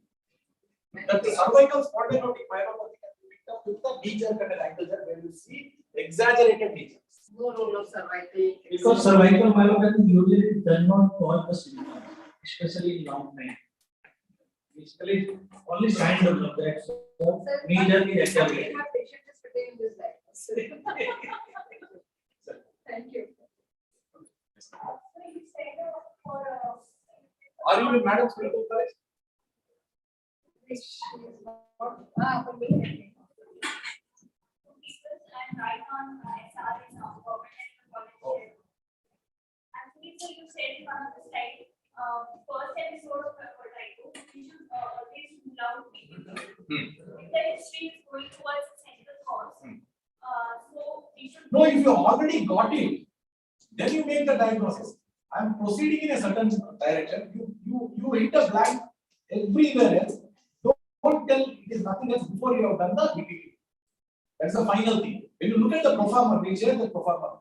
That is the final step. But you already got central. Forget about it. You already got it. Okay. If you already have signs in favor of, if you got pupils are unequal, if you have a pusher, there only you got a diagnosis. Okay.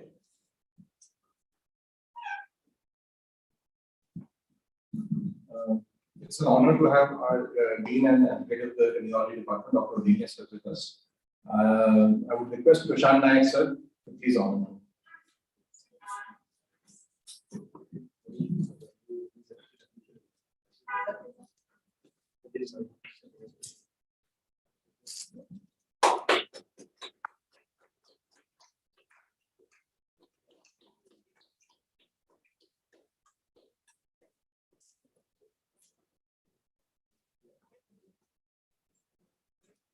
Thank you.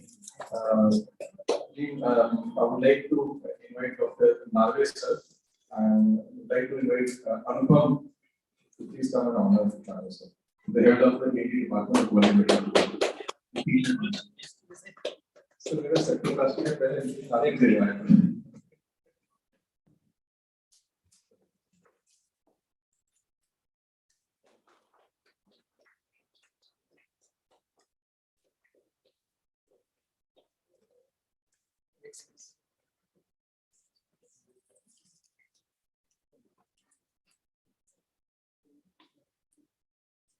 Yes.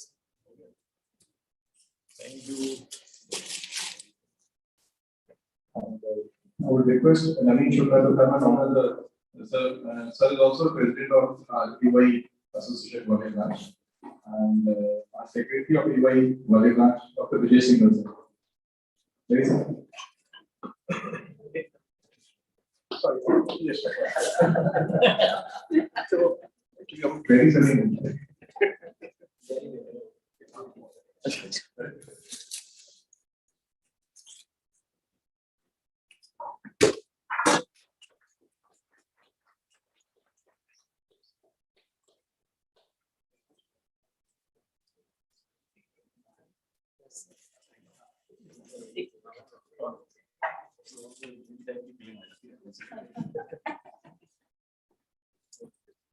Lunch is getting ready. Yes, sir. Ready.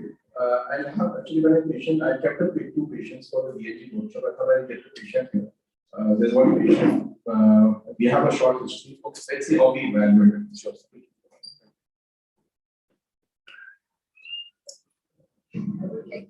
Post lunch, you have 4 lectures. The most common interesting thing we have on BPPD and minions.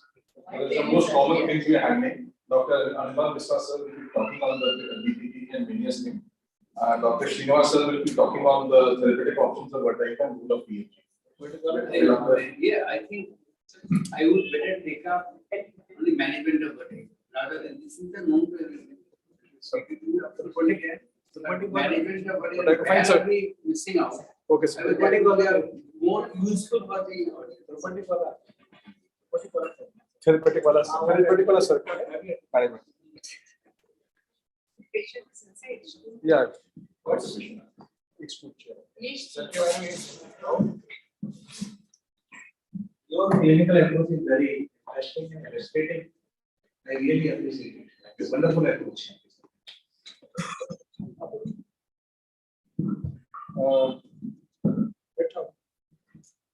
This patient, she had a history of left ear discharge since 1 year. On auto microscopy, it is just posterior superior meningitis as of now. But it was dermis congested. She came just yesterday. She has a history of sudden onset giddiness, which lasts from few minutes to half an hour. Episodic, once in few months, more on lying down flat, and along with vomiting. There's no history of fall. There is history of left ear decreased hearing, which increases more. Sorry, it decreases hearing, decreases more during the episodes of chakkar. And again, tinnitus is there, continuous increase in tinnitus more than during episodes of chakkar. So how would you proceed? So which group does she belong to? It is known by issue. So which group does she belong to? Recurrent vertigo lasting means to us. That's correct. Yes. Fine. We'll follow this performance. Right to sound. Nice. Ultimately, she has around 20 decibel hearing loss, 20-30 decibel on the left side. So recurrent spontaneous vertigo lasting means to us. This is where she belongs. Yes. So within that 10 dB loss in the 8 kilohertz. Okay. Down. Yeah. So what are the diagnostic conditions, the considerations you have? Vestibular migraine, Meniere's disease, the TAs of posterior circulation, migraine limits and episodic analysis. Is that correct? Now, what are the 4 things that she is having during the episode? Tinnitus is worsening, hearing loss is worsening, sir? Yeah. Hearing loss is worsening, she is getting vertigo lasting minutes. Maybe earfulness, I'm not sure whether she feels or not. So for all practical purposes, as of now, we are looking at a Meniere's syndrome at least. Cannot be a disease, but at least a Meniere's syndrome. What is not making us comfortable with the diagnosis of Meniere's disease in this case? A meningitic picture is there, which is not keeping us very comfortable with that particular thing. Then, Does the patient have any sensory component? there is a sensory hearing loss. No. Oh, there is a conductive loss. There is a conductive loss. So there is a conductive loss. TB, SN loss in the high frequency. There is no low frequency ascent. Okay, there is no. In spite of certain duration. Sir, how long has been the total duration? Yeah, 1 year. It's been 1 year. Generally, in 1 year, maybe interictally also some amount of low frequency hearing loss should be demonstrated. So these are the things which are the keys. Sir, can we ask the patient symptoms? Tell me better. Absolutely. आपको चक्कर जो आते हैं बताइए कैसा होता है, क्या होता है आपको? जी जी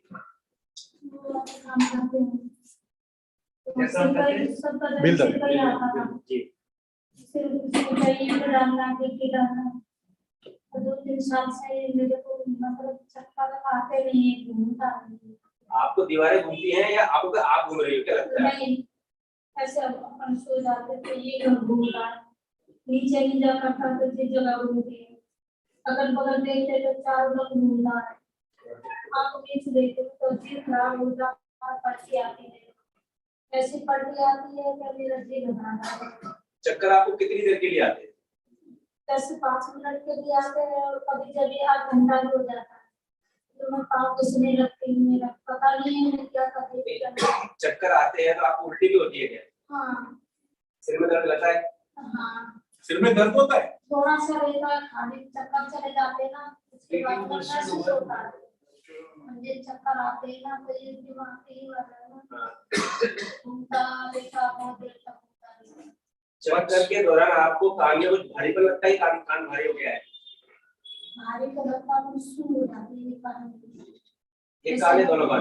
हाँ, कैसे लगता है कान कुछ बने हो अंदर। कान में जो बजता है उसकी आवाज कैसी होती है?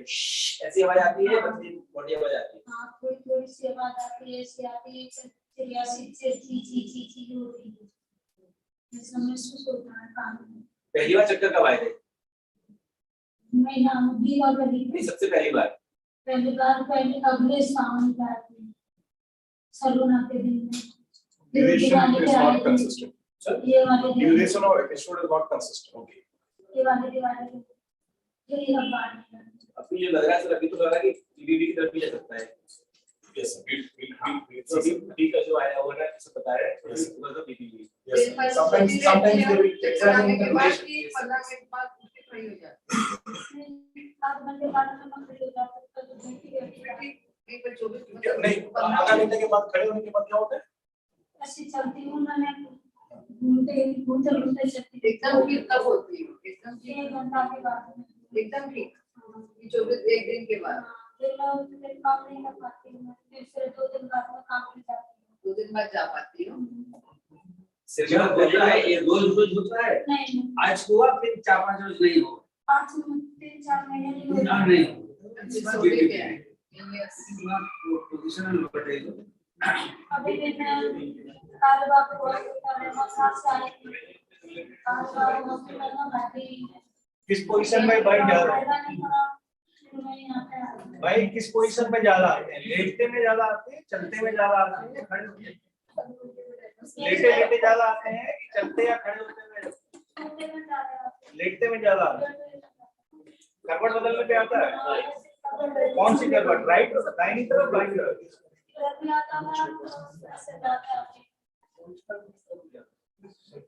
आपको कब पूरा क्या भी प्रॉब्लम नहीं था वो कितने साल में? मुझे 15 साल से ही शुरुआत में थोड़ा थोड़ा आता है। आपको जब 15 साल था, आपको जब 15 साल था तब क्या स्टार्ट हुआ? सही जब जैसे इससे मैं सबको होता मेरे को थोड़ा थोड़ा मतलब मैंने जैसे पैर में फील काम धंधे से होता होगा। ये कब आपकी उम्र 15 था तब? नहीं बीमारी 15 इयर्स बीमारी 15 ईयर से पहले सर दर्द होता था। आपको ये बस में या ट्रेन पे जाने से उल्टी होता है? नहीं वो कभी भी नहीं आती। अभी कभी भी नहीं। छोटी उम्र में सर दर्द आता था?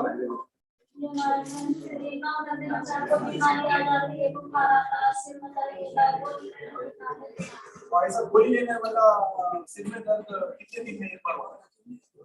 गोली खाने से ना असर होता है।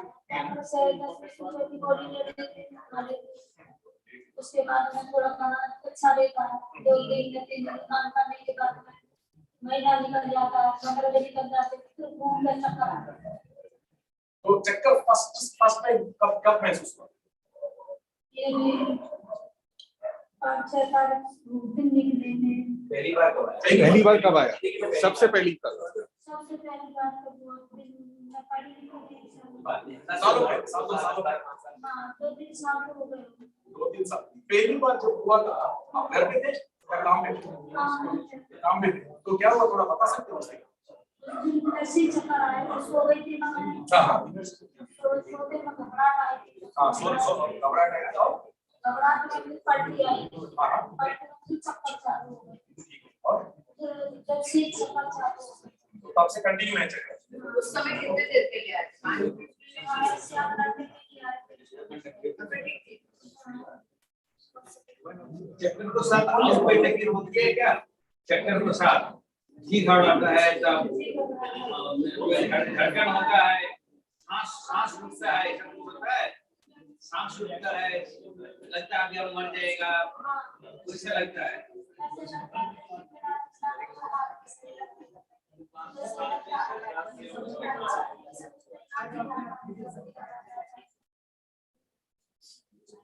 और जब चक्कर होता है ना मतलब ये सब घूमता है ना ऐसा ऐसा घूमता है ना वो गोल गोल घूमना कितनी देर तक? 10-5 मिनट बस। कभी भी गोल गोल 2 घंटा तक नहीं घूमा? कभी भी नहीं? आधा घंटे के लिए घुमा था? आधा घंटा घुमा था? ऐसा ऐसा ऐसा ऐसा घुमा था? जब घूमता है तब कान में आवाज आता है? हाँ वो वाला सुन दो। इस तरफ चेहरा भी सुन होता है, कान बहरे होता है और सुन। I think we still are in favor, in spite of all these things, we still go in favor of lenience only. Maybe it is a secondary lenience to some other cause. Yeah. There's a secondary lenience for some other cause. One of the things that we are seeing is, sir has documented meningitis. Meningitis is there. Maybe there is another, there's something behind. Because there's a history of your discharge since 1 year. Sir, since 1 year. Since 1 year. So there is a possibility that there is something behind that. So in which case it becomes secondary lenience. The other cause of a secondary lenience is again vascular. In which case this kind of tinnitus, our description of the tinnitus was a little different. वो आवाज जो आता है संसाना है थोड़ा वो कह के बता सकते कि कैसा आता है वो आवाज?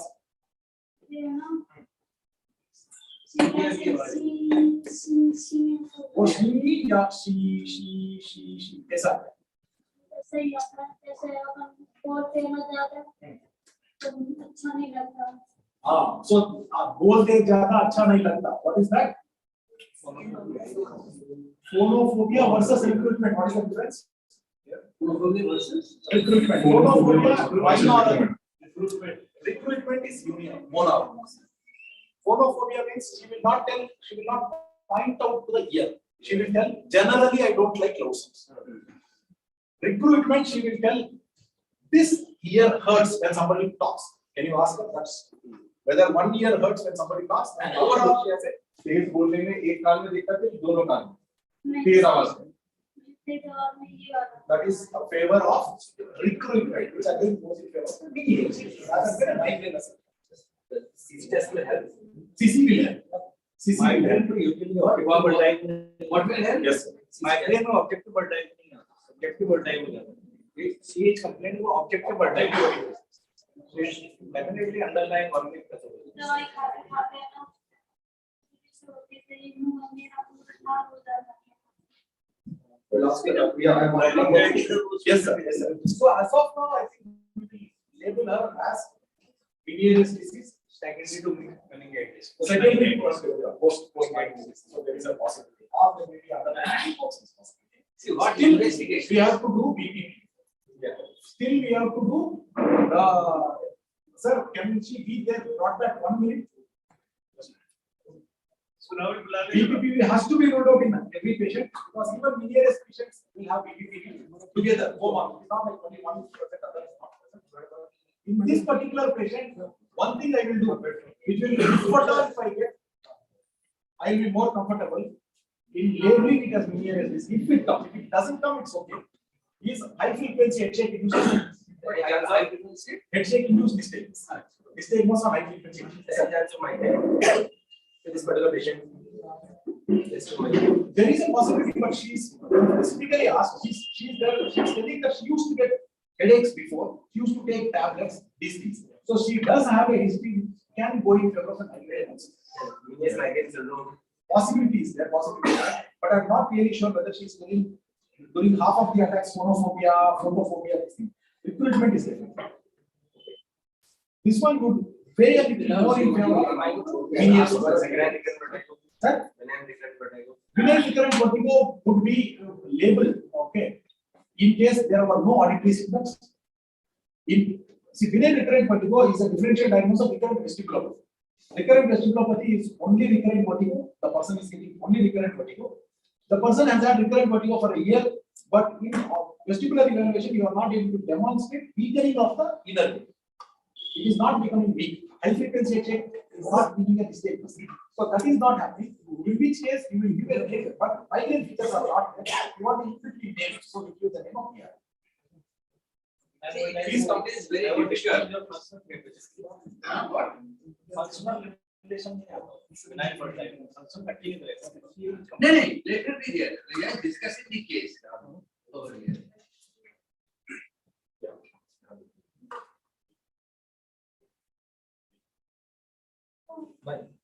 Yeah, देखिए.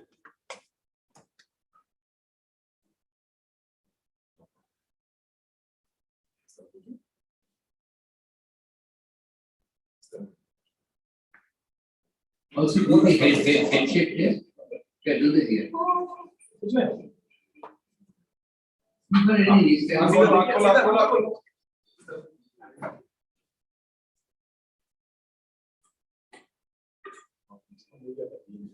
What did you find? That nothing was there. See, in this thing, what was the teaching? Important thing is that what did we learn from her? What we learned from her is that in spite of so many specialists being present over here, it took us more than 15 minutes with so many specialists, and we did not arrive at a complete diagnosis regarding the history. History taking is a half an hour job, and also clinical examination would take, we have to do a complete clinical examination in this patient, which will take a long time. Now, questions are, would any vestibular function test or anything be of any help? That is question number one. Question number two is that, in case of advising some investigation, other than an MRI of the brain as it is, what other investigations could be advised? Since the patient has a research on the ear, okay, a high resolution CT scan or an MRI is definitely indicated. But what else? And the point is that, in spite of so many specialists sitting over here, why is it that we are not being able to come to a firm diagnosis? We can't just let this patient off saying the history ठीक से नहीं दे रही है. That is not the answer. If you are in private practice, you have to deliver. Question is that you have to deliver. Point is that then where do we stand on this case? So this is much more than any lecture that we can present. One thing that, as I said, it takes a long time to take the history. Second is it Meniere's disease? Is it migraine-related vertigo? We are boiling that ourselves down to that thing. Or could it be excessive? Is it benign recurrent vestibular vertigo? These are the three possible things. some things fit into also the diagnosis of this being panic attacks. Panic attacks can also have something like this, but maybe something she's saying like the increase of ear symptoms and all may not have been there in panic attacks, but then how does the auditory pathology account for the thumping in the chest and the shortness of breath that is more towards a panic attack? These things we have to take into consideration. One investigation that, if possible, can be done over here would be a intertympanic gentamicin, a intertympanic gadolinium induced MRI. That gives a picture of whether there is a vestibular hydrops or not. There is a very definite distinct entity called vestibular hydrops. By definition, it is not Meniere's disease. Forget Meniere's disease. Either the auditogram has been done wrong. That is possible, of course, everywhere. But if the auditogram has been done correctly, and if clinical tests also suggest that it's a purely conductive deafness, then that rules out Meniere's disease by definition. Meniere's disease by definition cannot have normal hearing. There has to be documented evidence of sensorineural loss. So we'll have to go by teachings. Auditory symptoms can also be present in Meniere's in vestibular migraine, possible. So how do we treat this patient? I think the best thing would be that if possible, we can do a gadolinium infused intertympanic MRI that would give us a picture of whether this is vestibular hydrops or not. Because vestibular hydrops is a definite disease entity which is now being found in large numbers. International publications show that there is a large number of patients with vestibular hydrops. Can be there, and vestibular hydrops can develop after chronic inner disease. So that is one possibility which we have to think about. How do you treat the patient then? Empirically, are we justified in starting with a diuretic on the assumption that it could be a vestibular hydrops? Can we start with a drug like topiramate in this patient? So these are issues. I think consensus opinion from the house would be more apt, because this is what is all about learnings. So just to add a few things. Yeah. One, like you said, when I was a resident in Anarati Hospital in Mumbai, sir, because of the different practice, the patient who used to come with vertigo, stemtel, James, they would have eaten everything, they have such big fines. So the thing what we learned from there was what you aptly said, we had to dedicate half an hour, 45 minutes with the patient for full clinical history, clinical examination. In all my cases, I still do. I was not doing that full test. That'll be a good addition. But I was used to do all underwork, long work, everything. Now, yes, what helped me with the VNG is like in this case also. I've had few cases like the one I was discussing with an old female, which was having muscle kind of things, used to feel pumping sensation. For her family, she was psychiatric. And she was on psychiatric treatment for her. But the clinical history showed me she has history. But to convince her and to convince the family, the VNG thing helped me. For documenting it and for improving your things it gives a positive feedback. Yeah. But it is, as you said, first thing is your clinical. VNG cannot replace the clinical thing. First thing is your clinical. VNG is just to support it, more to document it, more to give a positive feedback, biofeedback to the patient. ENG में VNG क्यों कर सकते? Sir अभी किया नहीं, आज के लिए रखा है उसको। इलेक्ट्रोनिक्स में करो। नहीं ENG सर VNG की ये स्टाइल का। वीडियो रिस्ट्रक्ट मेरा session movement loss. उसमें भी तो find out. It was actually just me. अभी इसलिए नहीं किया because she already has. अभी जब when she patient came to me, her ear was full of pus. I did an automicroscopy left ear, but full the posterior superior acute regular meningitis. The patient just came 2 days back, yesterday. So abhi to I kept her medication for let the ear dry. Let me come to a diagnosis of basic ear. Maybe it's a CSM and you're missing on that. Could be other things. So I've just done an audiometry. That's it. I don't think a Bera would be of much help over here. So Because the basic that recheck the audiometry thing, because until we get some evidence of a low frequency sensor deafness, it will not be prudent to label it as veneers. Say high drops of the inner ear and very vestibular veneers, and once this is the start of that, start with loperamide and a diagram. I believe that I think we have some rationality in it.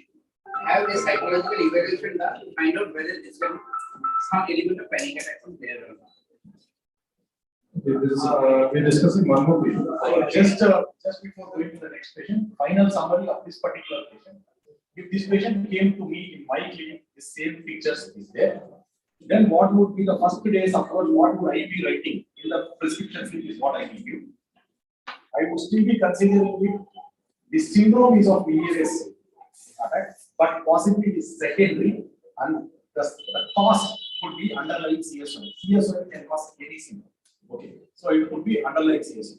As first line of diagnosis, first line of treatment would still be to attempt to treat that CSO and see on treating the CSO whether the symptoms become less frequent, and then later on take the next approach.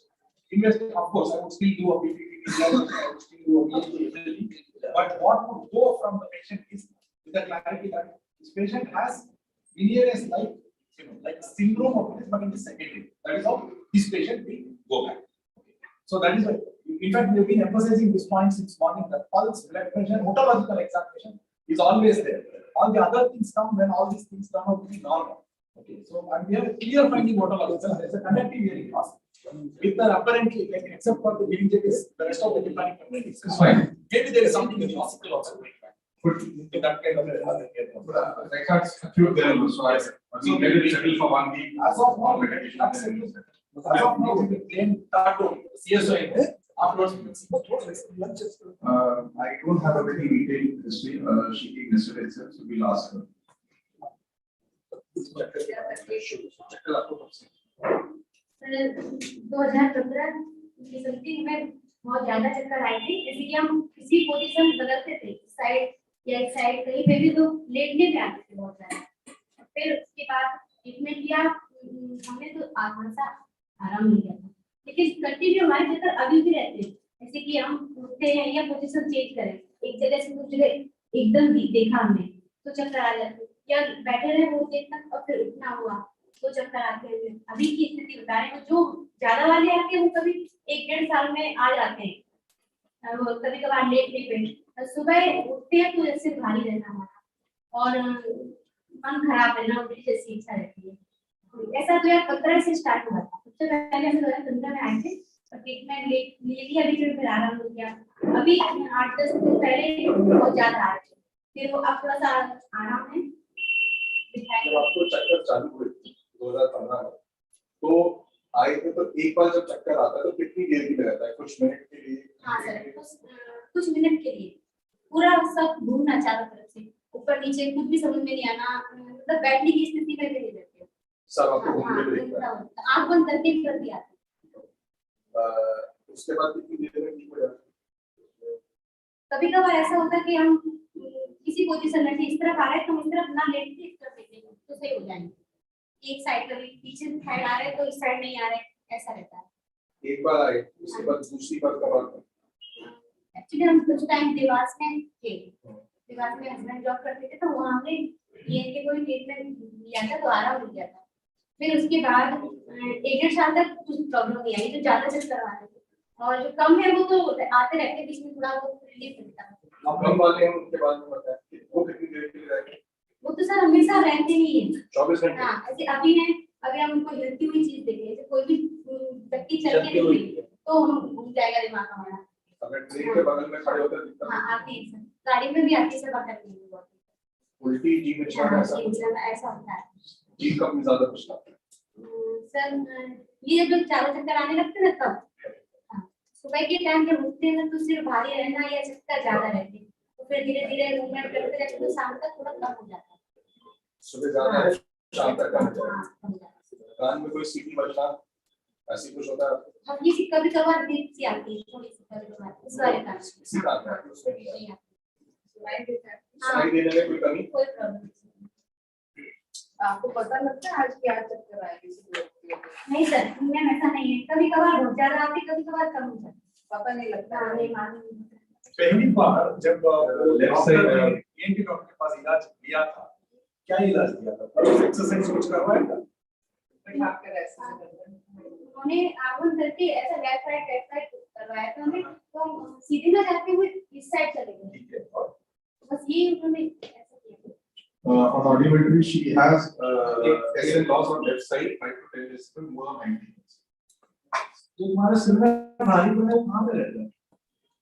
सिर तो भाई sir पूरा रहता है, इस side ज्यादा problem रहती है, हेडेक होना या यहाँ पॉइंट में दर्द होना कुछ ना। तो भारीपन 24 घंटे रहता है, कभी कभी आता है।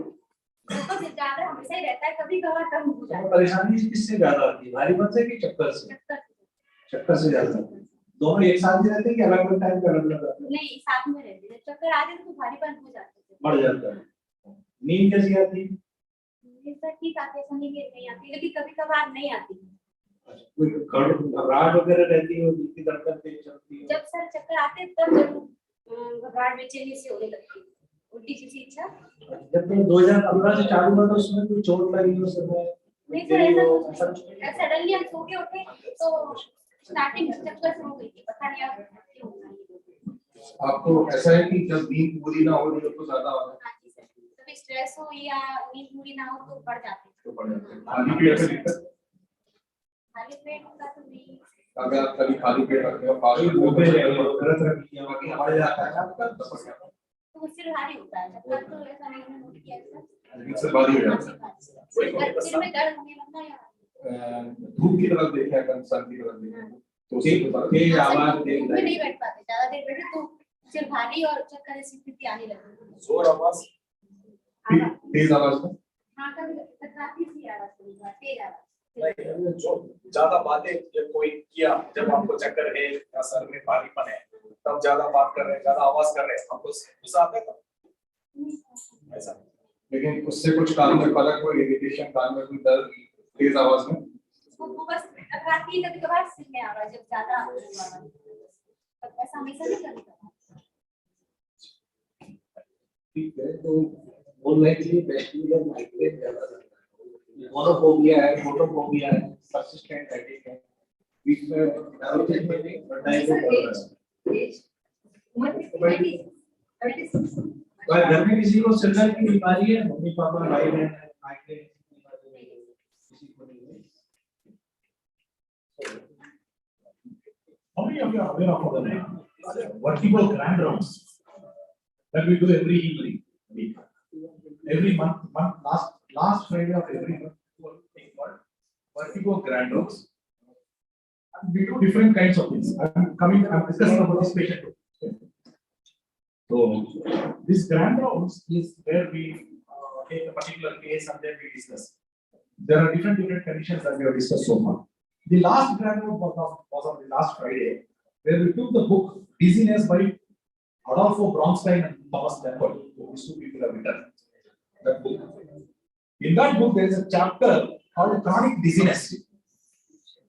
And when you look at the chapter called chronic dizziness, a person who is chronically dizzy most of the time. This particular patient she has acute exacerbations of intellect vertigo, and in between also he has two types of. When you look at the chapter, the way the author summarizes, it's a beautiful chapter. We did a 1.5 hour reading of only that online. That was really interesting. They tell about when a person is chronically dizzy, the person can have 53 different historical criteria. There are two things that they can have a lot of symptoms, 3 different historical criteria. One historical criteria is it all started off with a rotatory vertigo, or it started off, or there are continued to be rotatory vertigo. The second is there was never a component of rotatory vertigo. Third is no rotatory vertigo, no component of rotatory vertigo, but progressive. The disequilibrium or unsteadiness is progressive. It is progressive unsteadiness. The third one is it is not progressive. It is the same. Patient is as good as before. Okay, as comfortable as before. It is the same. The level of unsteadiness has not worsened by day. There was no past history of rotatory vertigo. 3. This particular person fits into the first category where there is rotatory vertigo as part of her system. In addition to rotatory vertigo, she also, I mean, not just this, in the history again and again. Each and every time an attack of the rotatory vertigo comes and goes, the in-between dizziness actually becomes little worse. That is what they tell. Okay. Maybe we can specifically ask for that particular thing. So, what is the cause of the rotatory vertigo is one thing. The second thing is what is happening in between the rotatory vertigo. In between rotatory vertigo, there are some named syndromes that patients develop. One of them is triple PD, one of them is visual vertigo. This particular patient has developed what is called visual vertigo. She tells she cannot see fast moving objects. If she sees a fast moving object, she feels that she is going to get vertigo. Okay, she feels dizzy. This is the type. So this patient, as a maladaptive compensatory process after the rotatory vertigo, she has developed a visual vertigo, which has to be dealt with separately by giving visual desensitization therapy, which is possible. That has to be done. In addition to that, that rotatory vertigo, which looks like positional vertigo, has to be done. When it comes to positional vertigo, there are three possibilities that come into the mind. One is mechanical benign paroxysmal positional vertigo. Mechanical benign paroxysmal positional vertigo is what we discussed in the morning, where there is a small debris sitting there and it is crossing. The second type of positional vertigo is migrainous positional vertigo, which is known to cause positional vertigo. Then the third one is a posterior cranial fossa pathology, okay, paraneoplastic cerebellar degeneration, any of these things which cause positional vertigo. That in this patient is unlikely. It is very long history, she has not worsened, so that is migrainous versus mechanical BPPV. The two things we are considering. Mechanical BPPV is a patient in whom the calendar pattern is, it is there today, it is there tomorrow, it is there for weeks, months, whatever it is. Every day when she gets up, it is going to be there till she comes to one of us. We do a repositioning maneuver and it becomes better, or sometimes spontaneous recovery is possible. Sometimes. Whereas when it comes to migraine, the calendar pattern is the person gets, she cannot tolerate certain positions, or after turning positions, she gets that vertigo. But this symptom lasts for a few days. In some people, 2 days, 3 days, in some people, a week. After that, it becomes okay. It is not there for months. Again, it comes, it stays there for a few weeks. Again, for months or weeks, it is not there. Again, it comes. This patient fits which pattern? Migrainous positional vertigo. Most likely, she has migrainous positional vertigo. With she has developed a visual vertigo, which is a consequence. That is the chronic dizziness. Typically, if you read that chapter, Bronstein, open chronic dizziness, if you have that book, if you want to please see that. You will see he is talking about her. You will find that Bronstein is actually talking about her. That is how it is. So she needs two prone management. One is light migraine, and the other one is for her visual vertigo, which she has. So visual vertigo will not go with any medicine, only desensitization. Desensitization is the thing that we desensitization is what we need to do. There are some people who develop, the extent to which they develop visual vertigo is, if you open a tap and they see flow of water from the tap also will be, at least her condition doesn't seem to be. So how bad it becomes that vertigo? They follow, it is just the vertigo. There are actually people who can't see. They will look like this and they will open the tap. They will close the tap and they will come. So that bad some people can. They can't see moving patterns. Some people cannot see moving patterns. Some people cannot see the fan. Fan देखने में कुछ दिक्कत होता है? चलते हुए पंखे में देखने में कोई दिक्कत होता है क्या? हाँ? फैन दिक्कत नहीं। तो क्या देखने में, क्या चलते हुए देखने में दिक्कत होता है? बस, train bus. So it's not that bad. So how do we do this autokinetic testing? Sir, Maybe first attack in gestral impact, and after that we develop. so first attack, why? Lagged for 3 years, 3 months. Duration. The first attack duration, maybe we can take a little more history. Okay, the way I understood that was it was a 5 minutes, 10 minutes on turning rather than continuous. But I know where you are coming from vestibular neuritis. One point which I think what you are alluding to here is she was telling only one side she was feeling better, the other side she was feeling worse, which is a typical pattern in vestibular neuritis. Now, first जब हुआ था 2015 में हुआ था, उस दिन आपको चक्कर आता था ना, बीच में आप चल पाते थे? सर 8 बजे तो उठ ही नहीं पाए थे, Take a ball. Super. That is it. Open mind. Good. Super. Big hand. Dr. Rajesh Tiwari. He's also from medical college.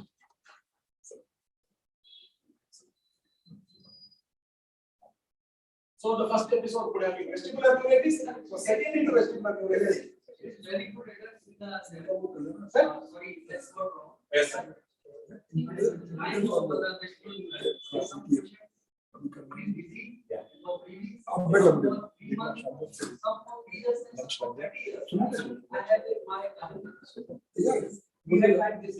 Shall we call it once again? Let us see. Better, Sunas?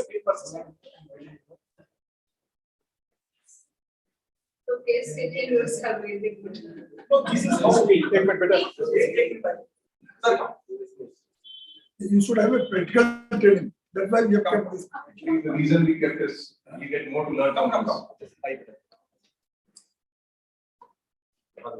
But vestibular neuritis also can lead to visual vertigo as a consequence. I say it there.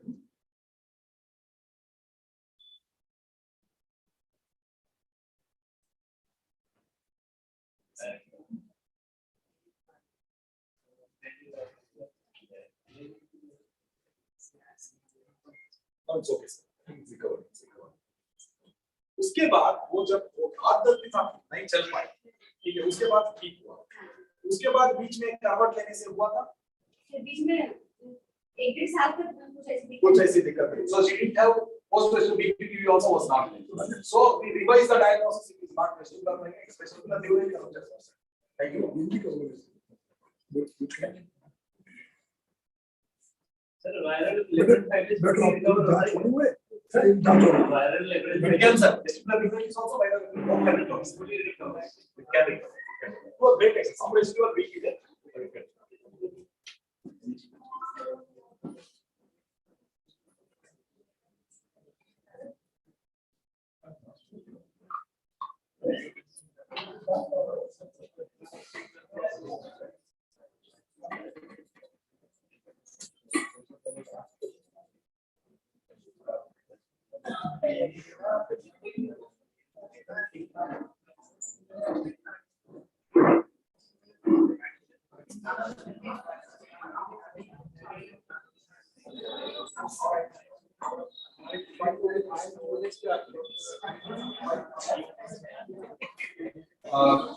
Just we have a 5 minutes more demonstration by sir before lunch, and then we'll go for lunch. And post lunch, actually, there are a lot of lectures, and we have reduced those.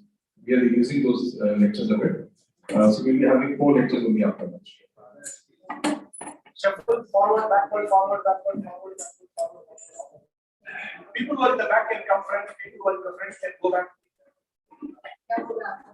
People who are in the front can go to the back. People in the back can come front. बीच वाली वही नहीं. Especially hungry people can come front. So you are taking the lecture now. And he's demonstrating for amongst 2 things.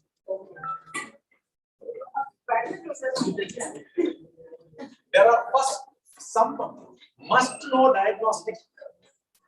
There are some must-know diagnostic techniques that all of us should know as vestibular practitioners. Okay, some must-know diagnostic techniques. The first must-know diagnostic technique is a head impulse test. You see demonstration of the head impulse test. Must know. It's not even must know. It is must follow. One is pulse and blood pressure. Okay, pulse and blood pressure is a must follow thing. When you take a pulse for 1 full minute by yourself, okay, that is one. Blood pressure yourself. Either you use a GE machine or do yourself. Blood pressure. Okay. No automatic, no Omron, no other thing. No, your nurse taking the blood pressure. Okay. No offense to anybody who is being YouTube transmitted, so that I am talking also. I'm talking to the world. When you and I take blood pressure, even today, after so many years of experience also, there are some patients, take some time. You don't appreciate the concept of science. Our audiometry is clear. Still, it is difficult. But always I have found in the ward, God does always takes the blood pressure in less than 30 seconds. Okay, for some reason. Okay. What additional? So I sometimes think, okay, I always believe in taking the blood pressure on my. The next thing that we need to know is the test that we demonstrated in the morning. One is the head pulse test. The other test that we need to know is the test escalating sensory denial, which is a modified complex test, where we know the interpretation of the test. If time permits, I will actually demonstrate the importance of that in a stereometry platform with a computerized this thing. I have a platform there. Okay, I will show you how exactly the test can be done and how the results are interpreted. So that is the next thing. The next most important thing that we need to do is a test that we have started calling as a 2-2-2 rule of 2-2-2. For some reason, after we started telling 2-2-2, there is a Tamil movie which came. There is a movie song in that it is called 2-2-2. Okay. 2-2-2 test is two sensations: fine touch sensation and pain or temperature sensation. This is 2. Second thing is two sides of the body, right and left. Third 2 stands for two regions, head and the. Take this particular 2-2-2 test. For some reason, this has not appeared in the HITS protocol in whatever it is, but this is very good. So how do you do? Even in Harrison's textbook of medicine, when it comes to pain and temperature sensation, you can just check the temperature as suggested there using a tuning fork. In most environments, the tuning fork feels cold. So if you touch the tuning fork on this side of the face and this side of the face, ask the person, you just feel a touch, or do you actually feel it being warm or cold? If the person tells cold, temperature sensation is intact. So okay, temperature and pain, the pathways run together. So look for the temperature sensation on the right side, look for the temperature sensation on the left side. Look for the temperature sensation on this side and temperature sensation on this side, just using a tuning fork. If you want to be a little more violent examiner, then you can always use a pin also with a pin with a sterile needle, but most of the time. The next thing is fine touch sensation with a fine cotton wool, both this side and this side and this side. Hardly takes 2 minutes to finish everything. But see the value of this one. If they turn out to be normal, posterior column, spinothalamic tract, trigeminal, everything is normal. But if there is abnormal, then there are certain types of interpretations which you do. Fully on one side of the body, face and the body, fully on one side, if it is lost, completely, only heavy, both the face and body, then the lesion is higher up, thalamus or high midbrain or thalamus, which is completely lost. If it is a checkerboard pattern, like body on one side, okay, and face on one side, then possibly you are looking at the mid brainstem, okay, that is the pons or upper medulla region of this place. If it is crossed, one side temperature and in the body, other side fine touch, it is lower level because you know posterior column it crosses over at the upper level, okay, in the medullary level. Whereas when it comes to spinothalamic tract, it crosses over at that particular spinal segment level. So one side spinal, if there is a lesion, then same side the fine touch sensation will be lost. On the opposite sides, pain and temperature will be lost, like this. But we really don't need to think so much when you are an ENT because we really don't need to do all this analysis. Sir is there to do the analysis. But we would know that one sensation is lost, even one is lost, we know that there is something is happening. There is something is happening. Just 2-2-2, you know, you don't even have to bother about analysis around this. But you know that you need to take the help of a neurologist. 2-2-2 test. Pulse. Blood pressure. There is one more thing about blood pressure which I want to tell, especially in a person who comes with predominant complaint of difficulty in walking, or a person who comes, okay, one is predominant complaint of difficulty in walking, or a person who comes with tinnitus, okay, or one is backward. The other person is person who comes with false. Okay, this kind of things. In these two people, there is one more thing which we need to do with the blood pressure, and that one is about supine and standing blood pressure. So to check for orthostatic hypotension, the protocol that we apply for checking for orthostatic hypotension is this. You make the person lie down for 5 full minutes. After the patient has been lying down for 5 minutes, then is the time you take one pulse and blood pressure. After that, take that as the baseline. Then make the person get up. Then when the person gets up and stands, at first minute, third minute, fifth minute, and 10th minute, you do the pulse and blood pressure. If there is a fall in blood pressure by systolic by 20, diastolic by 10, either or any of them, you make a diagnosis of orthostatic hypotension. The main point to note in diagnosis of orthostatic hypotension is it is not the absolute value, it is the relative fall. Which means patient can have a supine hypertension. On the supine position, it could have been very high. Relative to that supine position is how we are going to test. Because if this is not known, there is a lot of cases of orthostatic hypotension because when the patient comes to you, you check a blood pressure. Blood pressure is normal, so you don't even think of orthostatic hypotension as an explanation for the patient's diagnosis. So you have to compare the blood pressure that you get in relation to that. So the must-know things that we are supposed to be doing in a lot of patients is pulse, blood pressure, impulse test, rule of 2-2-2. Okay, that is it. Okay.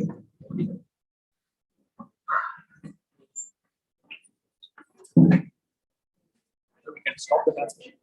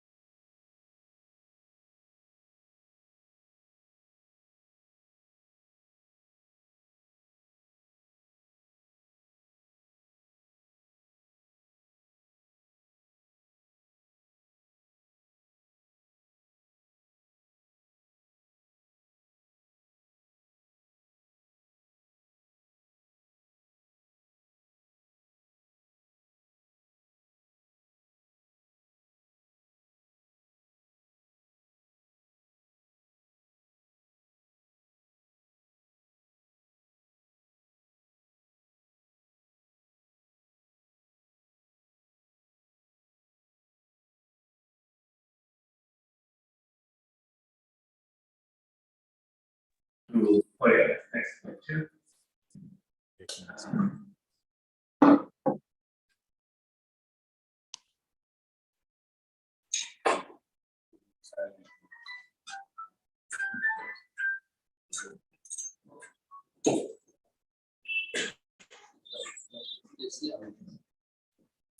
कौन सा screen है नहीं पढ़ रहा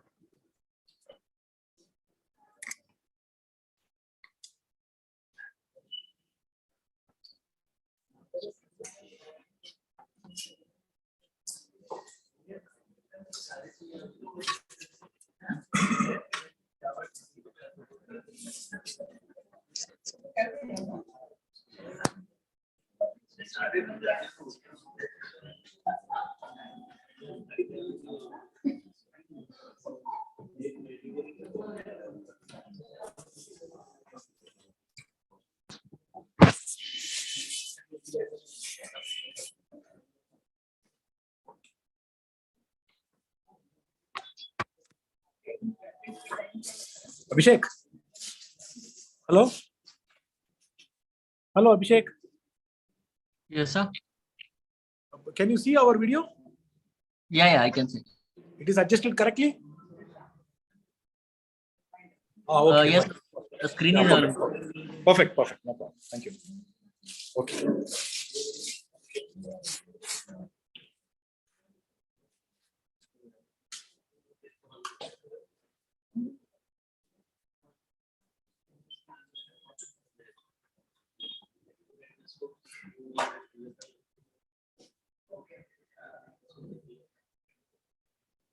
So people are coming. Just 2 persons, I suppose.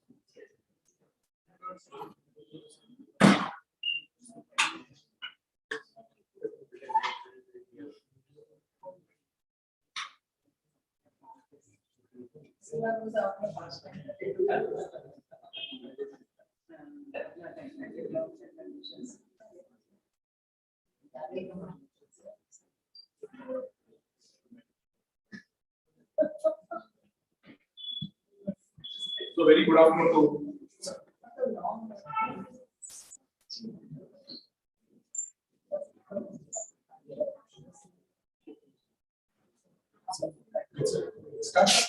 Very good afternoon to all of you. So thank you. Welcome back for the post-lunch session. Before going ahead with the therapeutic options, I'd just like to demonstrate one equipment which can do the postural assessment, postural stability assessment. This particular thing is called test of escalating this escalating sensory denial. We just computerized escalating sensory denial test. It's also very well as Just I would also request senior sir to please come and share. Thanks for this. I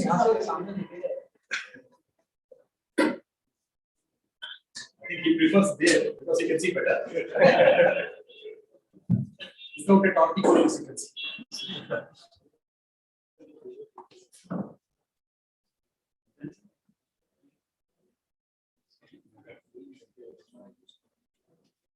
So before I get into the therapeutic options, I just demonstrate one equipment. This is the equipment called as a stabilometer. Okay.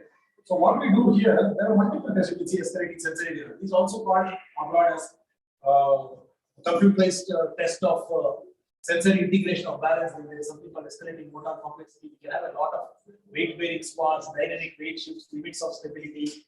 All these things are possible. Okay. All these things based on my own understanding of vestibular system is what all these tests are about. Okay. So I'll just demonstrate two tests: escalating sensory denial and escalating motor complexity for you.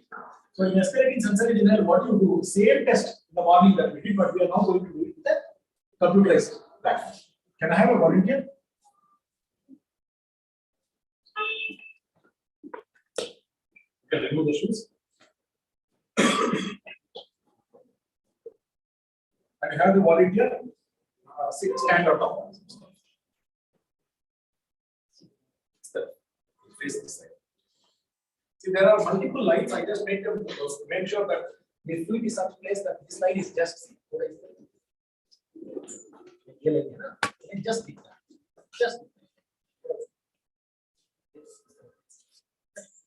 so like that we do, and then he has to look straight.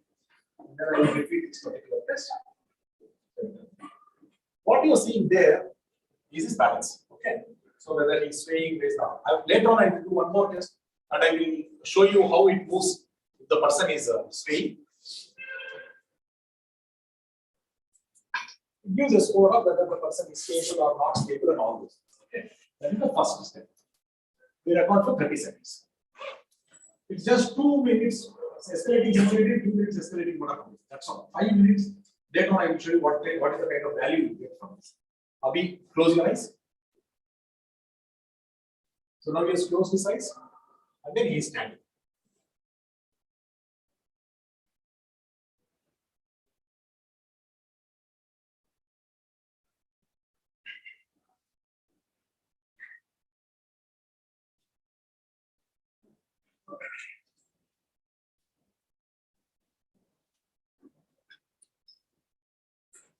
"30 seconds." So it looks like an endless line, but 30 seconds per time.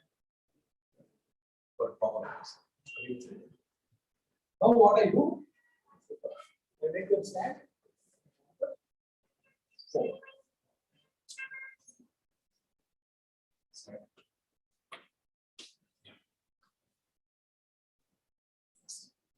Now keep your eyes open.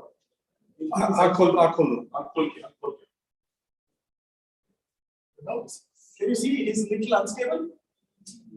Okay, you can see that thing. That is where how his balance is shifting. So that is what we are seeing. He's a little more unstable. This is a clear measure of the instability rather than subjective. We make it objective. Okay. So how much he is unstable, how much he is shifting right, left, front, back. F and P is front and back, right and left. I will demonstrate how that moves with another person. Or he's doing that. Now. Now is the time you have to be careful, you have to be there. Now he has closed his eyes. And you see when he closes his eyes, he becomes a little more unstable than when the eyes were open.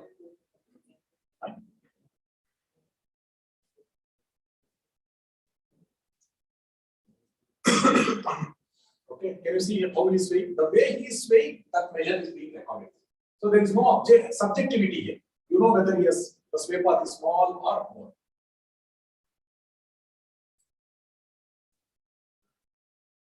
Okay. Then I demonstrate one more test for you before I generate the report and show what exactly happens. See?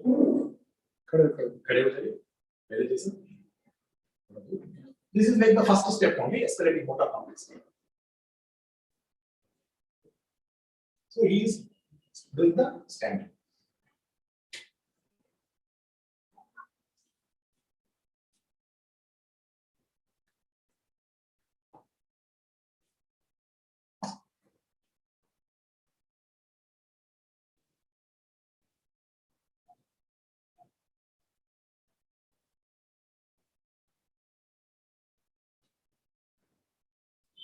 अभी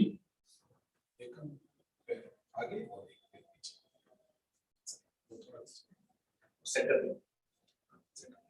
So this is tandem stand. And now again we get an objective measure of tandem stand.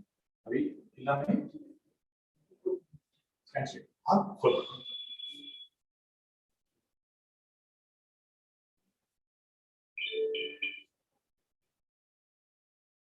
Now the same rhomboids principle will be used to give you results.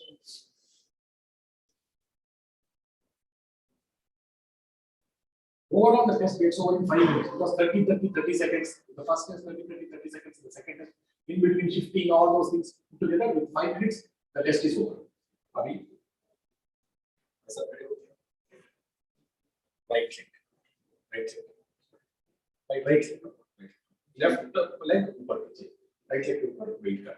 नहीं वैसे सिर्फ left leg उठा के हाँ बस. So now we'll see his stability. You see his stability only on the right leg. How strong is his right leg able to hold his balance, the entire body balance, with eyes open. So we are increasing the motor complex. From 2 legs side by side to 2 legs stand up to only 1 leg.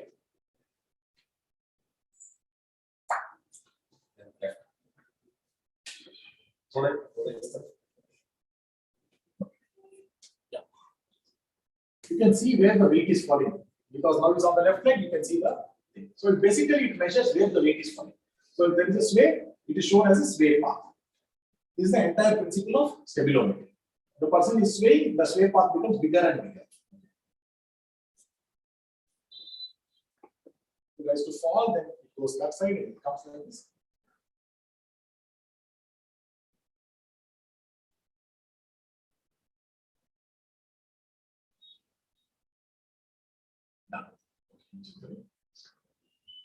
So I have done 2 tests. I will just generate a report now.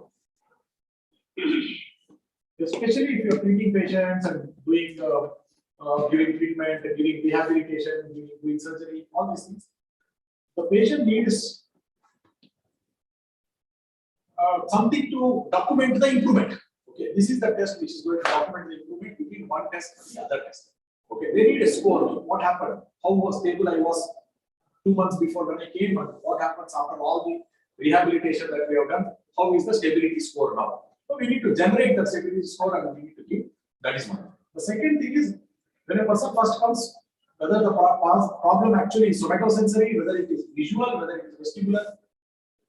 See his score. His somatosensory score is the lowest. Okay. When it comes to, I'll just reduce the size of this one.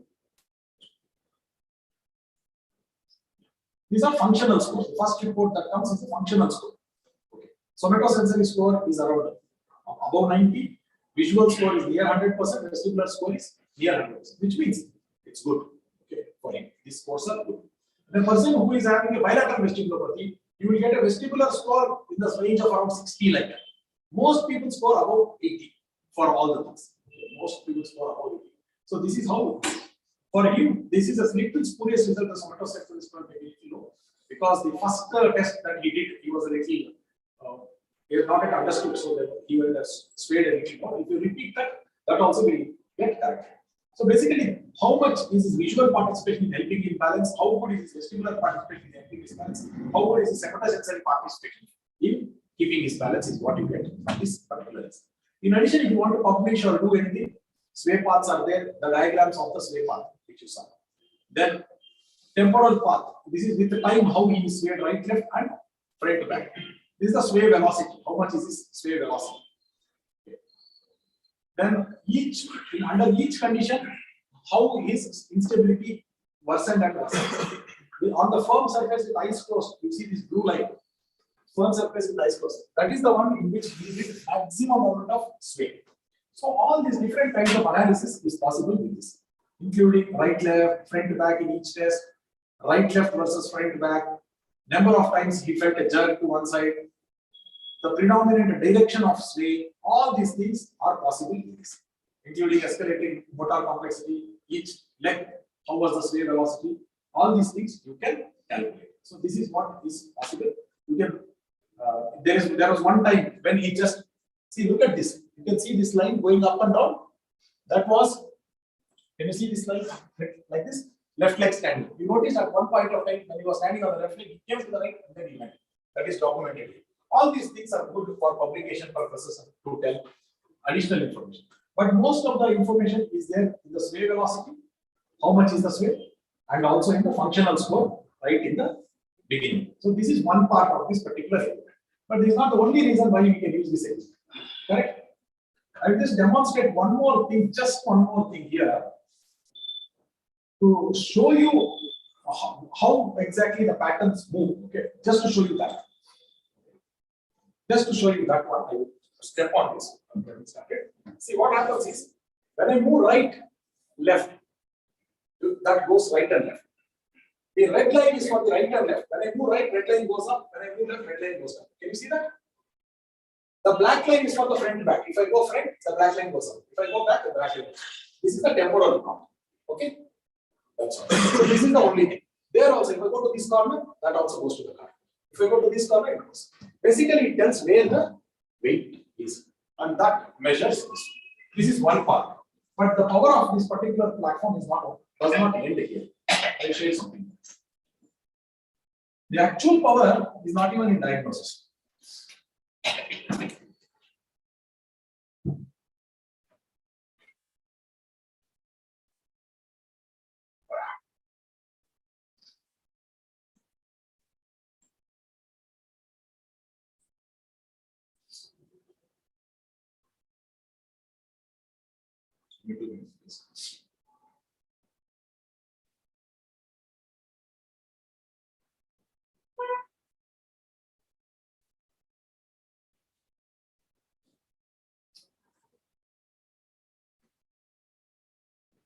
The actual power is in helping the patient gain back their postural strategies to gain back their reflexes. You see here, I can play the game, her movement actually begins, is controlled by my weight shifts.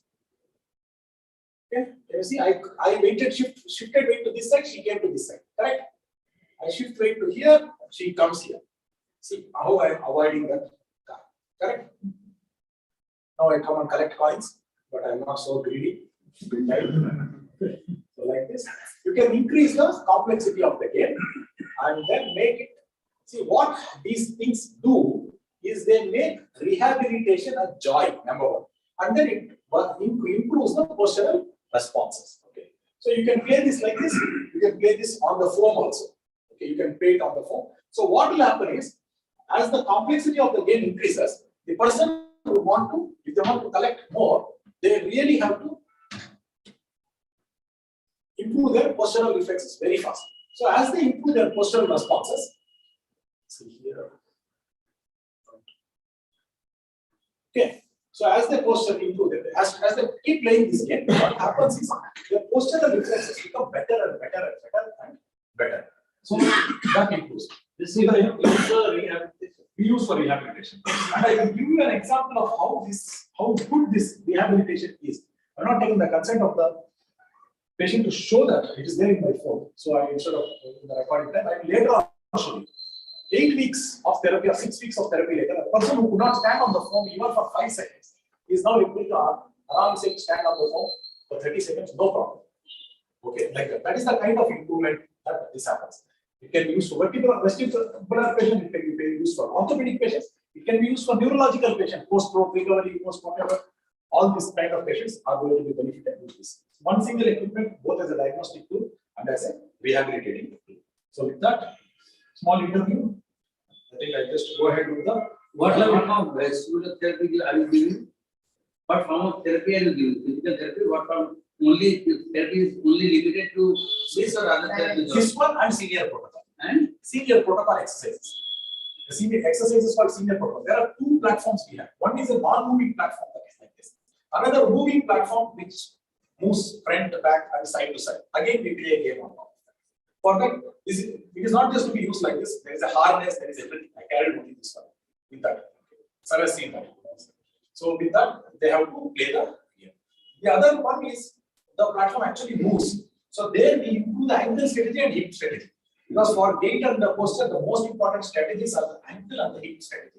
So we make them actually move the hips and this the platform moves, and moving platform they play the game.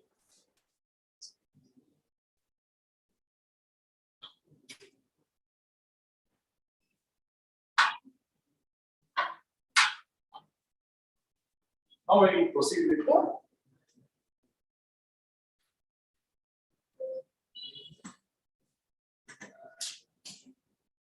presentation of therapeutic options.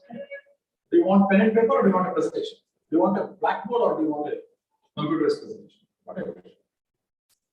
Whatever is your comfortable. Blackboard is also okay. That will be even better. You'll have better interaction.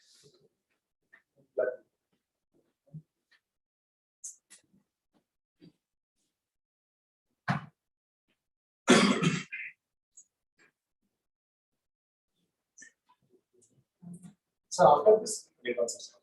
So it's on management. Yeah, with the therapeutic, then sir has the management. Okay.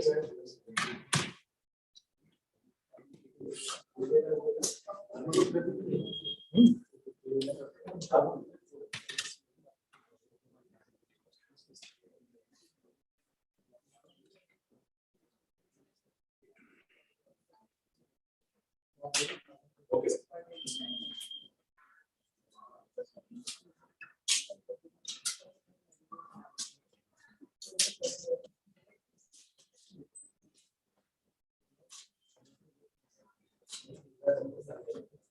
So this is going to be more again a discussion we learn from one another. I want to take from your experience, and I would want to share my experience with each of the conditions. Okay, so that is how I will be doing. So let this be open. It is not a didactic lecture where I speak and only you listen. It's not like that. Please share your experiences too. Okay, he's getting it. Sorry. Like he's getting it chocolate. So when it comes to role of pharmacotherapy, there are some places where the role of pharmacotherapy becomes important.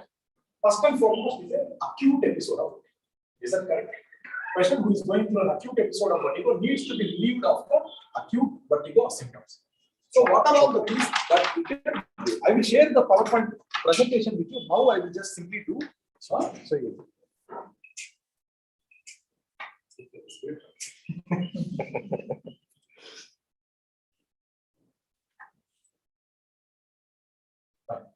you. So first step is that this is acute vertigo attack. What are the options that we have to deal with? I want you also to share. I want to carry some experience, okay, some information, knowledge from your experiences. So when a person comes to you with an acute attack of vertigo, or irrespective of the etiology, we need to treat the acute attack. What are some of the go-to drugs that we use? What are some of the go-to drugs that we use when a person is going through an acute attack of vertigo? Most of you will agree that we are using prochlorperazine, that is Stemidine. Is that correct?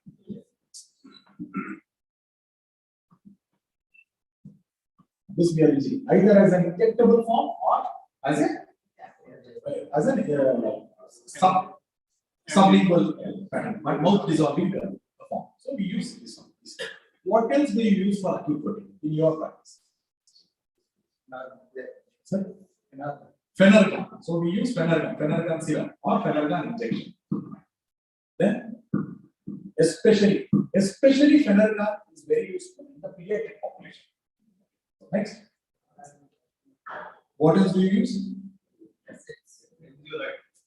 Anxiolytic. Which anxiolytic is your choice, sir? Clonazepam. Clonazepam is one drug. Clonazepam and diazepam are good drugs when it comes to relieving acute vertigo as well. Is that correct? It is not just an anxiolytic, it also is works very well to relieve the first attack of. Can you hear me just others? It also helps in relieving the first attack of vertigo. It helps in relieving the fire. What else will you use? Synergism with dimerizine combination can be used, or just synergism also can be used. Okay, sir. So synergism plus dimerizine. What else?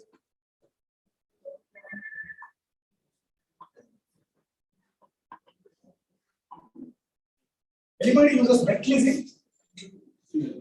Metclizine, especially if the person is a pregnant person and then we want to use. This is one thing that has been there for a long time. So therefore, metclizine is a good choice to relieve the acute attack of vertigo. What else have you used?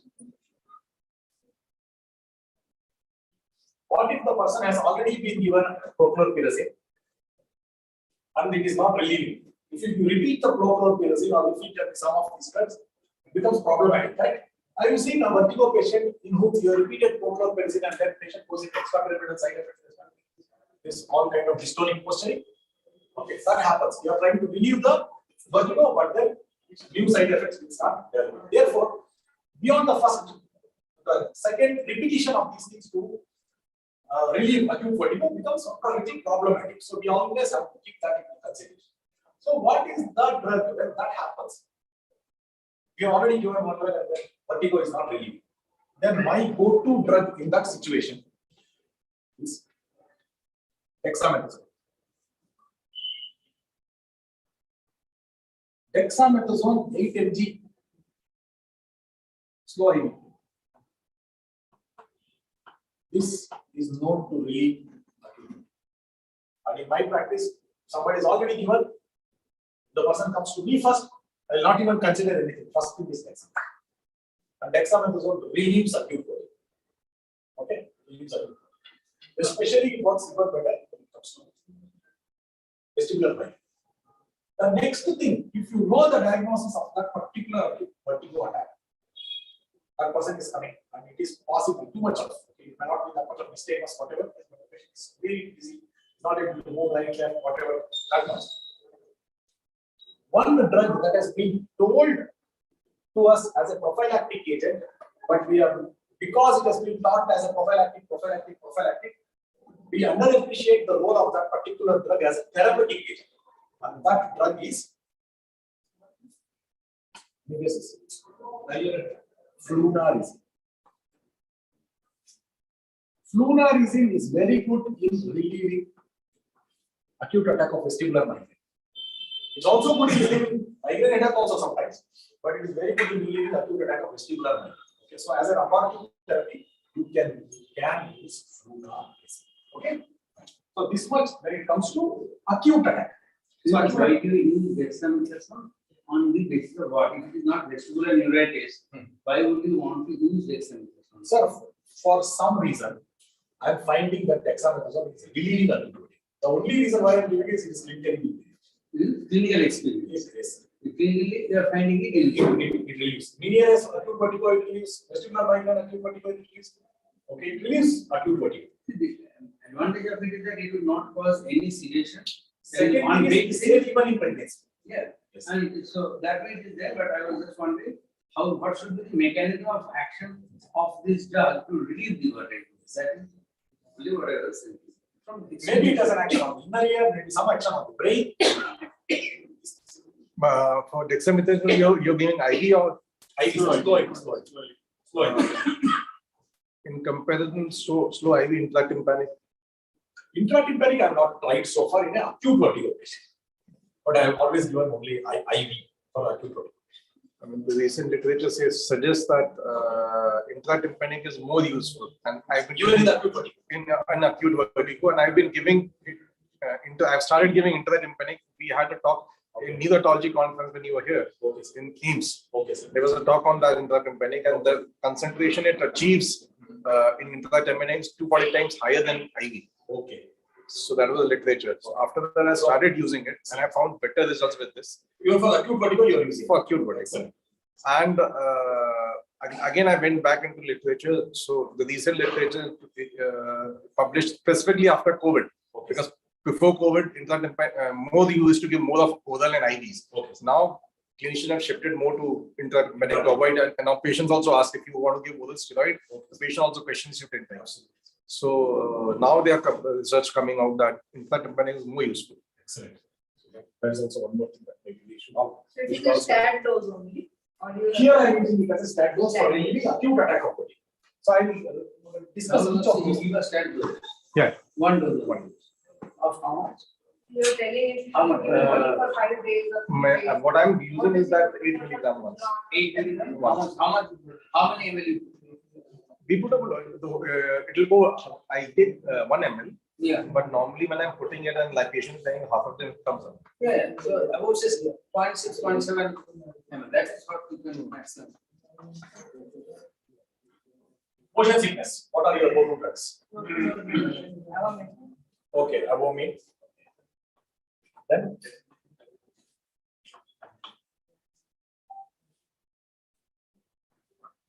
Basically, I give acetone. meclizine. Okay. Yes, sir. Next. Anything else you use? Avomine? I sometimes give acetone. Emisset. Sir? Yes, sir. Condensate. Condensate.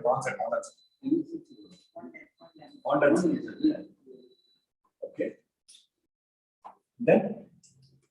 I think that is, some people use Temidol. That is already covered. Sir? EMI. The same. EMI? Amidoxine and ornithine. EOXIL. Is that right? Amidoxine. Yes, sir. What amidoxine is Temidol. Temidol is separate. Temidol is what else? Can you use? Has anybody used Fenergan? Has anybody used Fenergan as a drug for motion sickness? What is it? Sir? Cinnarizine. Cinnarizine with domperidone. Okay, Cinnarizine with domperidone. Anything else?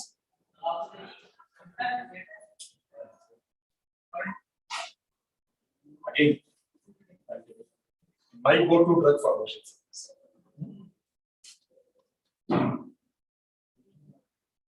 So it is your trump card. Not the trump card, only here. Next, the trump cards keep changing. You can't have one trump card. You are giving a straight 5 milligram or 10 milligram? 5 milligram 1 hour before. If the travel is too long, maybe 2 hours into the travel, they can take one. So not 10 milligram. But I give 5 mg. 5. I give And 5 is that mg also of acute vertigo also 5 mg no, acute 10 mg. or 10? Okay. Acute vertigo is 10 mg. And stat dose or for 2 days? No, only for the motion to cover that travel. That acute vertigo? Aflunar, CB. Sir, for me, for some reason, as some see what had happened is in Bangalore, long ago when I just finished PG and I was started in MSRM, there was a neurologist who came to give a talk. He was talking about role of flunarizine as an abortive agent for migraine because he told that flunarizine works for to relieve the acute headache, though it is. Then I started using flunarizine for my motion sickness patient and it started giving results. Okay. So and from then, no looking back, so I never considered anything else. So my only experience is experience. Only flunarizine, everybody comes and tells, thank you so much, especially my doctor friends. So now sumatriptan will also come at the line. So maybe. So, but sumatriptan is more for headache. It's not more So you for. tell me one thing, you told that you were using it for acute vertigo also. So here it is stat dose for how? Acute vestibular migraine also flunarizine works. Now for how many days you take? For where? Right? Acute vertigo, you flunarizine in Malaysia. Like how many days you take? In vestibular migraines, acute vertigo only I give. That one it will be like what I do is if the person has, there are 2 types of regimens. I come to that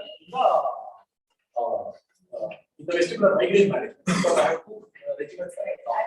Okay, then you cover that. But acute vertigo is just one dose of 10 milligram of flunarizine. But acute vertigo. Acute vertigo to abort the attack, but once the Not for respiratory migraine.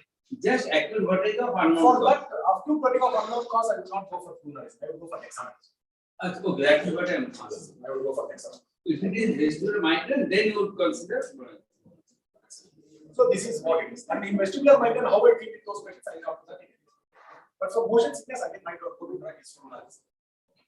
So next, what we want to do is we go to. This is where I want to actually collect the experience of everybody while going down.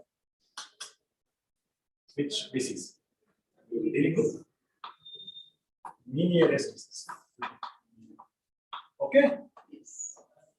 Now tell me. You are The drugs that you vouch by, this is the one that is working in my hands. Please tell me. First. Sir, nearest disease. 75. Stooge around 4. That is Sinnar is in 75. Yes. 75 OD. Correct, sir? Yeah. Yes. How many days? 3 weeks. 3 weeks. Fine. Next. Share your experiences. I will definitely add a diuretic. Which one is your diet? The diet that you give. Huh? I give lacilactone half tablet. Lacilactone 50. Half tablet once a week for 4 weeks. Lacilactone you are giving weekly. One Weekly. half weekly. Yes. Okay. This is a nice way. Half weekly into 4 weeks. So basically, the pharmacy guy is only getting 2 tablets. Yes. They will not like it. Okay. Because most of the people are working, whether they are at home, Yeah. but they can follow. So you are following Sundays, you a take it. weekly regimen of a diuretic. Right. There are this is furosemide and spironolactone. And if it is Great. Yes. Then you're saying something else. If it is Diuretics. which diuretics? Which is your Say, choice? like,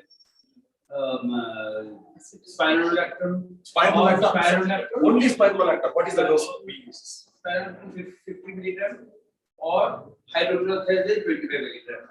Okay, spironolactone 50 mg. What is that? How long? Depending upon if it's a recurrent attacks of migraine, we do not give any medication for migraine. You are talking about BDS. For Meniere's disease, if there are not more than 3 attacks in 2 months. Okay. Otherwise, I see that only when you are getting the attack, single dose of an abortive medicine. Single dose of Spironolactone is an about abortive medicine. If there are more than 3 attacks in 2 months, Yeah. then we put them on a prophylactic medication that is with spironolactone or hydrochlorothiazide. So the other thing is hydrochlorothiazide is your next. Okay. That is thiazide you are using. Rare, Yes, sir. Yes. usually and rather rarely, I would combine hydrochlorothiazide and spironolactone together. Combination of the two. Combination of these two also. Is there a combination tablet available or is it separate? No, separate. Separately. So Yeah, because the advantage of using this separately is that when I'm giving this drug, I am monitoring the sodium potassium levels. yes, sir. And depending upon that, I will decide which one to continue, which one to withdraw, and what to do, and how much the patient is. So, Lacilactone, the only problem is that Lacilactone, it has got at the dose in which it is prescribed is too low a dose to cause any adverse effects. But in Lacilactone, there is furosemide. Isonitride is a possibility. Yeah, so isonitride is a big possibility if you use it regularly. And another thing that furosemide also has got toxic effects, which hydrochlorothiazide does not have much. So the other problem with using furosemide is furosemide itself is ototoxic. So this much. So we have I also like to give below mass.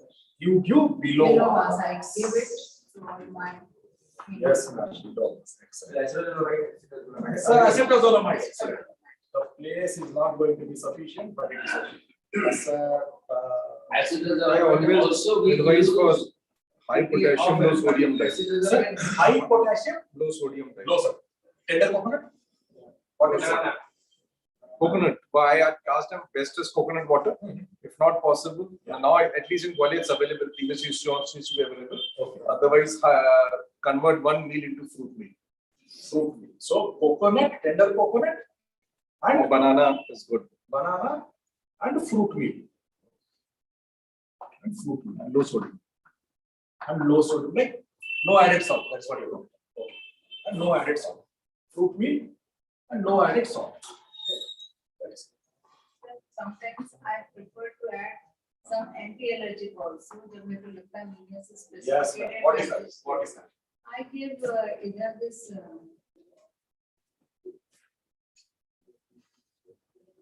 Okay, so you give one antihistamine. anti-allergic. So you are so Can be Allegra anti-allergic molecule also. and so antihistamine or ये जो अपना होता है Allegra वाला molecule है. Flexibility. So basically antihistamines. Anti-emetic. So basically you are going to give antihistamines. Or preferably Agarwal. Okay. Sir, somebody else. Sir, beta histamine.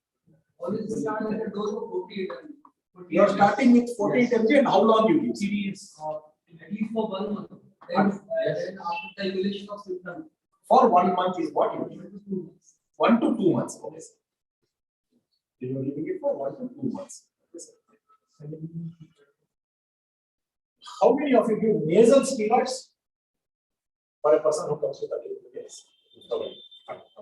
Anything else? Steroid we may add in active treatment we give steroid. You give steroid as a tablet. Yeah. But not nasal. Intratympanic, yes. So intratympanic steroid also you can give. Oral and antitympanic. I don't give Intratympanic. antitympanic, I give. Even intermittent. Intratympanic gentamicin. Intratympanic steroid and intratympanic gentamicin. Steroid also and gentamicin also. Sorry for this. Intratympanic genta also. Fine. Anything else? Salicylene. Salicylene. What is the dose of salicylene? How long you give, sir? Sir, spelling salicylene. S-C-L-E.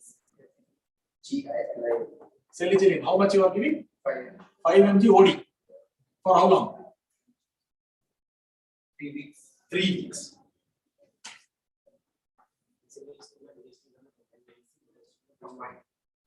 You are combining salicylene with beta. Next. Then, sir. Only B complex is left. Neurobion is a standard product. So you are using nutritional supplements like B1, B6, B12. B1, B6, B12. Yes. Next. Especially with help. Especially methylcobalamin. That is okay. Yes. Next, sir.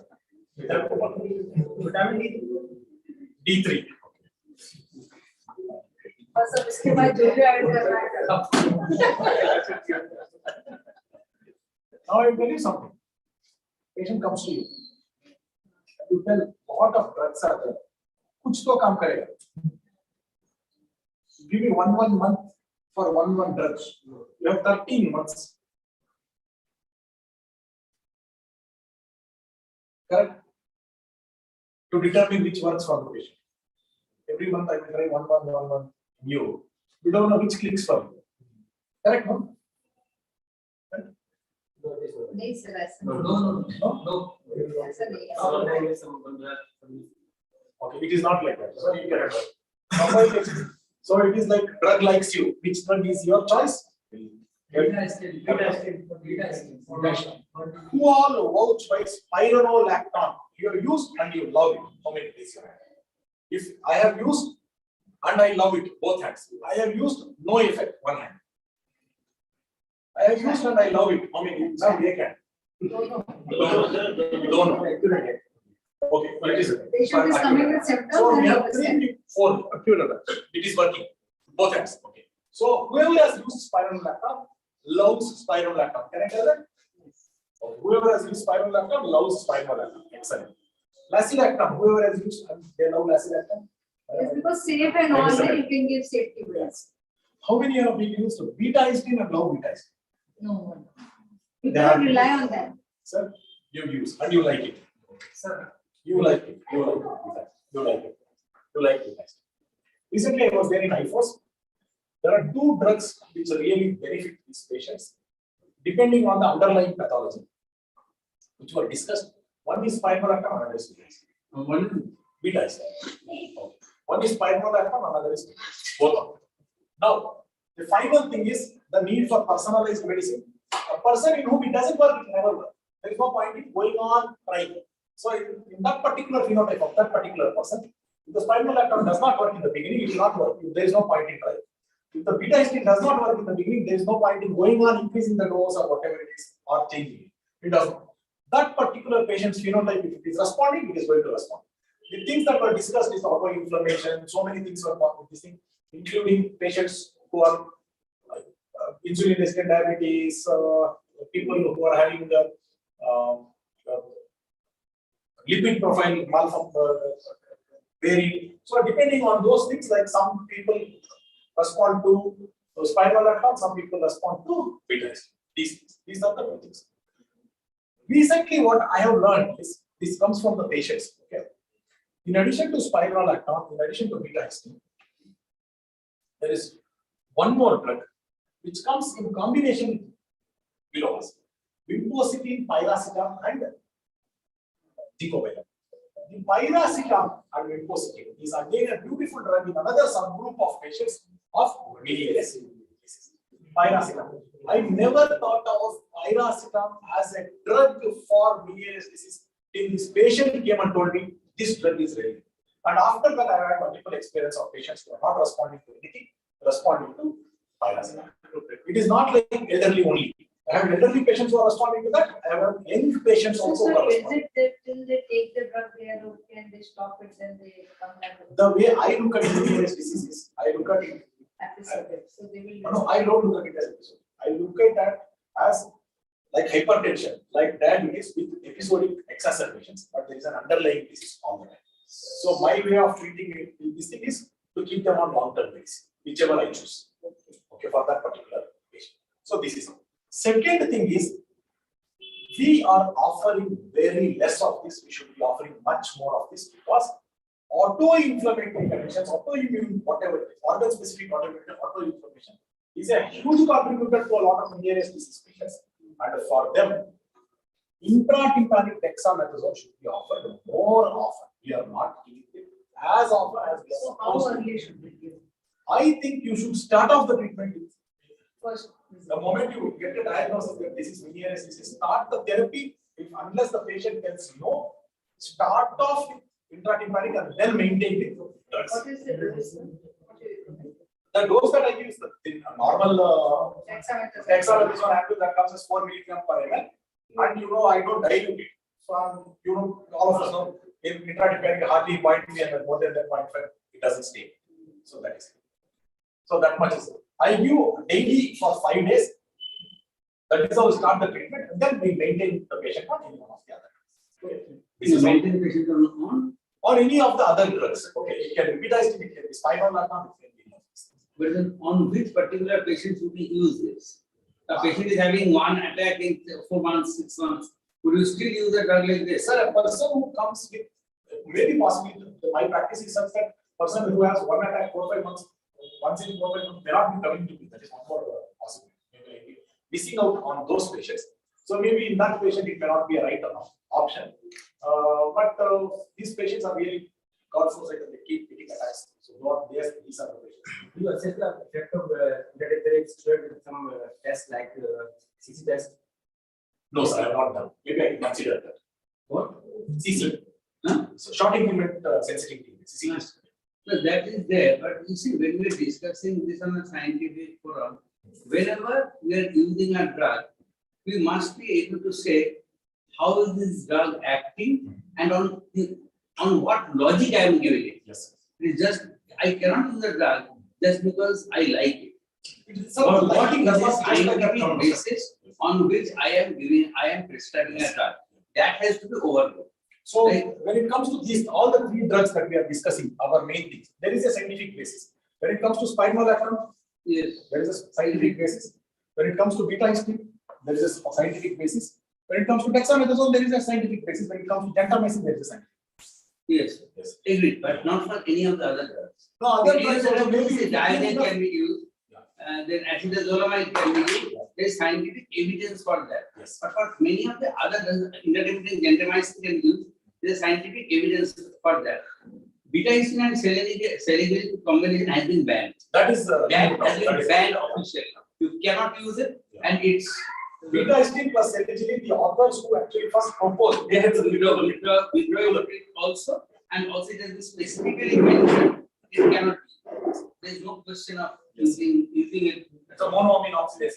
Yeah. So, but there are people who are using selegiline isolated and getting results. See, the point is that in a disease like Meniere's disease, Yes, sir. where you do not know the exact pathophysiology, Yes, sir. where the disease is in a stage where Yes. attacks are unpredictable, you do Yes, not know the how, when you are going to get an attack, everything about it is unknown. Yes. There, something can work, something cannot work. It's not because whether it is working or not. Yes. For other reasons, you may not have had the attack. Yes. Without medication, also you would not have had the attack. That is also Because possible. that is the vaccine and very period, and sometimes these attacks will be a little frequent, sometimes there will be there will be Shorter intervals and phases. bigger intervals are known. One more. The thing what is important over here is that there is only practically one class A publication on beta histone, on drugs used in many diseases. Only one class A is publication is there, which has been published in the British Medical Journal 2016 December issue. There they have shown that beta histone, placebo, beta histone in 24 milligrams per day, beta histone in 144 milligrams per day, and placebo. Patients were given these things for 9 months and then followed up for another 9 months. All three show the same results. And it has also been proven and shown that in 72% of the patients, out of all the combined studies that have been done, that is RCTs that have been published ever on beta histone, it has been shown that in 72% of these published studies, placebo had very, very good results. In fact, Whenever you are using, I believe it is more of the placebo effect, or it is the natural course of the disease and not a result of the medication. Yes, sir. So this is extremely important to realize regarding mania disease. We are not very sure about what pathophysiology is there and how it is working. So on a thing like this, I think the best logic to go by is that since we call it hydrops, there will be hydrops in other diseases also. It's proven that based on migraine also there is hydrops. Asymptomatic case there is also hydrops. So the thing is, if you believe that mania disease is happening due to hydrops of the inner ear, then other than diabetics, no other drug has got any scientific validity. If you look up the NHS website, there beta histone is specifically mentioned only for mania disease, and it is also given over there that the effect of beta histone starts after 14 days. So it is all published in the website and not in any website. It is called the NICE guidelines. The NHS guidelines is there called the NICE guidelines. There it is published like that. So the point is whether beta histone at all works, we do not know. We do not know whether it has got anything or not. The nearest thing that can happen is to use diuretics, because that is got at least some logical basis. And of course, intertemperature gentamicin has been found to be useful, and intertemperature steroids also have been found to be. There are RCTs which have shown effect of intertympanic, good effect of intertympanic steroids, and the advantage of giving intertympanic steroids is that it is not autotoxic. And moreover, if we would not want to use an autotoxic drug, because 30% patients can get occurrence in the other ear also. So that way, intertympanic steroids are possibly safer than intertympanic gentamicin. Though the American guidelines and the Barron Association guidelines both have said only about intertympanic gentamicin, not about intertympanic steroids. So when do we use intratympanic gentamicin? When do we choose? So who are using gentamicin and when is the go-to drug? When are you going to decide enough is enough? I'm going to use gentamicin. Giddiness with hearing loss, severe loss. Already there is a severe hearing loss, and the patient is getting again and again vertigo. Guidelines are very clear. We have to go by guidelines. Sir, I am now collecting the experience. Guidelines I can read anytime, sir. I am here to collect the experience of all the people. That's what I am trying to do. So that is the only reason. Sir, who else is using gentamicin, intratympanic? Who have given intratympanic gentamicin? And when you chose That's only for the media experience. Similar to profound hearing loss. Hearing loss already is there. Yes, already the hearing is lost. Then, and still patient is getting vertigo. That is the time you don't have the fear of any more using. Let me give you a cure. That is when you are choosing. When else have you cure? No, see, it is failure of medical treatment. Failure of 6 medical. months of failure of diuretics or other oral drugs. Okay. So 6 months of failure is when you have suggested intratympanic gentamicin. Then you are expected to use intertympanic gentamicin. Okay. So, but will you say, Sir, Yeah. when you are saying 6 months of failure and the hearing, patient has hearing loss, No, normal hearing also. even if the hearing loss is not too bad, you can use intertympanic gentamicin. Or complete hearing loss, that is what we call as a non-serviceable hearing, that is less than 50% speech expression score, or If the patient has hearing loss but it has serviceable hearing, then you can use intertympanic gentamicin, but it would not use going for labyrinth therapy. That you will not do. so I would, my personal experience, I've used only in this case, pure non-serviceable hearing. The reason is, very first case, initial days of my practice, I've used this thing, and Dr. Madhavi sir was very fond of intertympanic gentamicin and used to give a lot. Right, left, center, he used to He used to give, and he used to say that it will never lose less. Yeah, I know, I'm aware. So, my personal preference, I would prefer to do a sac surgery than intertympanic gentamicin. The reason is, if it gives even 10 decibel hearing loss, increases in private, patient is going to sit on my head. Sac decompression, at least I know it will not lead to hearing loss. Yes.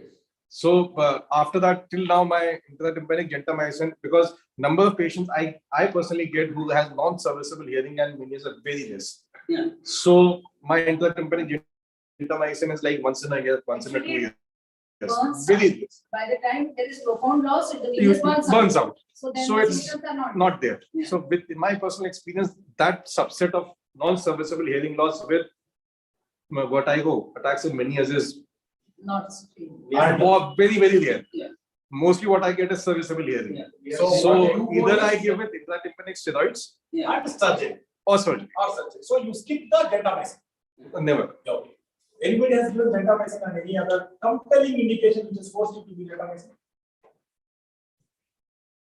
If there are drop attacks, Sir, I think you have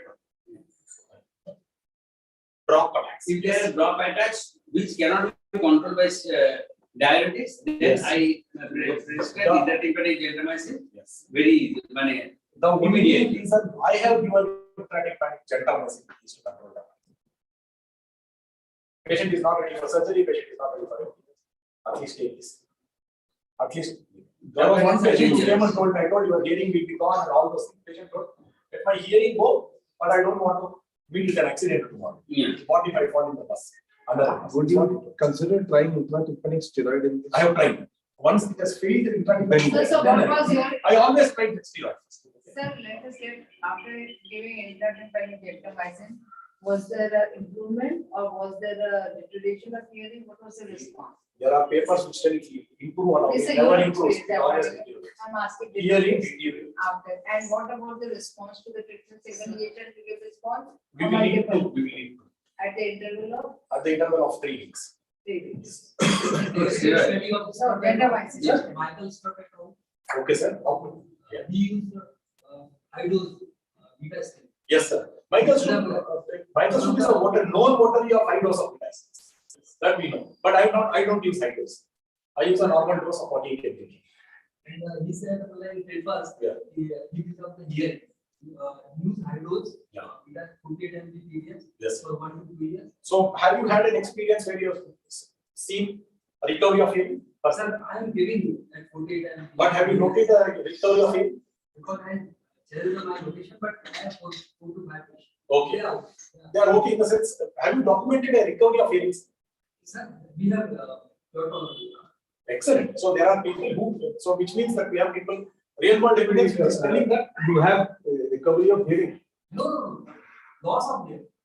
No, sir, no, sir. The loss have already happened, that is the okay. But patient, So there is no further deterioration. Yes, yes. There is no further. So what sir is telling is, it's not recovery of hearing, there is no further deterioration by We have lot of papers.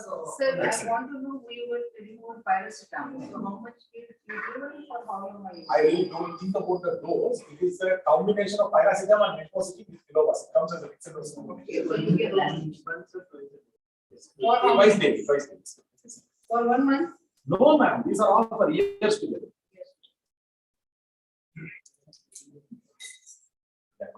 So, next, which one thing we are not in cover? what really happens is a drop attack. Sir, in a drop attack, it is the The drop it is the hydrox of the autolytic organs. When we collect more in the autolytic organs, then the sensation of up down goes away, and then you get those drop attack. It's basically hydrox of the autolytic organs. That causes the drop attack. But you see, there are hundreds of things which are ambiguous recently I'm in one of my books which is studied out the 150-page chapter on various these controversies. There are lots of things which are there, and you cannot explain each and everything. Like we find drop attacks in which cases of Meniere's disease. In the advanced cases of Meniere's disease, you get drop attacks. But if you look at the human anatomy, the sacrum is the lowest part of the inner ear.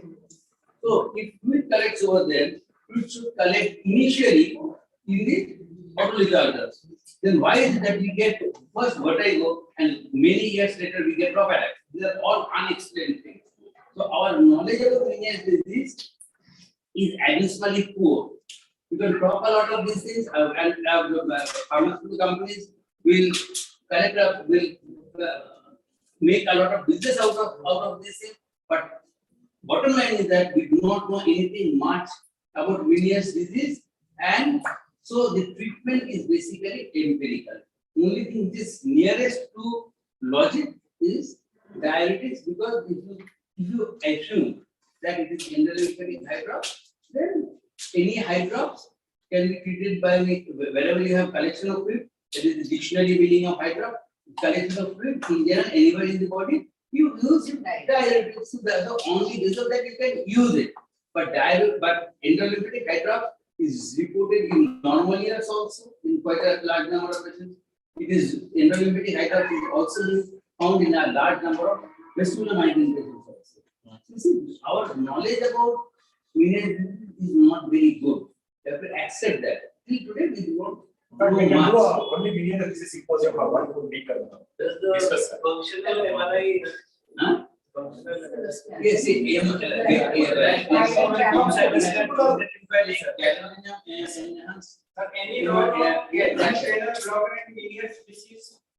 Which calcium channel blocker you're talking about? Synergy.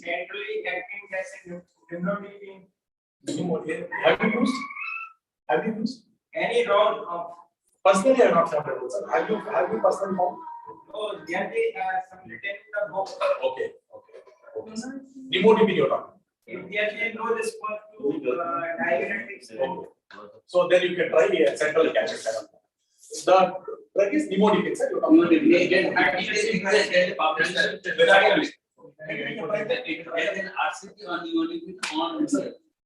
Thanks for adding that. Nimodipine. Okay. So we'll add that. Very hypotensive effect. It has a hypotensive. Vestibular migraine. The more these patients are After the lecture. absolutely sure, sir.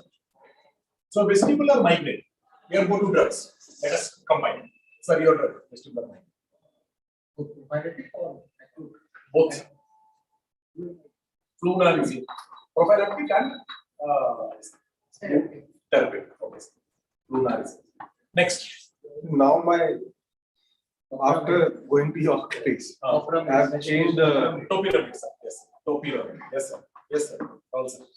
I asked the patient to have proper sleep, proper meals, Yes. and antacids. Lifestyle changes should be Proper first. sleep. Lifestyle changes should be the first Yes, sir. in any type of lifestyle. Fantastic. That helps in more than Yes, 50%. Lifestyle. Lifestyle. This helps in many. Yes. Address the comorbidity. Okay. Comorbidities like sir. Diabetes. Address comorbidities. Yeah. Vestibular Yeah. Hypertension would be one. All these things. Lifestyle modifications. And specific lifestyle also are written as a separate. Yes. Anything else? What are the drugs you use? Usually, lifestyle is also. Sir, Divalproex. Divalproex sodium. Then again, I want to say comorbid situation. If the patient have a depression, Yes, sir. then use amitriptyline. Amitriptyline. Yes. Yes. If a patient had a weight gain, Yes, sir. then topiramate. Topiramate in case of weight gain, concomitant anxiety, depression, amitriptyline, Anxiety news that beta blocker.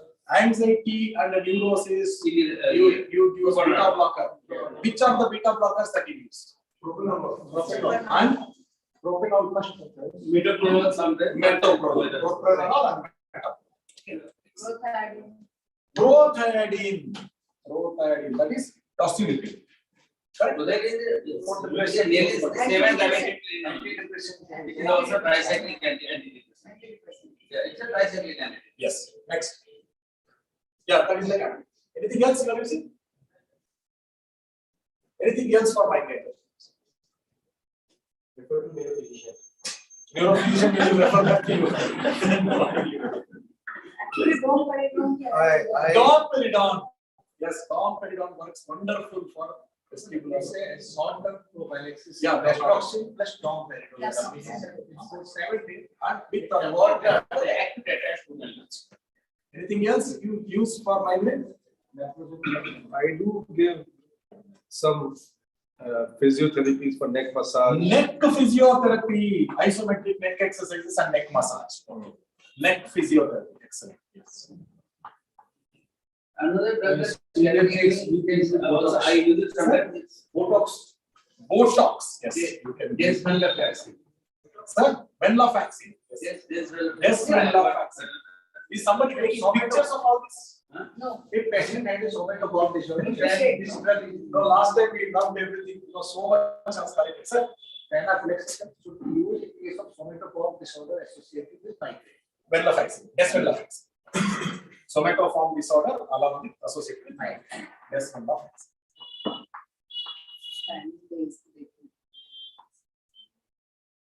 Okay.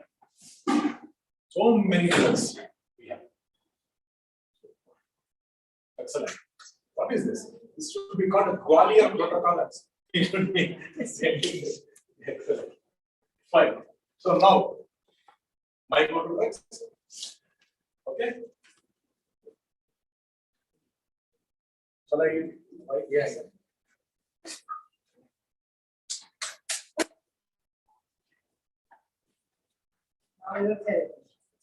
No, this keeps changing. Each and every time I have come meeting like this, I go little bit modification has to happen. So what do you follow? First is magnesium. Magnesium. Yes. First is, it used to be fluoride for a long time. So how do you do magnesium? 200 milligrams per day. We get a tablet by name ultra magnesium. I give 200 mg per day. Why not 400 into the standard dose? 400 milligrams of magnesium daily. So In my 200 mg will become. I video. Yeah. There is one now some are available at 400 milligrams. Tablets are also tablets. The advantage is that you can give a combination of 400 milligrams and riboxamide.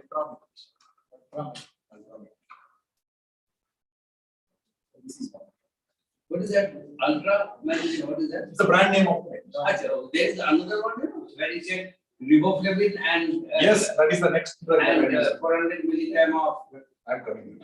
magnesium. I also use one combination of calcium plus magnesium vitamin 3. Yes. Calcium, magnesium, and Vitamin D3. vitamin D3. Calcium, magnesium, D3. vitamin. Okay, sir.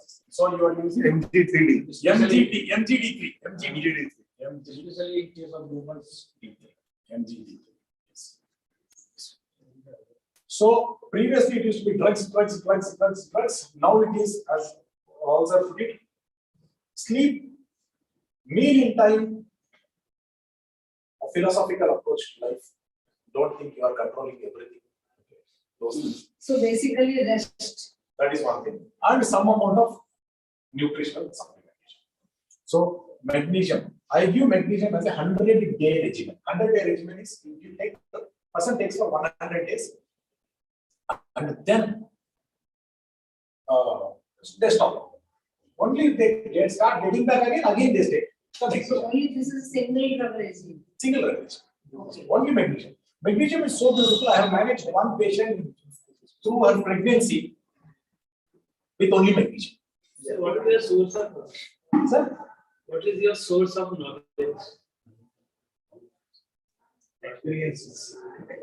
Reading and applying. Go back and come back. Real world evidence is the evidence. Encyclopedia of history.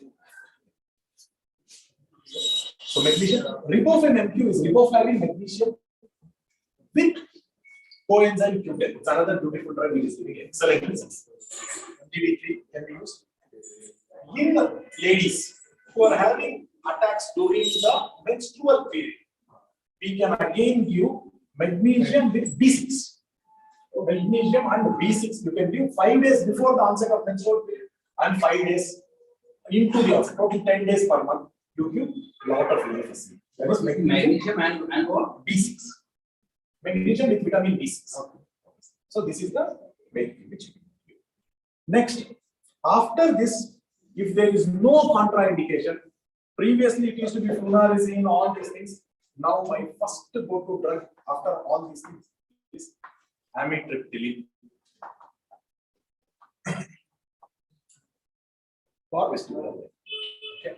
Amitriptyline works wonders for this patient.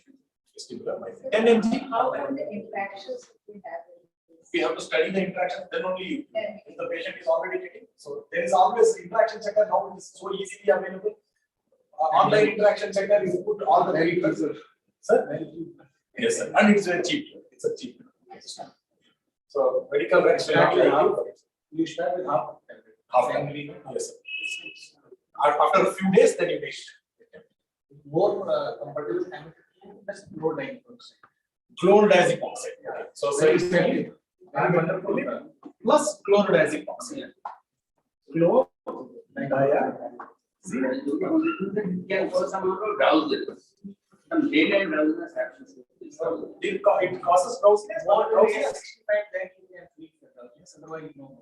And after some days it goes off. Yeah, after some time it goes up, but initial few days the patient can get a bit of. Initial few days you can give in the early phase. Evening 6 p.m. or 7 p.m. You can try. Then daytime drowsiness. That's no problem. If you take it at 11 p.m. Then more patient cannot get up. then definitely cause. So the thought process that is happening here is somebody tells, okay, so next day morning I feel drowsy, I cannot get up. So take early morning. So that next day morning by the time they get up, that action is gone. So these are the drugs. And then you all saw all the other drugs, developers, so there are so many other drugs are there that can benefit. But as of now, if there is been some learning that has happened in the last 1 year in terms of migraine for me personally, it is the role of magnesium, riboflavin. These two things, magnesium and Q10 also. Sir? Q10. Coenzyme Q10 also beneficial to one patient of mine who was not responding to any drug for Meniere's disease. Coenzyme Q10 help. So that is also there. There are some patients who just start responding to one particular drug. So it is like that. So these are the things investigated. Next, coming to my drug that used to be the go-to drug for a long time in vestibular migraine used to be flunarizine. Okay. Even now I use flunarizine. And flunarizine with propranolol or only propranolol, sometimes even metoprolol. When it comes to flunarizine, I use flunarizine in two ways. I don't use flunarizine most of the time. I don't use as a long-term prophylaxis because it's a dirty drug in the long term. It causes weight gain. It causes a little bit of slowing in some of the patients. All these things happen, so I don't use. But the way I use flunarizine is in two ways. One way is abortive way. Another way is called pulse therapy. Abortive therapy and pulse therapy. What is abortive therapy? Person already you know is having vestibular migraine. Next time, patient knows, you keep it in your handbag or you keep it in your purse, a tablet of flunarizine. The moment you start getting the first indication of this attack coming, take one tablet and that is be done with it. That is it. This is the abortive therapy. But patient comes to me already with established vestibular migraine. At that time, if I give a flunarizine, I will tell them, now you take this flunarizine for 5 days total. That is the pulse therapy. These are the only ways in which I give flunarizine. Most of them. Except very rarely I do continue to use flunarizine as a 30-day regimen, as a 100-day regimen. But most of the time it is either as a abortive or as a pulse therapy. And all the other drugs are there. Topiramate is again I use. Okay, I use I'm considering using prothiazide. Okay, one of my friends is a very strong notary of prothiazide. So I'm considering using in some of the patients. So these are the drugs. What is the medical action for aborted therapy? In flunarizine, sir? Okay. I think again it is the calcium channel blockage. Personally also I use. Is it drug of choice for vestibular migraine or migraine pediatric? Okay, sir. Okay, It's sir. not in adult. Yes. But Okay, sir. No, it is not written in the books. It is not written. The first time it was told how to me. many patients you reported? Aborted? So personally, I also suffer. So in me, never. So I keep traveling here and there, all those things. So when I get an attack, and the moment I know that I'm about to get it, I take one tablet. You take on tablet of flunarizine. Flunarizine. More for vestibular. Or vestibular. Like motion sickness. No, both for motion sickness, also migraine headaches. It means they were disappeared. So then only, I will not get it. I will travel fresh. तो कितने से travel के पहले लेना चाहिए? Ma'am, the moment I am getting the symptoms, I feel little odd. Travel कितने पहले travel के लेना चाहिए?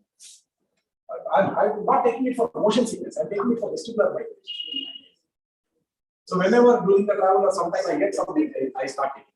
In fact, Vishwas sir had treated me once with tablets in Moscow. I had such a bad attack of migraine. By the time flight was not there. I could not even stand. I was having nausea, all those things. One more thing to be noted here is highest or the most upper GI endoscopies are being done For migraine. for vestibular, for migraine. This gaseousness, this bloating, all these things are migraines. So many of those gaseousness, bloatings, this reverse, all these things are actually migraines. Treat them as migraines. See the result. Okay. It's all a psychosomatic disease. So much of it. That is the gut brain syndrome. Mixed form. Yes. Migraine tension medicated for. Yes. Not pure Migraine tension it is. Sir, यहाँ तो local gas Yes, sir. It's true. Okay, imagine. Yes, sir. यहाँ पे ऐसा लगता है sir it's a real. Constipation is what most important cause precipitating factor for migraine tension. It's a real. Constipation actually. The problem is there used to be a thing that used to be told in those days. WhatsApp forwards used to come. Every body part was telling, I am the most important. Heart was telling, I am without my blood. Nothing be for you. All remember that, no? You know the joke or you forgot? Nobody knows. Then brain told, without my working, you cannot make a move, nothing. Skeletal muscle told, skin told, without me covering, you will not be able to do anything. Everybody started, every body part was arguing, I am the best, I am the best, I am the best. But that one organ which is responsible for constipation kept quiet. Then suddenly it stopped working. One, the brain got a fever, heart started missing beat, skin started sweating, everything. Finally, you are only boss, open up. These are all the things to go. Right? So, like that constipation can cause a lot of problems. I think this was a lot of learnings for all of us. Thank you so much. Enough therapeutic.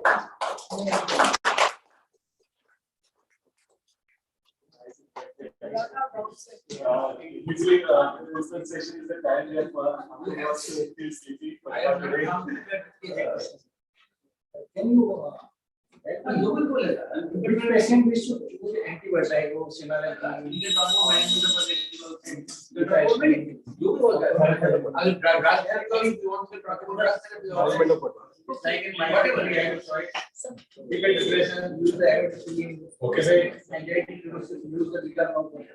Like in anti-vertigo. In anti-vertigo, I will start off not based on which time I should start. Sir, I always start pretesting. The reason is it is a safe term. 40 mg per day, that is 16 kg. Sir, I give long term. For acute vertigo.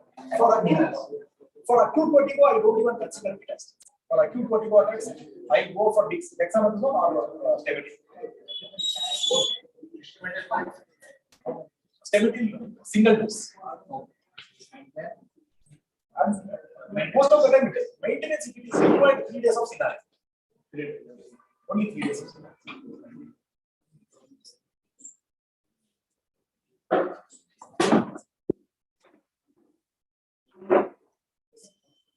maybe 2 measures of getting up and having tea will make us relax. Yes. Yes. Sir, anything else for in case of chronic vertigo? So for chronic vertigo, depending on the etiology, it is Meniere's again first choice will be. Nowadays the second choice is because spinal line. Sir, क्या बोला first choice में? Yes. Second choice? Spinal line or acid. For chronic vertigo. For which reason? Chronic vertigo. For chronic vertigo, there is one more people who are all the time every day little bit of postural imbalance, all tests come negative. Synergism will divert the networks. Drama.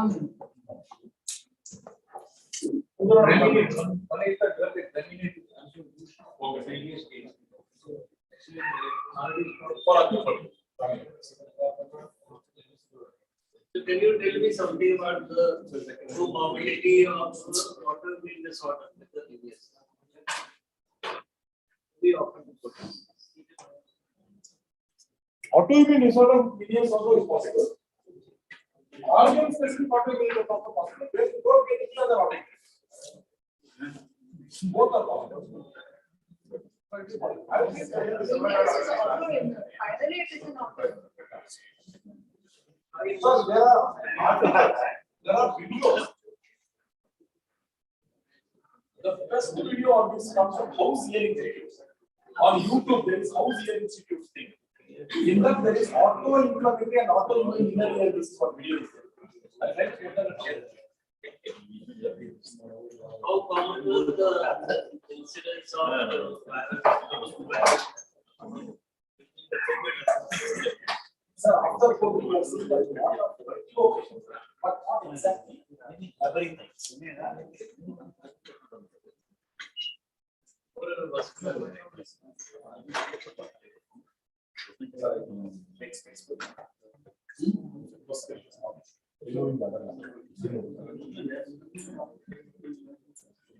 For the next session, I request Dr. Vishwas sir, for the topic management of balance disorder.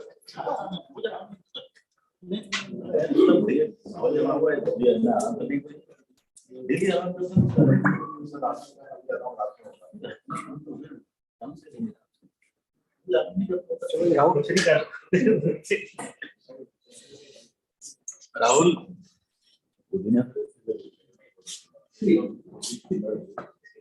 Now I believe we'll be talking about a very controversial thing. That is, I don't know how much you'll be interested in it. Point is, let us see.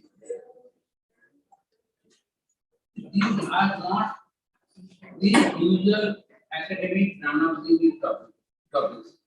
What I am talking on is basically from experience and everything backed by research. High-class published research backed by that. I will be trying to present certain things. As you get bored with this, let me know. There is no more problem because it's not something which is expected to be very interesting.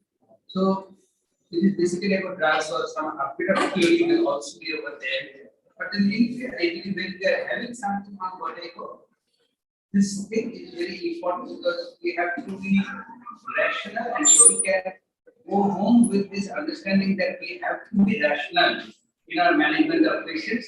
That is more than 80% of the work done. So, managing balance disorders, my deliberation today will be on why and where are we going wrong. See, the fact remains that in the management of vertigo, we are going wrong. Like so many cases where so many diseases were discussed by Dr. Srinivas just now, there was no unanimity. Why was there no unanimity? Everybody is using this drug, everybody is using that drug, they're trying to put in drugs for each disease. Why should that happen? If you follow a science and a logic, then it should not be like that. You should not be having your way, I should not be having my way. There has to be one standard thing which will have to be followed. So why is that not happening and why is it? So my deliberation today will be on why and where are we going wrong. See, balance disorder patients are treated unethically, irrationally, injudiciously, on utterly wrong presumptions, on the basis of wrong information and deceitful promotion by commercial forces, with incomplete assessment of the patient's morbidity. What you are treating is the patient's morbidity. You are not curing the disease in most cases. You are treating the patient's morbidity. And the morbidity consists of physical, emotional, and functional components. It's not a question of spinning only. A lot of other components are there in it also. And with inadequate application of mind and logic, I will not swallow the excuse that I do not know. Whatever I am saying, I will not be speaking one new thing which any of you do not know. But yet then I will show you that what you are doing is not what a rational person would be doing. Not a question of not knowing. The question is not apply mind and logic. That is what it comes to. So let us see that. See some examples. Which of it you don't feel well? I'm not, you does not mean you as an individual level. It means what in general doctors do not do.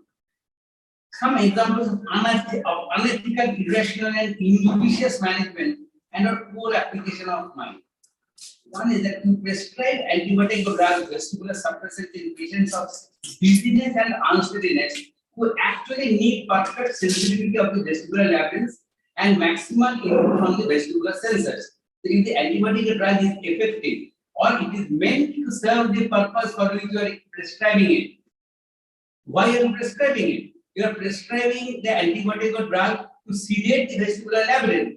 And if the drug actually does that, I do not know whether the drugs do it or not, but if these drugs actually do what the pharmacopoeists say that they do, that means they sedate the vestibular labyrinth and reduce your vertigo, then in a patient of unsteadiness or imbalance, would you want to sedate that patient's vestibular labyrinth?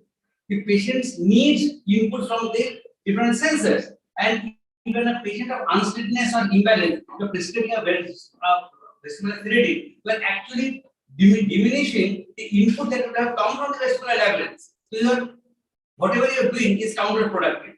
Then prescribing antihistamine antibiotic drugs and histamine analogs together. So many prescriptions we see where beta-histine and cinnarizine or beta-histine and prochlorperazine are prescribed together. One is a histamine analog and one is a antihistamine. So why are we prescribing them together? They are prescribing antibiotic drugs for prolonged periods, knowing fully well that the vestibular compensation mechanism may be jeopardized and that the symptom of vertigo is self-limiting. All of you know that. Whatever I am saying, nothing is new. These attacks of actually head spinning and all, they do not last for 1 or 2 days. Usually for a few hours. After that, the center will take over. This spinning is going to stop. As it is taught and known, that if the patient says that हमको 2 हफ्ता से चक्कर टाना आ रहा है, it is not possible. This is a psychiatric disorder. So these things can, there is a self-limiting thing. It is going to come down. It can recur again, but it cannot go on continuously. And then you, when knowing fully well that you are camouflaging the patient's symptom only, then why do we rampantly prescribe this drug for prolonged period? The teaching today is that you should not be prescribing antibiotic drugs for more than 3 to 5 days. As I showed you in the morning, it is said for 24 hours only, not even 3 days.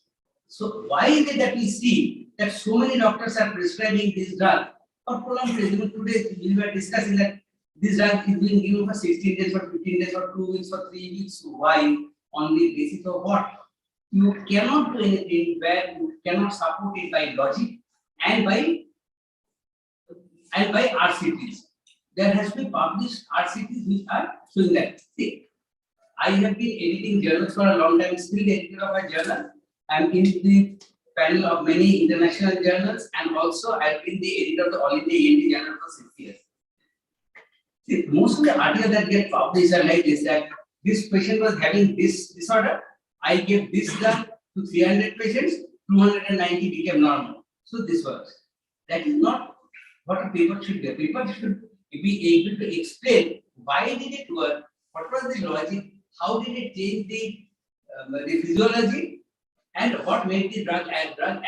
Until that is given, it does not make sense. And so, and what was it? And also it has to be a placebo control study. Okay. Until you have these things in place, if it is not multicentric, if it is not placebo controlled, and if it does, and so these papers, one paper getting published, does not mean anything to, it should not mean anything to you, and 2 lines from a published paper will be taken by a pharmaceutical company to promote that drug. So that is why we are all going wrong. Then, so there is unnecessary overuse of the antibiotic drugs. Then, rampantly prescribing drugs that have been proven to be just a placebo, or drugs that are known to have scary adverse effects. Like times without number, beta-histine has been proven to be a placebo and nothing more than a placebo. It has been shown that drugs like prochlorperazine induce extrapyramidal disorders.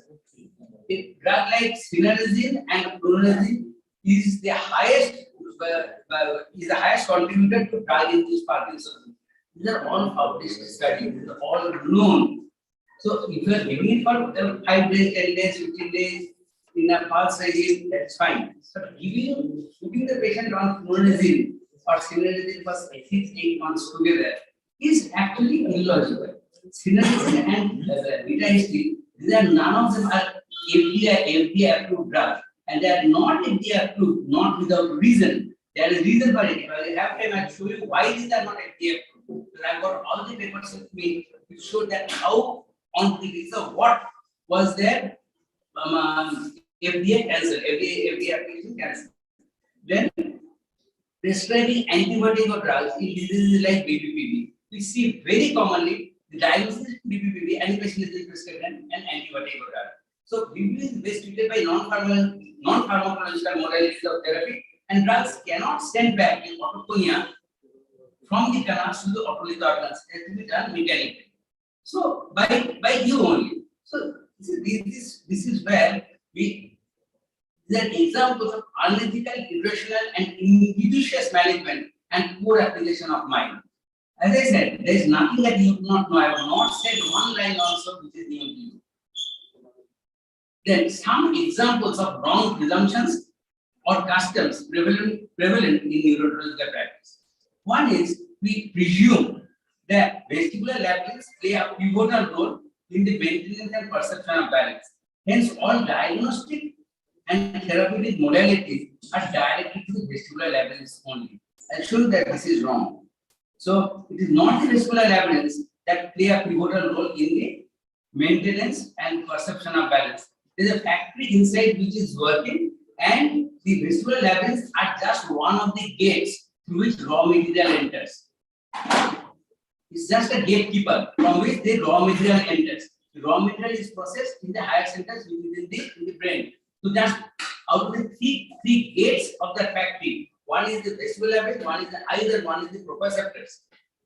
Vestibular labyrinth is just one small gate over there, and all our attention is directed to that gate only, not to what is happening inside the factory or to the other gates.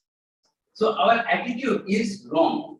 Then sedating the vestibular labyrinth and preventing neural transmission in the higher pathways cures balance disorders. So sedating the vestibular labyrinth and preventing neural pathway by giving anticholinergic drugs, and by inhibiting the neural transmission in the higher pathways. That we believe cures the balance disorder. It cannot be true. Then the vestibular function tests tell us all that is needed to treat disorders in the balance system. This also is wrong. We are not getting full information about how the balance system is working from them. So, just one by one, vestibular labyrinths play a pivotal role in the maintenance and perception of balance.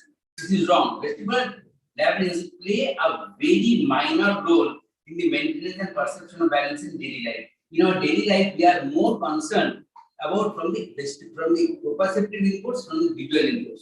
We do not always are not relying on the vestibular inputs only. Then, sedating the vestibular labyrinth and preventing neural transmission in the higher vestibular pathways cures vestibular disorders. Again, wrong. It does not do so. They simply screw up the neural transmission in the multiple neural pathways and demonstrate the patient's symptoms. So I say you are using anticholinergic drug. The vestibular higher pathways are not the only cholinergic pathways. There are numerous other cholinergic pathways. So when you are trying to treat a vestibular disorder with an anticholinergic drug, you are stopping cholinergic transmission in all the pathways, all the neural pathways where there is cholinergic transmission. So it is not limited to that portion only. Then vestibular function tests tell us everything needed to treat the disorders of the vestibular balance system. No, vestibular function tests tell us nothing relevant for identifying the underlying disease, for detecting, for deciding on the pharmacotherapy, and often misleads the naive clinician, as commonly they are incorrectly done, and most clinicians do not or are incapable of interpreting the graphs. You have to look at the graphs to understand what is there.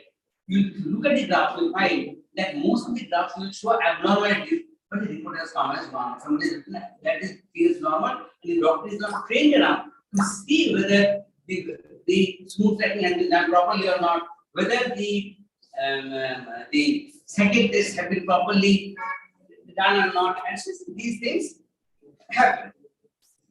So, and another thing, dizziness is more often due to diseases like orthostatic hypotension, neurocardiac syncope, pre-syncope, panic attacks, anemia, orthostatic hypotension, cardiac arrhythmias, dementia, psychological disorders like panic, then neurological disorders like cerebellar, extrapyramidal disorders and migraine, visual disorders and other non-vestibular causes. Then by vestibular disorders like vestibular neuritis, labyrinthitis, acoustic neuromas, etc. So you see, balance disorders are more due to non-vestibular causes. Hence, we need to look beyond the vestibular labyrinths in all patients presenting with dizziness and balance disorders. So this is extremely important. Now, coming to how do we treat a patient of vertigo? When a patient of vertigo comes to you, how do you treat the patient? First, take a history, then perform some clinical tests, then advise audiovisual investigations. The unfortunate thing is that these are usually outsourced. You are not doing it. You are sending it somewhere. You don't know what is the condition over there, how good is the instrument, how is it calibrated, whether the proper method of doing the test has been followed or not. Like when you're putting water into the ears, you are using a water calibrated test. There has to be a 5 minutes gap between the different stimulation. The person who has done it, whether the temperature was perfect and whether the 5 minutes gap was given, you do not know anything. So until you have a control on that, this test will only be misleading to you. Then prescribe medicines, mostly symptom relieving drugs and vestibular suppressants. And lastly, give a tearaway sheet for physical therapy. These tearaway sheets also do not mean anything. Like, how do you treat a balance? Take a history. History is inadequate and incomplete. Psychic cognitive systems, the degree of handicap is not assessed. Then perform the clinical tests. Clinical tests are inadequately performed. Mostly the oculomotor test, neurological examination is very important. The psychic assessment of the patient by the HADS score and all, none of these are done. Then advise investigations which are usually outsourced, like audiovisual tests and imaging. These outsourced investigations are misleading and are wrongly done because you don't have any control on them. Then prescribe medicines. Medicines are limited to vestibular sedatives, and some of these vestibular sedatives for commercial reasons are now being marketed as vestibular stimulants. So nothing can be further from truth. And then give away a tearaway sheet for physical therapy. Physical therapy is not customized as per the patient's morbidity, and that hence ineffective. You just give a tearaway sheet, it means nothing. The patient, the exercise have to be taught to the patient by a qualified physiotherapist, by a qualified neurophysiotherapist who is adept with the understanding of this. Until it is done in a proper way, just giving a tearaway sheet actually has got no meaning and it serves no purpose. So this is again coming back to what Dr. Srinivas was saying. Conventional teaching and common practice is to differentiate between central and pectoral disorders. So if it is a central disorder, what do you do? The advice given is refer to neurologist. Neurologist will advise an MRI of the brain, and whatever be the result, what the patient gets is statins, blood thinners, and notifications. So this is what you all see. If you have peripheral vascular disorder, then you advise the vestibular function test. Give the anti-vertigo cocktail of beta-isin, serotonin, thiamine, and prochlorperazine, and a tearaway sheet for vestibular therapy. So all these things, they ultimately do not lead to anything. So is the management of balance disorder so simple? And is this differentiation really necessary? Not at all, which Dr. Srinivas's presentation must have conveyed very clearly to you. Because there is nothing called a central disorder or a peripheral disorder. Even if it's a peripheral disorder, it will have some central implication, and a central disorder will have peripheral implication. So it is a combination of both always. And the ultimate result, what the patient perceives, is even if there is a peripheral disorder, how much the brain's higher centers have been able to accommodate it, and how they have been modulated, and what is the final response that is generated. You get 10 patients with a 75% canal paresis on the right side. 10 patients' symptoms will be different, and if you give the same drug to 10 patients, the response will be different. So these things actually are not of any benefit to you. We need to have a change in our mindset. How does the balance system work? There are three gates, as I told you: the vestibular labyrinth, the proprioceptors, and the eyes. Just limit ourselves to the vestibular labyrinth. The vestibular labyrinth gets impulses, then it is sent to the hindbrain, where processing of data from the different input systems, that is vestibular, labyrinthine, eyes, and proprioceptors is done in the hindbrain, the vestibular nuclei, and in the cerebellum. This is the hindbrain. But ultimately happens is that from the hindbrain, it goes to the forebrain, where the perception of balance is worked out in the forebrain, the cortical and subcortical centers. This is the way by which it is analyzed. So whatever is the lesion, be it a peripheral or central vestibular lesion in the central or peripheral vestibular system, the clinical manifestation and perception of the patient is dependent on the combined response of the peripheral sense organs that sense the stability of the self and the surroundings, and any challenge to the balance. That is sensed by the peripheral organs. Peripheral organs are the vestibular labyrinth, the proprioceptors, and the eye.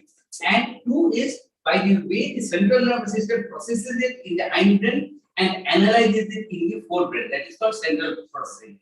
And lastly, the way the central nervous system perceives the balance problem, be it splitting, dizziness, unsteadiness, fear of fall, and the cognitive and psychic abnormalities.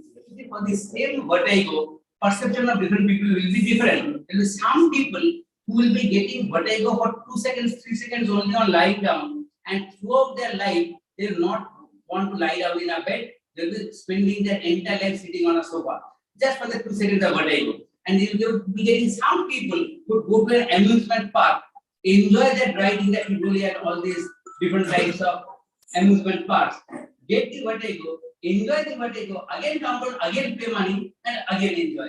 So the same sensation is scary to some people and enjoyable to some people. Why? Because it is how the forebrain is analyzing it and giving you the perception. About this, if we turn a blind eye to it, you will never be able to manage the patient of vertigo. You have to understand this patient. And as I was saying, that see, actually the ears are only a small part of the system. You have to be you have to be an otologist, you have to be a neurologist, you have to be a psychiatrist, you have to be a rehabilitation specialist. Combining everything, you can become a neurologist, and you have to see the patient in its totality, not limit your thoughts to the ears or to one semicircular canal only. It's much beyond that. So that is what is necessary. So we need a rethink on our approach for managing balance disorders. Now, issues related to the vestibular function test.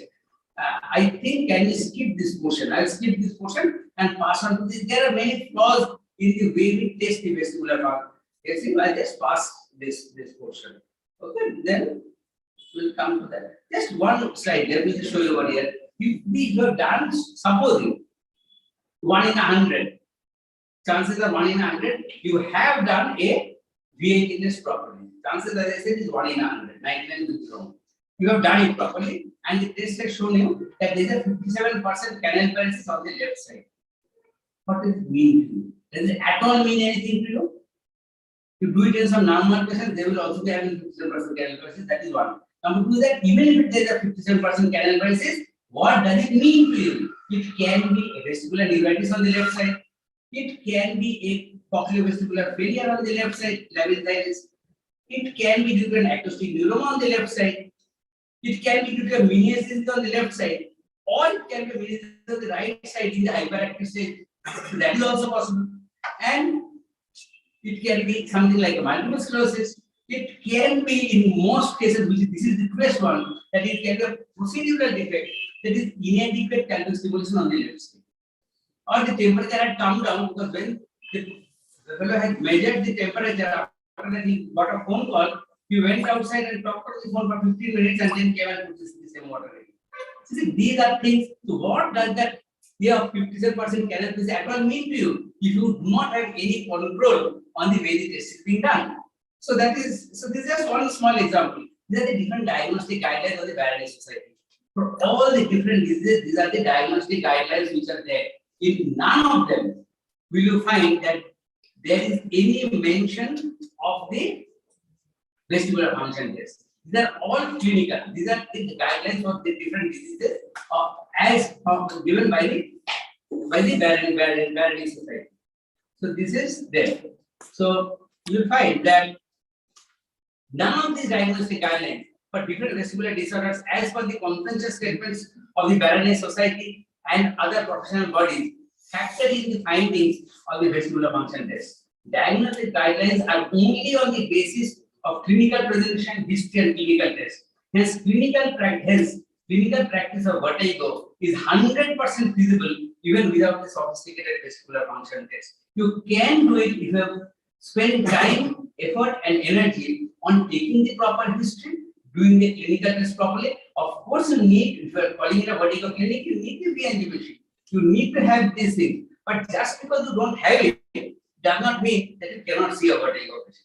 If you have the time and the energy and the effort and spend the effort, you can do justice to a patient. So anyway, this I will not go into this part. Now, some common balance disorders. These are the common causes of balance disorders. These can be autological, this can be neurological, this can be a psychogenic or functional, they can be cardiological, they can be medical. So these are the different types of groups of diseases that can make the patient present with a balance disorder. And one of the shortest lists you will find is the autological disorders. Neurological disorders are much more, psychogenic disorders are there, cardiological disorders are there, and medical disorders are there. So, what does it mean? So, evaluating the balance disorder does not mean evaluating the vestibular labs only.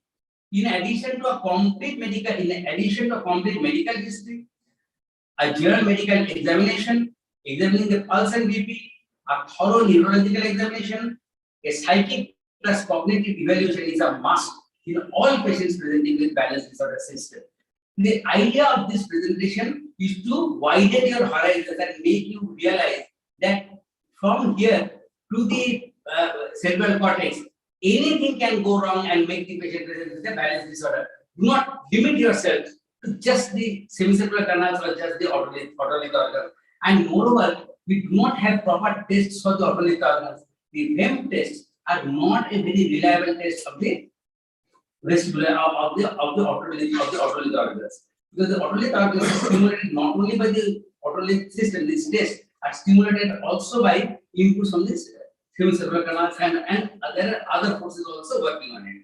So from an analysis of 18,000 balance disorder patients in our clinic, see 25%, 15% were systemic disorders, 25% were psychological, psychiatric, and panic disorders, 30% were central disorders, and 30% were vestibular disorders. So 70% were outside the vestibular average. So what do you need then?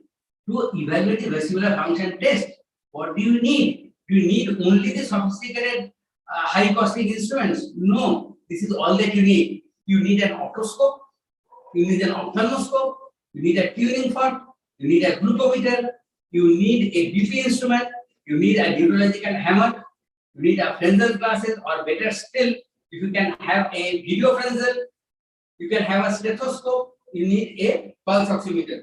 See, I will show you one thing which, let me just show it to you. See, we spend our time now. As I said, I do not come to these meetings and all now. And we are mainly work on a lot of other things, like work on artificial intelligence, on vertigo and all. This is one device which we have made. This is a complete video Frenzel. It has got a complete computer chip attached. This does not require a computer. You can just plug it in into any monitor, and you can, it has got one eye only at now. You can measure the eye movement. How much did it cost us to make it? You just imagine. 80,000 rupees. This is the cost of this.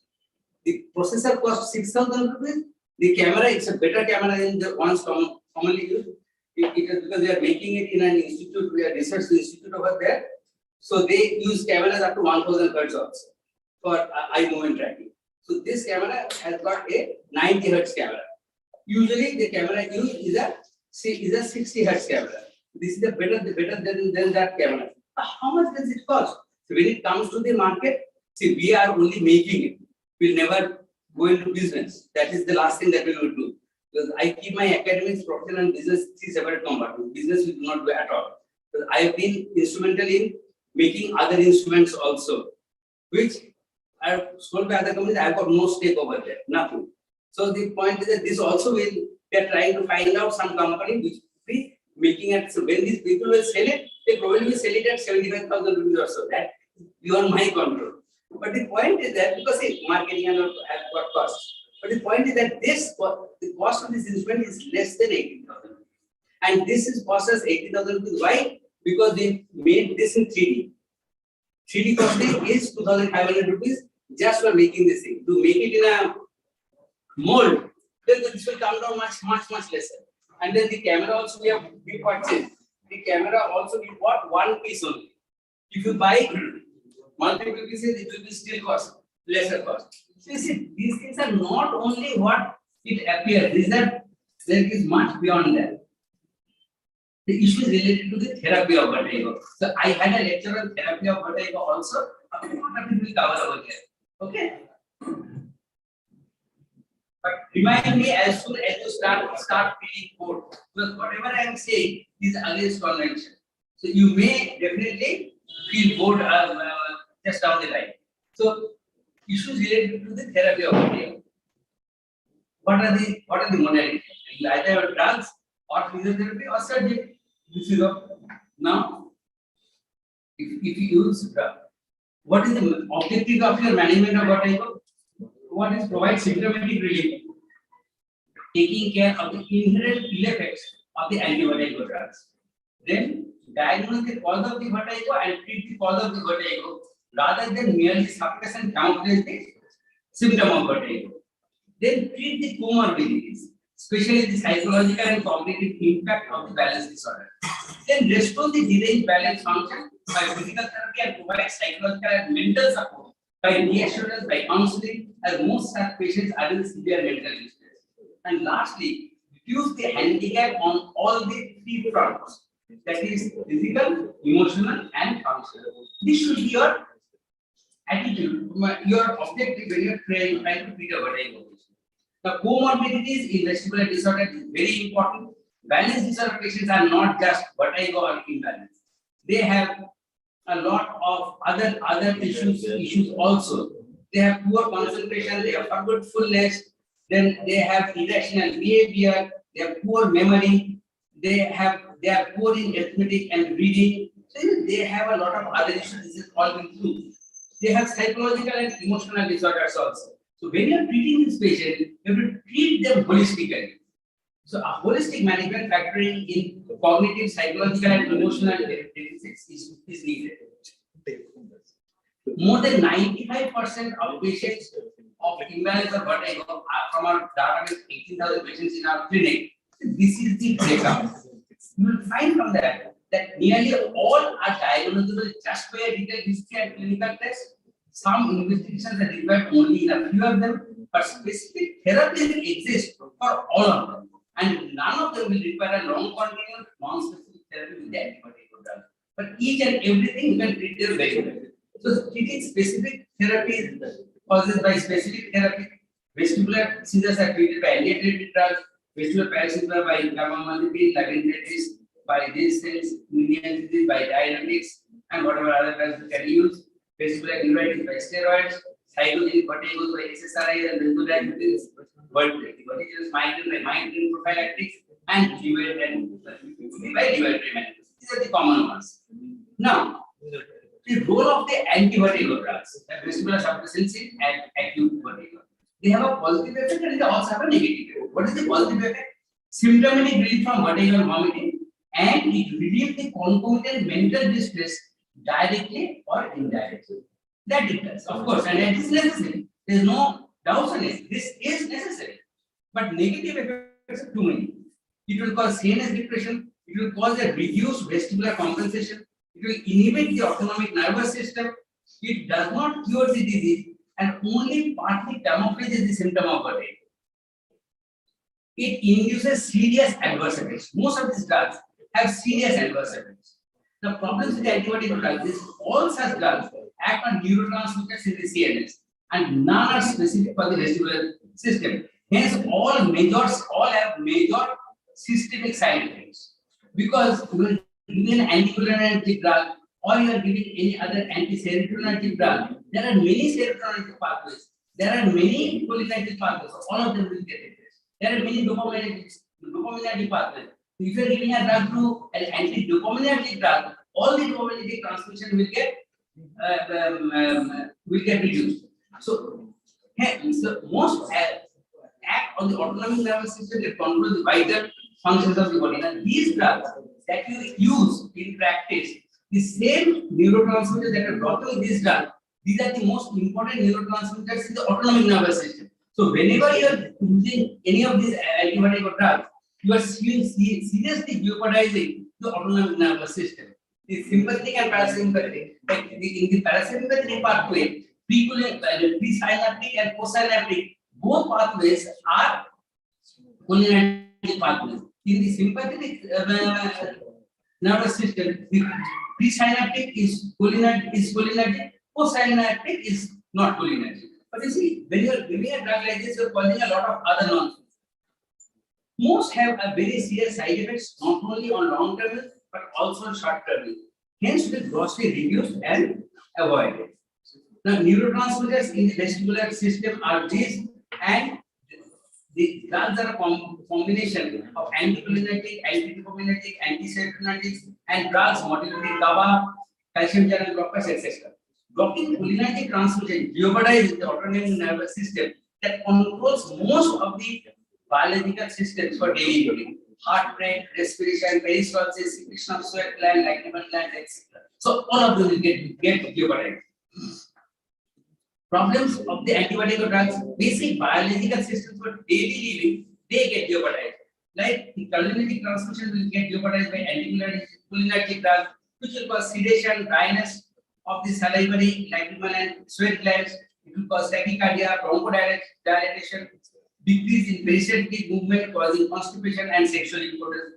Dopaminergic transmission will be stopped by the antidopaminergic drugs, which in turn will lead to Parkinson's, dystonia, tics, tremor, oculogenic crisis, etc. Serotonin transmission will be stopped by the antiserotonergics, which will cause constipation, headache, and dizziness. Calcium channel blockers will cause lightheadedness, low blood pressure, bradycardia, drowsiness, constipation, pedal edema, increased appetite, throbbing headaches, and GERD. So when the patient came to you for the vertigo, did the patient tell you, doctor, you take away my vertigo and give me 10 other diseases? No. So the patient, when the patient has come for the treatment of vertigo, you cannot just remove the vertigo and give the patient 10 other symptoms. So this we have already seen. Now we'll discuss one drug only, that is beta-histine. It is the most prescribed drug in the Indian subcontinent. No doubts about it. Beta-histine sells 50, then the other drugs, everything together, I don't think you will sell it. Beta-histine is the most commonly used drug. So limit ourselves to that. But question is, what is this mechanism of action and what is the pharmacology? What do authentic studies say about the drug? Is it effective in Meniere's disease? If so, at what dose? And are there more rational ways of treating Meniere's disease? Just discuss that part. Beta-histine is mechanism of action and pharmacology. It is questionable and controversial. Is it a vestibular stimulant or a vestibular suppressant? This drug was said to be a vestibular suppressant, but now it is being marketed as a vestibular stimulant. So you see, we need to know about that. We'll come to that. Does it increase blood supply to the cochlea and the inner ear? This is what is said. Question is, do you think that every disease is due to, every cause of vertigo is hypoxia of the inner ear and the brain? It's not that. And so, if hypoxia is the only cause of vertigo and vertigo, then it's best to treat it with aspirin or pentoxifenone or drugs then why should I use a drug like that? So, does it increase the blood supply to the brain and the inner ear and cochlea? And if so, at what dose does so? Does it expedite vestibular compensation? What is the mechanism? If it is marketed that it expedites vestibular compensation, does it actually expedite vestibular compensation? What is the mechanism? It is not an FDA approved drug. It's not recommended in the US, and it is recommended only for Meniere's disease in the UK. In UK NHS guideline, but used rampantly for all types of allergic disorders here. And remember one thing, this was not much discussed, that beta-histine has a very high first pass metabolism or pre-systemic metabolism. That means before the drug goes into systemic circulation, it is destroyed. So this nobody says. The point is that this is a major constant against the use of the drug, and that is why it does not work in the doses, in the recommended doses. And that is why they have to get white skin people from Germany and other places to come and market their product, saying, I use 900 milligrams daily, I use 1200 milligrams daily. Why do you need to use 1200 milligrams daily? If 48 milligrams, which is the recommended dose, works? Because 48 milligrams at the recommended dose does not work. That is why you are bound to use the 1200 milligrams, 900 milligrams daily. So why does that happen? Because most of it gets destroyed before it enters systemic circulation. And first pass metabolism is a phenomenon of drug metabolism, whereby the bioavailability of a drug is greatly reduced when administered orally. That is, it is catabolized majorly before it reaches systemic circulation and induces any biological action in its target organ. Hence, ineffective medically. And that is why somebody said that I use salicylic with it. Why do you have to use salicylic with it? The reason is that beta-histine becomes destroyed, catabolized in the human GI system. In the human GI system, we have got monoamino oxidase. In rats and cats, monoamino oxidase is not there. So all experiments on beta-histine where it has been shown, or they show in that cages, rat jumping after beta-histine, giving beta-histine and all, they are all done on rats and cats. So there, it is not destroyed by this way. And salicylic that they use is basically a MAO inhibitor. So they tried to combine a MAO inhibitor with this. And that is why salicylic was being used, but that has been said as though it cannot be used. It cannot be done like that. So now they are trying to bring out a nasal spray for that. So that we will see later on. Whether it doesn't, now it is not available. So this is about the drug. Now, am I lying over here from your academic class saying that it is destroyed in the stomach? I am not lying. This is the references and evidences for it. And the person, Michael Stoop, I have my highest regards for him. I've learned a lot of things from him. But the point is, the main study where it has been shown that beta-histine gets destroyed in the GI tract and it has got a very high fast pass effect. He was one of the authors of that study also. So, when you are saying so, how can you come to a country like India and say that it works?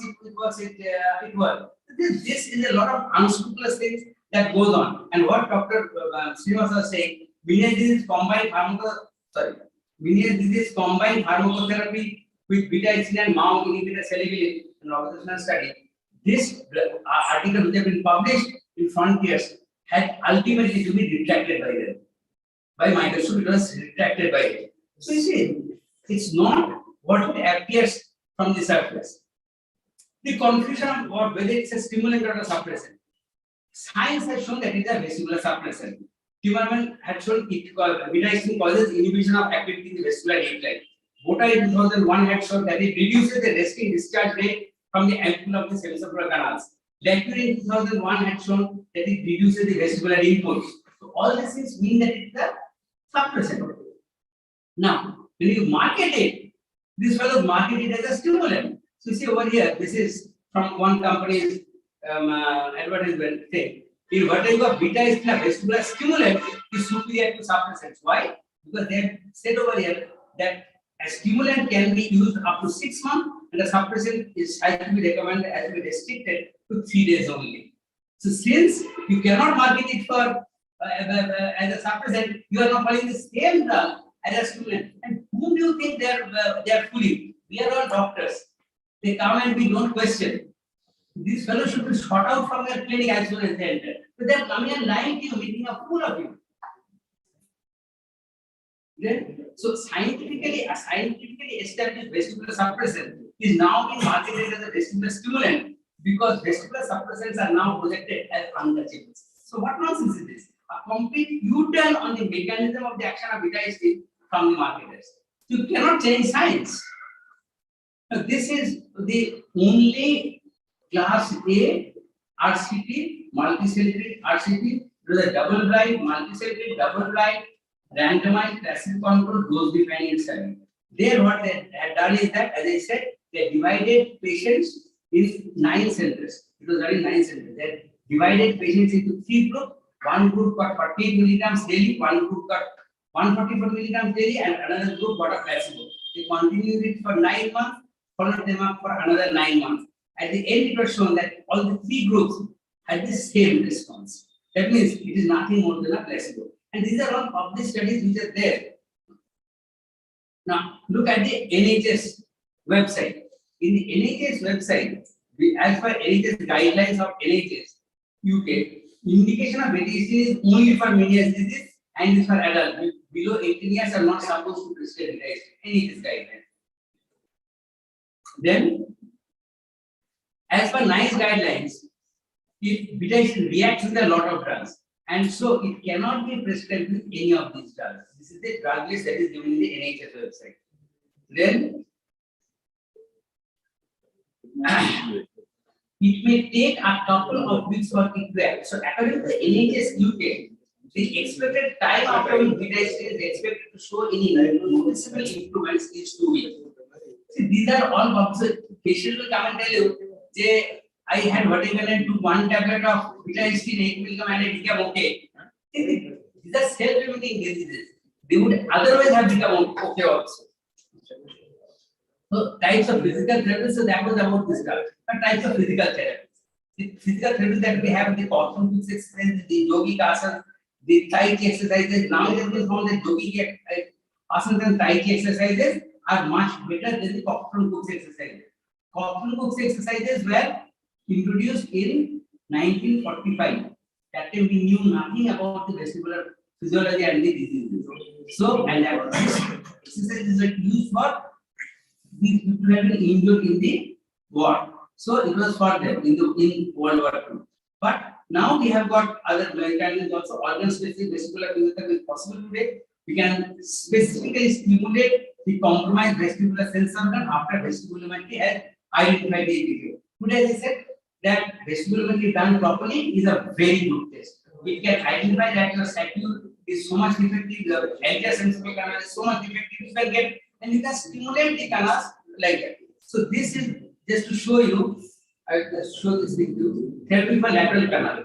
We do these things, we make the patient move on a mechanism. These are all instruments made by me. Make the patient move like this, patient does it holding the handle, then the patient rises with the eyes closed, holding the handle, then without holding the handle, then we make the patient stand on a soft surface and do these things.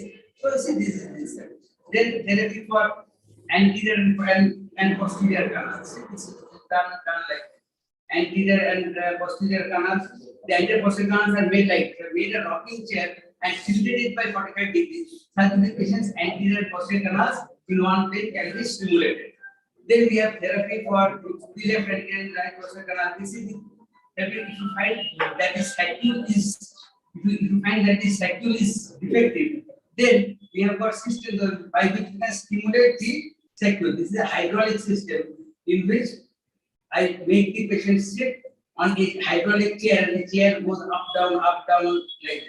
Then this is the low frequency stimulation. This is the mid frequency stimulation. The patient is sitting on a gym ball. Then this is the high frequency stimulation, jumping on a trampoline. So I have different things. I do not have the time to go into the details of this, but these are the different things that are done. Then this is for stimulation of the utricle. Front, back, side to side movement can be done. Patient does it holding, then with the eyes closed, then standing, does the same thing standing on a soft surface. So that is how these things work. When you have got virtual reality like this, you make the patient walk across planks on a narrow plank in between two skyscrapers. So there are many ways by which you can now do these things.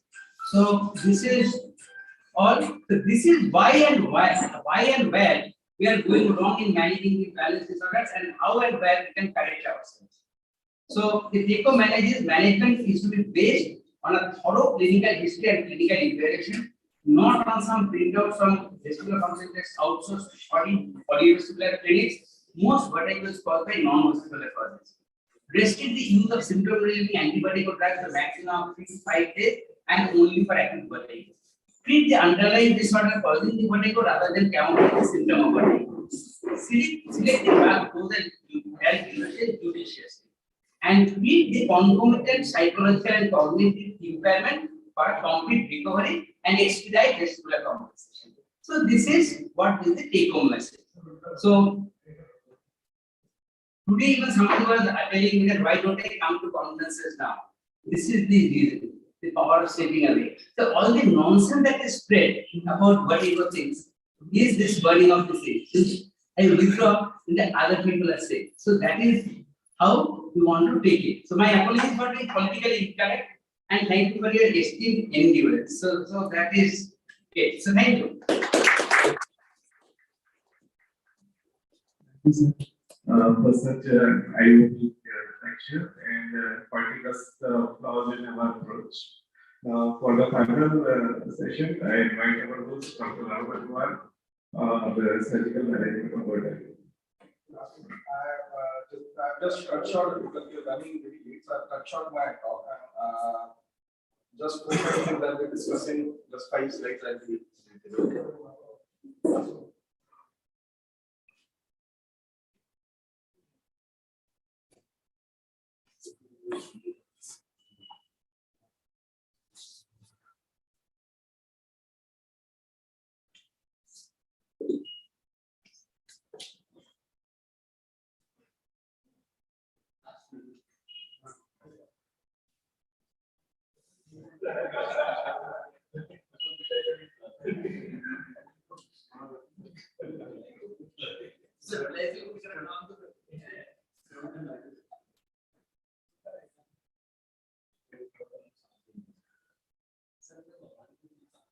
So I'll be just discussing on the surgical management of vertigo, and many things have been discussed. So in short, my take home is from obviously any vertigo is first medical management. You need to spend half an hour with the patient, proper diagnosis, proper history, proper clinical examination. Nothing can change that. We have discussed a lot about intracampanic injection steroids. I personally don't use. I've written for literature, but I personally am not using gentamicin until it's a non-serviceable hearing, which in my experience, number of patients getting for me is very, very less. In many years, see the surgeries of vertigo I normally do when the patient is asking for it. So we are not selling. I'll let the patient buy it. Okay. The reason is like if a patient comes for a simple perforation, the first thing I tell him, yeah, you require tympanopllasty. I never tell a patient that you require endovascular. Patient is coming up, ho gaya 2 saal, 3 saal, then the patient can, I don't want medication, you give me something better. then I give the surgery. My experience of endolymphatic sac, so that's why the number of cases are pretty less for these cases. Endolymphatic sac decompression I've done only 16. Posterior semicircular canal occlusion only 3. This I do only if I'm very sure that it is BBB. It is very important that you document it properly. And VNG is one such thing which will help you documenting it. Till now I didn't have it, but what protocol I used to use was you have corrected it with Epley's maneuver, patient is fine, goes back home. Again, after 6 months, 1 year, 2 years down the line, patient comes back, you do Epley's again, goes back home. If that happens again and again after 2 years down the line, then you advise canal occlusion, not before. And VNG helps a lot in documenting these things. Superior semicircular canal dehiscence. I've removed all the surgical things because those will be discussed in the surgical workshop. I have only 2 surgical videos in this now. The approach of superior semicircular canal dehiscence, the one explained in literature is the middle tail fossa approach. That you do a mini craniotomy and then middle tail fossa, elevate the middle fossa and approach the superior semicircular canal dehiscence. Another approach which was advised by Keerthan servers that you do an episiotomy, go up to the superior semicircular. When you do an episiotomy, you can very well see the superior semicircular canal. And as an ENT, you are more easily oriented in that way. Remove the segment grid in that area and suddenly you can go up. So it becomes a bit easier in the approach from ENT perspective rather than going from middle tail fossa approach. Labyrinthectomy I've done 2 only. Vestibular nerve section again in present scenario because previously what neurosurgeons used to do was a retrosigmoid approach. They used to do a full craniotomy and then go. Now with the advent of endoscopy, and we used to do is a pre-sigmoid retrolabyrinthine approach. Now in the present scenario, what the neurosurgeons also use is an endoscopic approach. So it becomes minimally invasive for neurosurgical. So the reason of ENT being intervening it becomes much less. And we all know the middle ear causes of CSM and all. A few points for intratympanic points of discussion. How many injection interval? Previous guys would give alternate day. Now I've started giving daily. Post-COVID, my usage of oral steroid have reduced a lot. IV steroid I only give if the patient is coming within 24 hours, which is very less. But yes, if the patient comes, I do give IV steroid. Oral steroid, I'm very skeptical in giving high doses in long term. So intratympanic steroids I prefer. There's literature suggesting, I went to the Neurology Society conference in May where they presented paper that intratympanic steroids, the concentration achieved by intratympanic is around 200 times higher than giving any IV or oral. So that will be much lesser side effect, much better. Dosage. What I use is normally which is available 4 milligrams per ml. But the literature says that you have available is 10 milligrams per ml dosage available in the market. I don't think so. It's available right now as well what the literature people have quoted. Maybe some other countries they may be having it and they are having better results with those.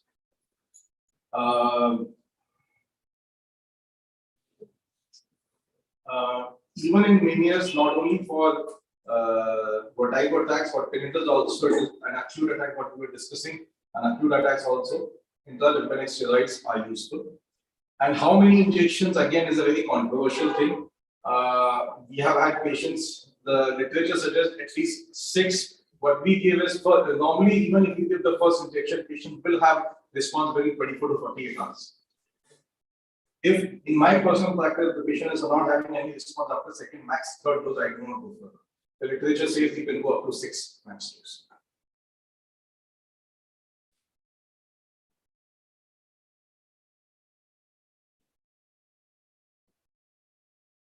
This is the forward.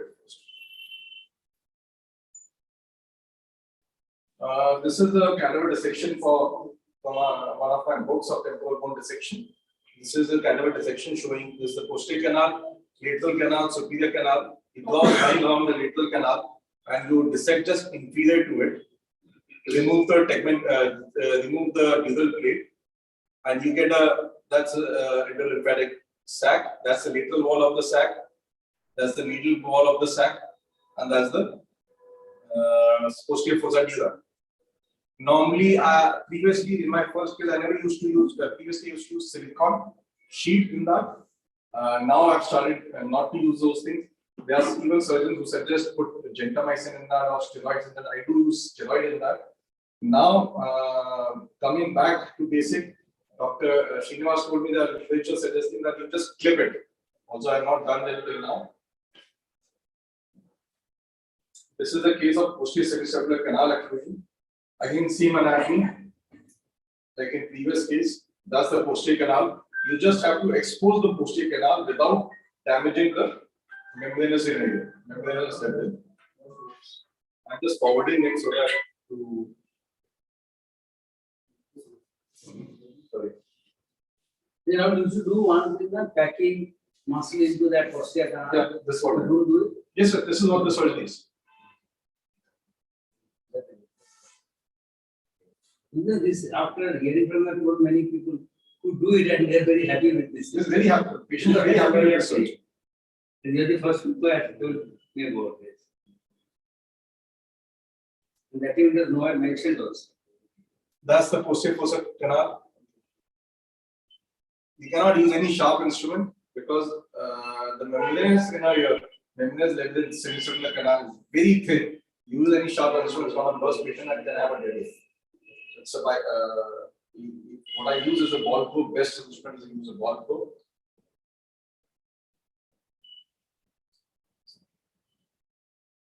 You just use muscle to plug in both the sides.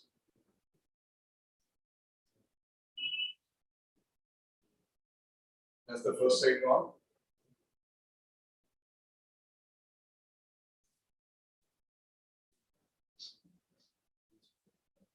Just forwarding it.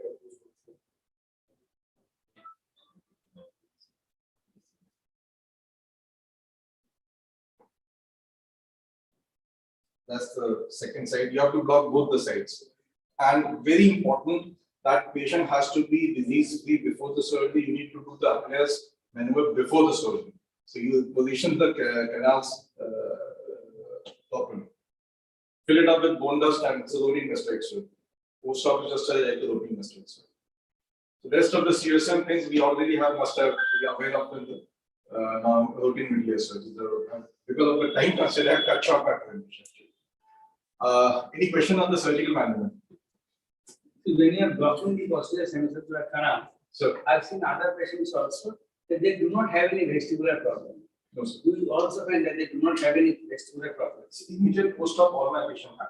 Yeah, but then after that, they don't have any vestibular problem. No. Immediate post-op, yes, for a few days. But then after that, after 1 week or so, No, they are very fine. do not have any problem at all. My question is, if that is so, and that is actually what happened, then what the hell are we trying to do by doing the VHI to find out the functionality of the anterior and vertical canals?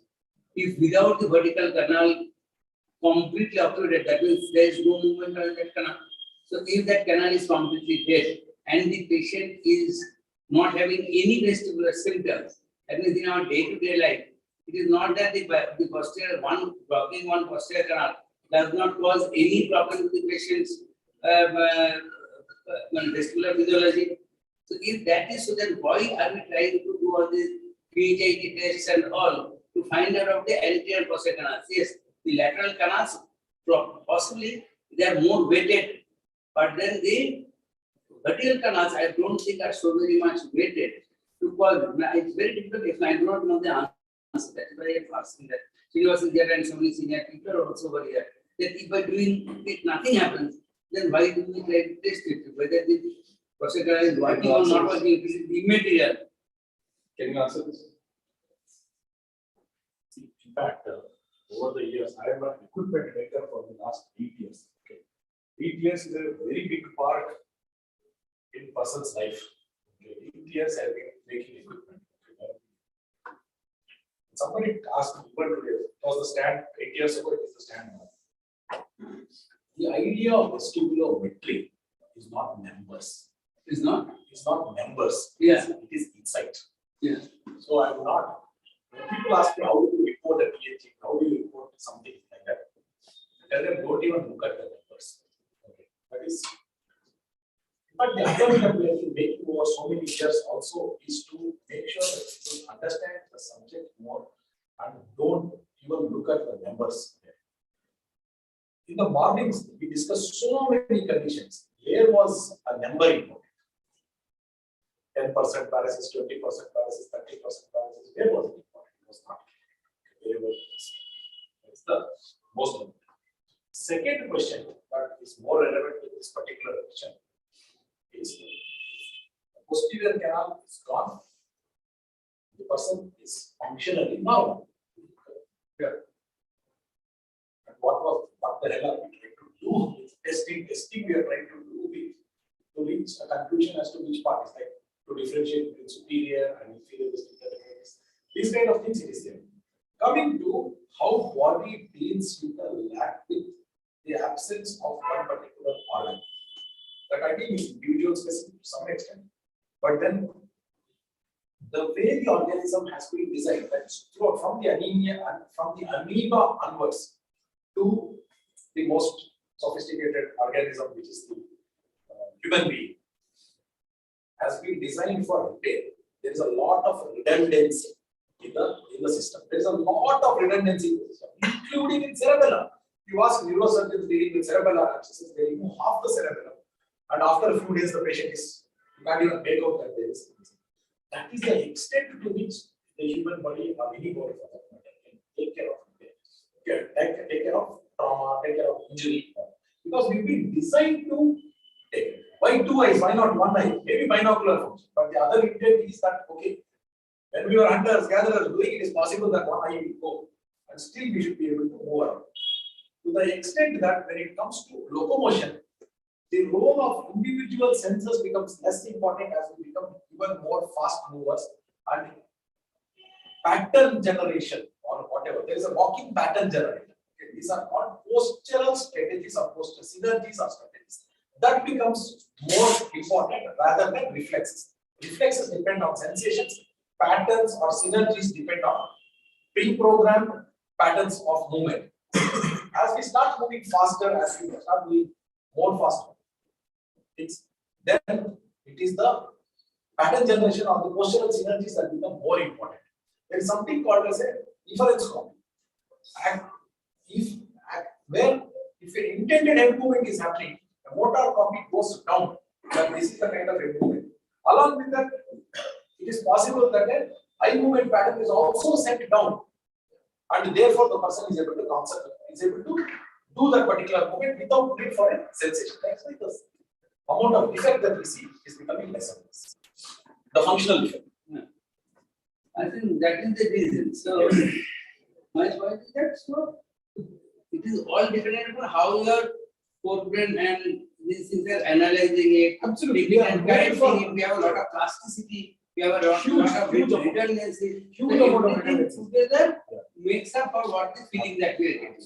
So relieve the patient problems and then allow the redundancy. Clinical point of view, I mean, again, to summarize, as Sir also said, and we had a discussion since morning, you need to spend from very basic history taking, like Dr. Ravinder was doing for the first week. You need to have detailed history, proper clinical examination, all the tests, be it the Rombergs and everything. That was a good addition, which I would like to add to my clinical practice of the at standing up. And you need to do all those things and you need to document it. But one thing what I realized down the line in my private practice, whatever you do as a clinician, today's the patient scenario changes, have changed. They need investigation, they need it to be documented. These things are not documented. Yes. So that is where I found the help of EAG, that it will document it. Nothing beyond that. No, it is beyond that also. It is beyond that. Help. It does have a big way in your diagnosis. There is no doubt about that. But I was trying to say that rather than having it done shabbily and improperly, don't do it. Yeah. But you must, if you are having the same first insurance, utilizing it for your medicine practice. Also because I've used a couple of patients now. I have a patient, that female patient which I was discussing, she was on antipsychotics. As per everyone, she was a psychiatric patient. Now to convince the family members and everything, everyone that no, she's not psychotic, she has a visual acuity defect, and what she requires just some physiotherapy, and she'll improve. That just gave her a positive feedback. Yes, I can now improve. By antipsychotics they use, so it helps in treatment also. Another question is, Yes. sir, how to deal with that failed BPPV, especially for early cases? Yes. So again, when it comes to failed BPPV, we have to see when we talk about a failed BPPV, we are not talking about a failed BPPV because of a bad maneuver, because we are talking about a person who is doing BPPV maneuvers every day. So technique will be correct only. So there is no question that the technique is not correct. So in spite of that, if we are not able to remove the debris, there may be some underlying causes. Okay. If it is actually a debris, one of the underlying causes is that there may be a stenotic component of the canal itself. So there is maybe anatomical. There is one study where, especially in the anterior canal, the stenotic component was actually demonstrated. So there is a constriction beyond which it is very difficult to remove the debris. To encounter that case and it is really mechanical, in that case, maybe the only option would be to go ahead and do a plugging or occlusion. The other thing that happens in patients in whom they are failing maneuvers, the possibility is that either there is a loop there or the person has a loop or some kind of neurovascular conflict, which is the actual cause of positional vertigo, or the person is actually having a migrainous position. So in these two possibilities, so we have to consider and try to treat for that. If that is not the case and you are sure it is a debris, then again there may be a small constrictive segment. That is it. The other thing that we can do possibly is give acetazolamide and try. Acetazolamide changes the acid-base value in the inner ear, and when it becomes little more acidotic, the calcium carbonate crystals dissolve, and the dissolved one are become looser, and that one it may move off that constricted segment more easily.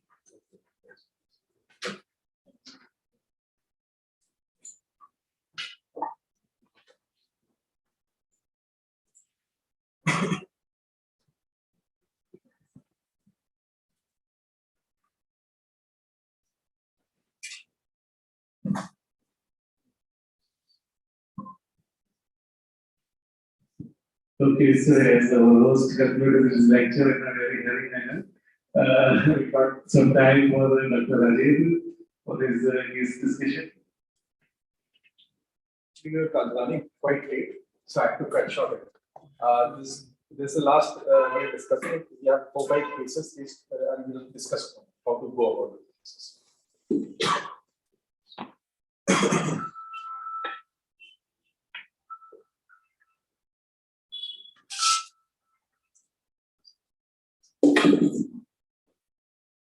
I think this should have been a 2-day workshop.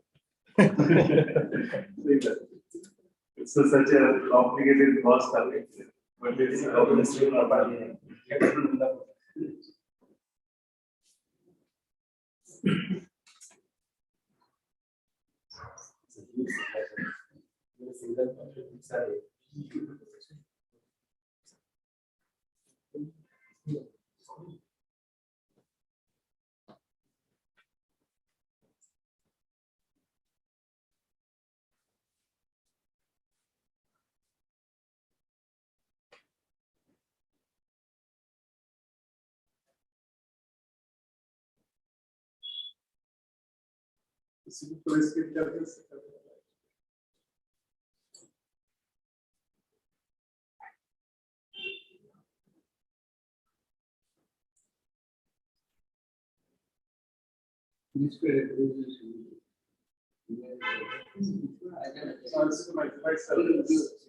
So it's duplicated.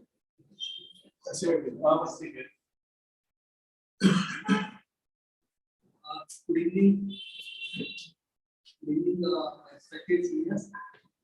Colleagues. We are going to discuss about various cases of vertigo. So, as far as my first case, the history of this patient, my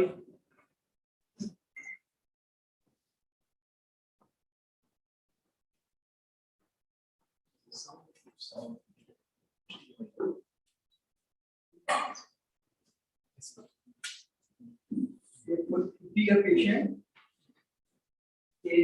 patient, suffering from a attack of vertigo or dizziness for 50 days, that is recurrent in nature and especially coming on the long term. And he is especially telling that the precipitate on the right side of the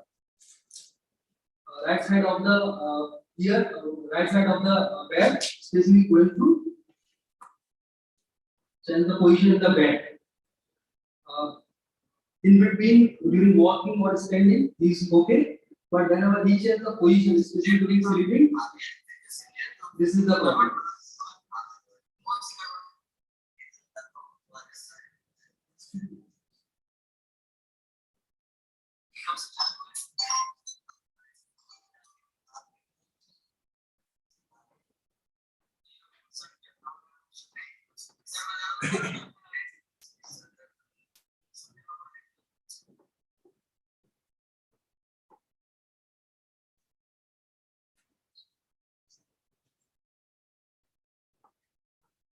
So this is 55-year-old male presented with complaining of recurrent vertigo for 15 days, which lasted for few seconds to minutes and followed by nausea and sometimes vomiting.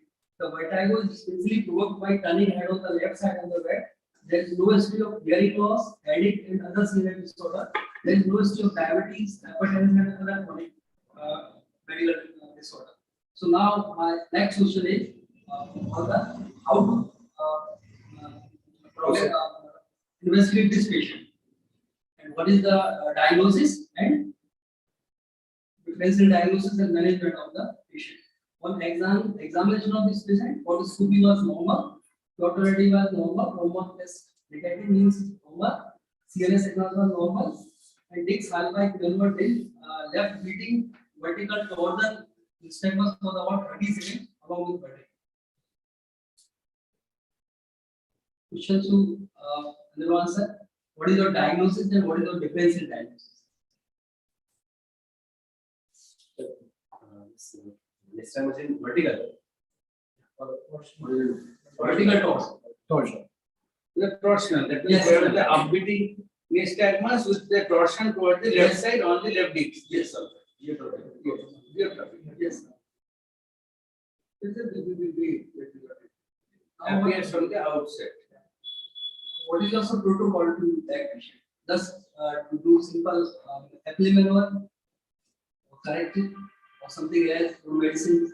And what are after maneuver? What is your instruction to the patient? If the maneuver has been done properly, Yes, sir. then no instruction is actually required. The patient is made to wait there for about an hour or two and then go.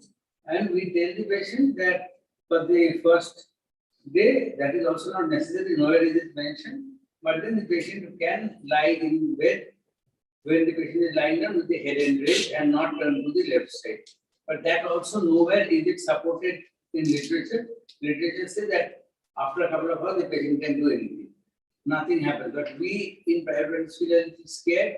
If the thing has not settled down, and again the patient moves the head backwards or something, if it comes out, again, then we should think it has not been corrected. And so we give that instruction sometime to the patient. But otherwise, it does not. That is not very much necessary also. So anybody wants to say? How do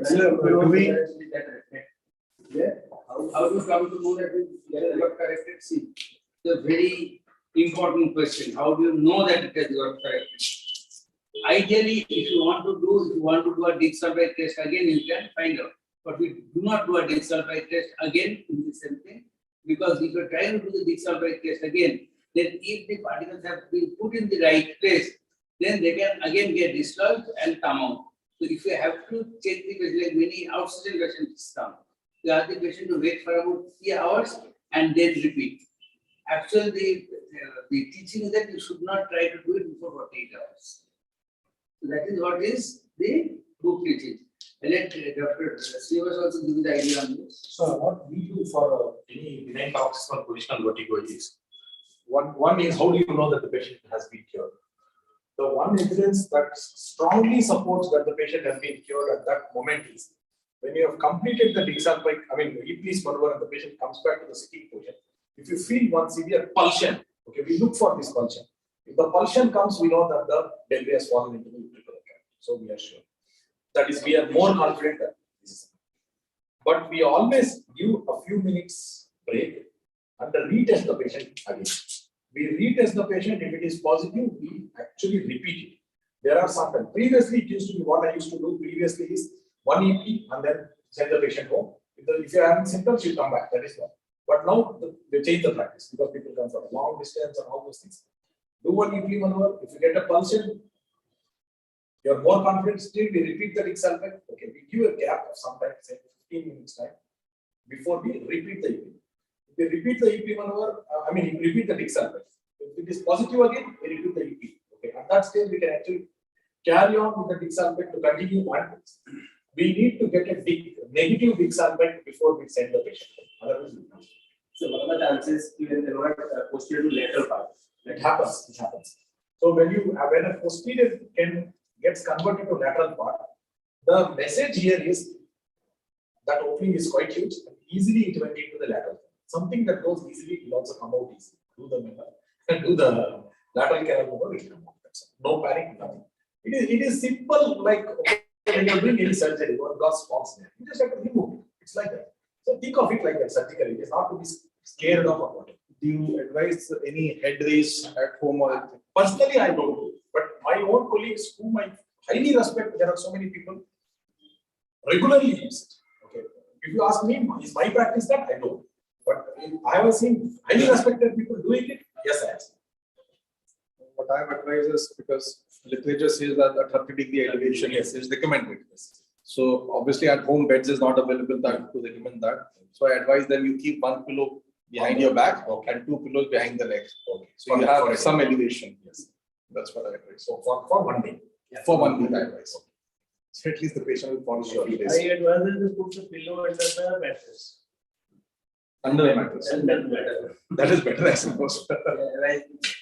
Sir, if the same patient come with the same type of mistake, how many such patients you get in practice? In the sense the member. After a week. What you are saying is today I am quite comfortable, confident. I send it back home, Yes. and then the next day the process. Yes. I had patients. And then most of those patients end up either having a vascular wound or they end up having vestibular migraine. And one patient had never internal migraine. So there is another underlying cause. You have to think about change of the diagnosis. We have to think of some other predisposing cause or another cause presenting means. And if the person is coming with the recurrent vertigo, again, repeat vertigo with a gap of 5 to 6 months, what is the protocol? If the person is What is your investigation? actually, there is no specific investigation. Nowadays, I started using in these patients a lot of nutritional supplementation, including amino acids. There is a tablet by name of aspirin 4. So I give that little more commonly for patients who come with recurrent bleeding. What do you say? Have you ever Aspirin 4. Aspirin. It's a combination of a lot of amino acids. Proteins. Sir, have you ever encountered a patient of BP with recurrent BP attacks like a chance to diagnosis of disease or something like That is common. That is common. In fact, there is one paper which tells that the otoponial debris, disease of the utricle, it is a disease of the otolith. Primarily, BPPV is a disease of the otolith. The disease, because semicircular canal is a bystander, it is like an internal autoanalyzer which is telling otolith organ that utricle is shedding the calcium carbonate. Why it is shedding? Because it is disease in the first place.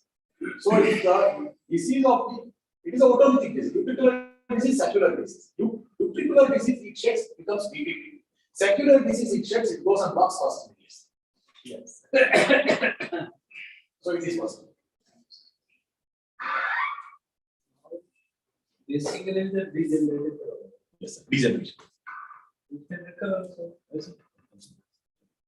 Now this come to case 2. This is a 50-year-old male presented with a recurrent episodes of vertigo at interval of 2 to 5 months, say 3 years. He described the vertigo spells of his span of surrounding lasting for 30 minutes to 2 hours. Episodes were also associated with sensation of fullness, vomiting, and illness to the right side, which subsided during the attacks of the vertigo. Diagnosis. I think straightforward.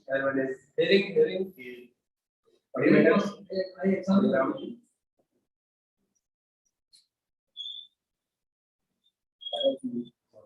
This is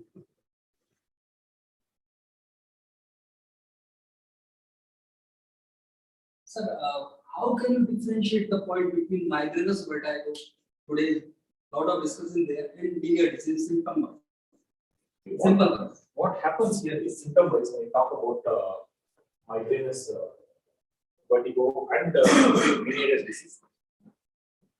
Let us get into the first paper written by Prosper Menieres when he described his condition, which was then not called Meniere's disease. And at that time only he told a lot of these features have migrainous features. In that paper itself, it is written a lot of these features have migrainous features. So the question is, do we need to really differentiate? First and foremost, is that question relevant?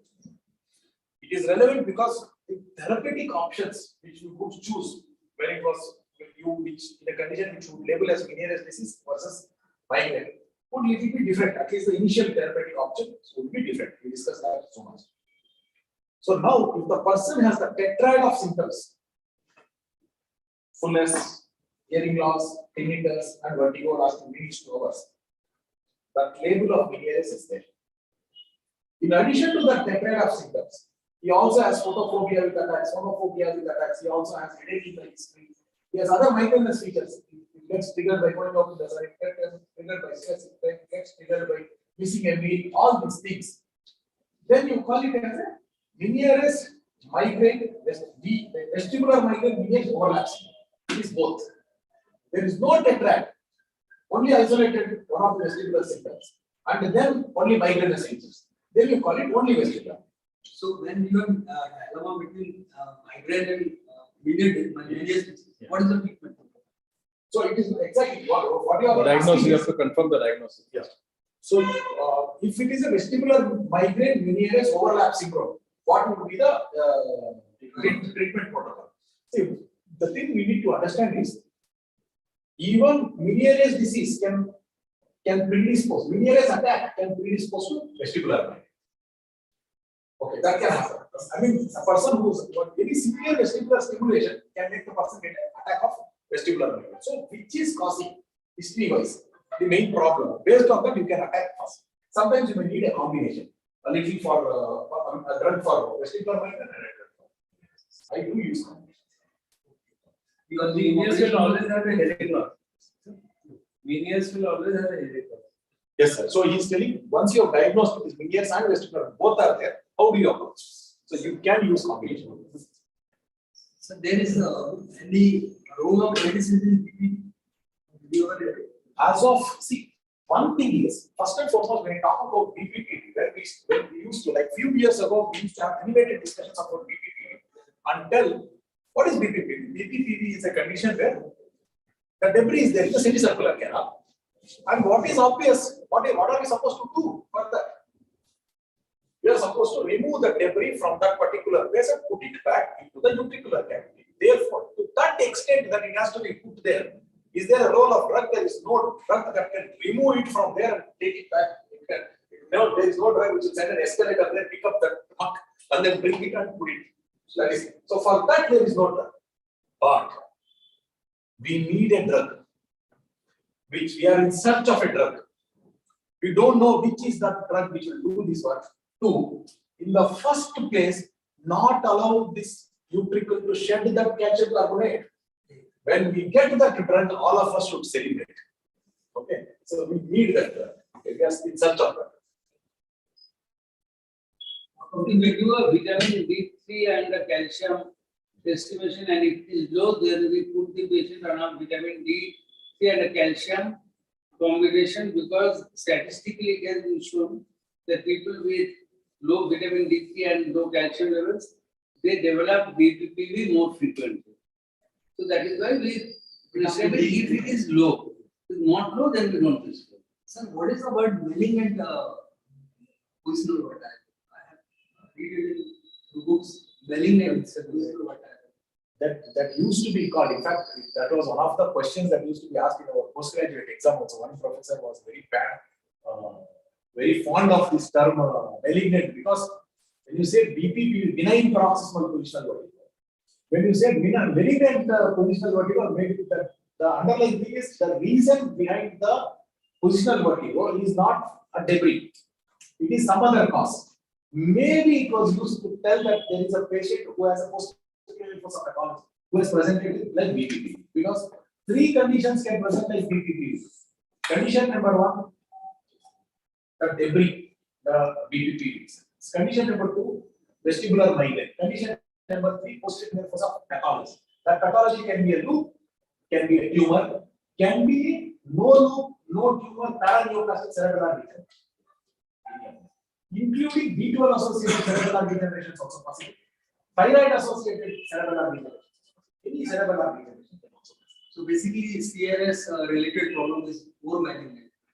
So instead of maybe to separate that from benign name, maybe people started using. I really don't know. The professor was asking me what was in his mind. I really don't know. Okay. So in your practice, there is a difference between the implement results or cement or something. The results are really not much different. What I use is when I do Simmons, I use the modification that was suggested. That is suggested by Michael Stuck, the exaggerated Simmons. Okay, so that I use and implement. Results are same. Dr. Agarwal, your experience, proceed, apply or cement. It is whenever. Yeah, it is whenever I do. I do not usually do the Simmons maneuver in the first go. I do the April maneuver. If the April maneuver fails, then I try the Simmons maneuver. So the April maneuver, the publications say that chances are better with the April maneuver. But then anyway, is that different people they saying different things. But then I am comfortable with the April maneuver. I do it. Is there a limitation of April maneuver? If the patient has a stiff neck or something, I have also got a chair made by me. So in that I put the patient in the chair and I do the maneuver over there, but the neck doesn't have to be changed. The entire position of the chair. Patients very difficult to. Yeah, we put the patient in the chair, in the chair, but the patient is actually fixed to the seat. We actually move the chair, na?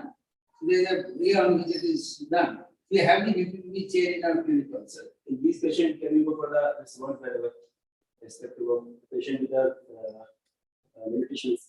Yeah, every patient can be put over there, but then since the machine costs money, anybody will put over there, the other patient to pay $10,000. That if the patient has why should I unnecessarily make the patient pay until they have failed in the normal procedure, or if the patient cannot be put.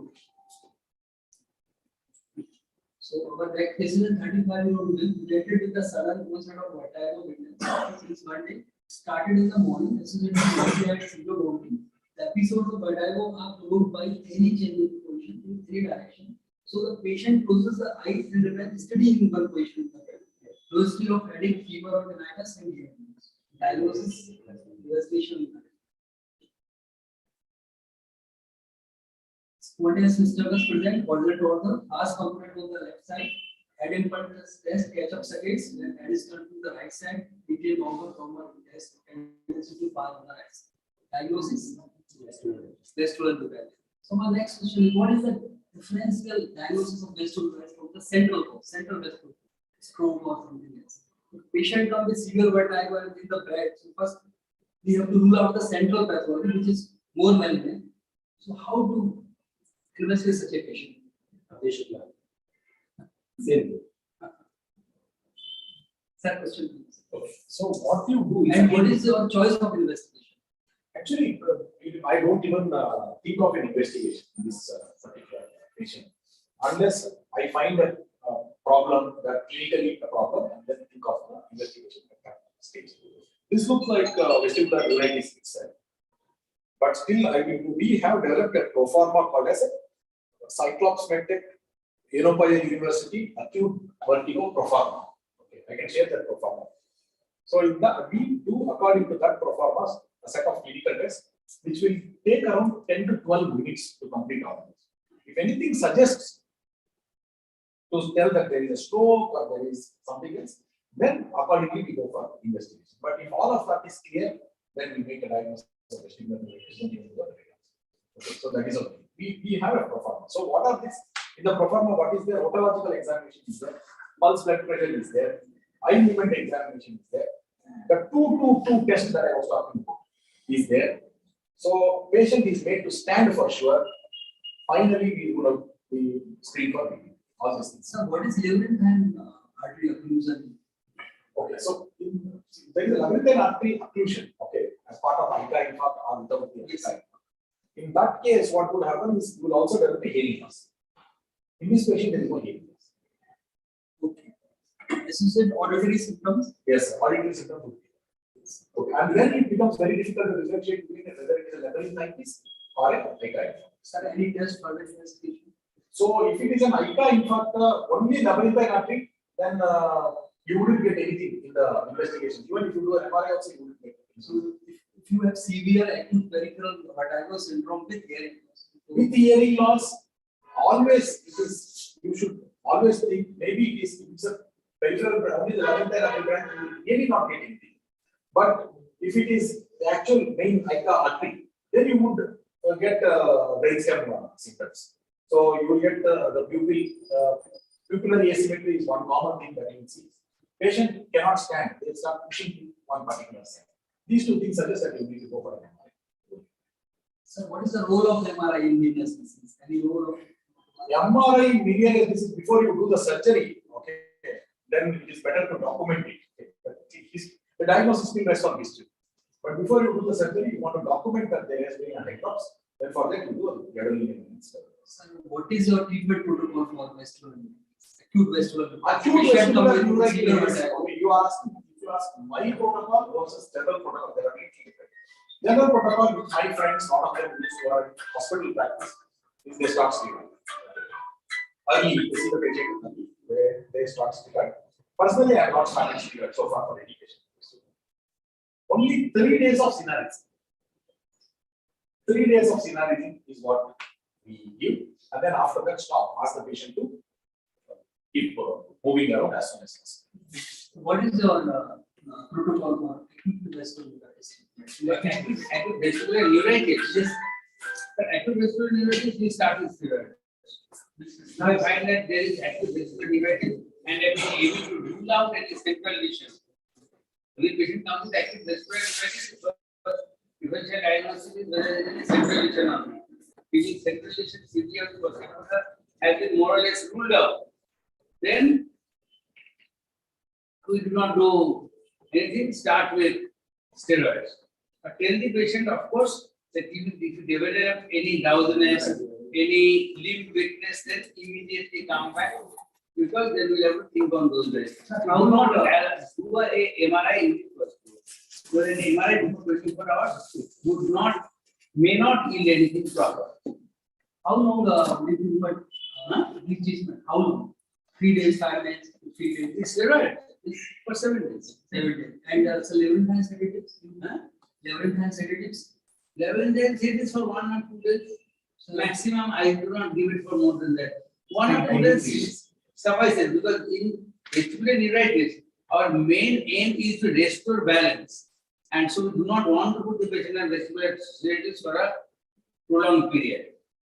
If the patient is vomiting and all, then maybe one tablet of Stemetil here and there, but otherwise, practically nothing. We do not try to do anything, because the vestibular, maintaining the vestibular, restoring balance is the most important thing over here. Rather than the vestibular, we counsel the patient properly, and we tell the patient that whatever you are having is going to come down 90% in 5 days' time, and 10% will take about another 5-7 days. So only exercise it properly, and then the steroid stop after 7 days or so. So it's when it's 2 or 3 days, after that we start mobilizing the patient as early as possible. This is the take home message, I think. Yes, sir. There are high chances of DBV after very high chances of There is a chance of getting the patient having BBB. Of course, it is there, but it happens in about 15%, 10-15% of the patients. Not all patients get it. Most of the therapists are used to write labyrinthine sedatives for 10 or 15 days. So what side effects of sedatives on the rehabilitation or restoration of balance? See, that is not to be done, because primarily that is what has been prohibited everywhere. that you are not to continue the vestibular sedatives for more than 3 days. This is like vestibular neuritis, where our main objective is to restore the patient's balance. It is best, if possible, to limit this drug to 1 or 2 days only. With the vestibular sedatives, best to limit it to 1 or 2 days only, not beyond that. If it keeps on vomiting, you don't have an option. So you have to continue it a little more. But it all depends upon how well you have been able to reassure the patient and counsel the patient to tell the patient, no, it is going to come down. I do not want to give you vestibular sedatives because it can induce a unsteadiness in the long run. If you do not give you vestibular sedatives and you start the exercises, there is a much higher chance of your balance becoming 100% normal very fast. So that a counseling and explanation has to be done. Many patients come with us, part being from this case. Many patients come us with vertigo, चक्कर आ रहा है, मुझे 1 second का चक्कर आता है, मुझे 2 second का चक्कर आता है, मैं खाता हूँ, but their normal life is going on. What are they doing? After vestibular neuritis, a large number of patients will come and tell you that I am having certain small attacks of dizziness here and there. That is because of inadequate compensation. If inadequate compensation takes place, then they will have the vestibular hyperactivity. Because of the vestibular hyperactivity induced, sudden head movement is going to cause momentary weakness because of the poor VOR. And that cannot be corrected by any medicine. That has to be corrected only by vestibular physiotherapy, properly, diligently and thoroughly done. So in these patients, we explain the patient that this cannot go by any medication. We have to do the vestibular exercises more properly. So this means long-term medications is Yes, long-term medication. Then long-term medication means long-term use of vestibular sedatives is never to be done. Never. Thank you, sir. This is the short presentation we have. Somebody coming in. Thank you, Dr. I think for summarizing the most common cases that we face in our clinical practice. And I think I would like to use as well. Request Dr. Naik sir to give momentum of that.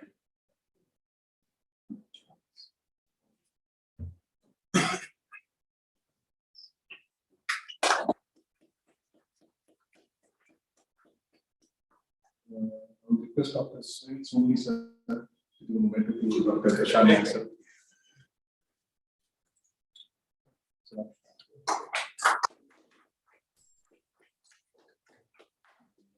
One next year person Dr.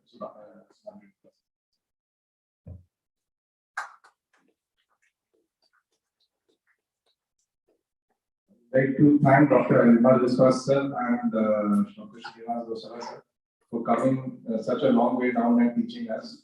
And it was really, at least for me, also it was a really enlightening day and learned a lot in this conference. Thank you, sir. Actually, we should thank you for the invitation here, and because of your invitation, we can come to Gwalior for the first time. It's a great fashion city of Gwalior. So thank you so much, and thank you for the opportunity. Yes, and you deserve a big round of applause for such a nice.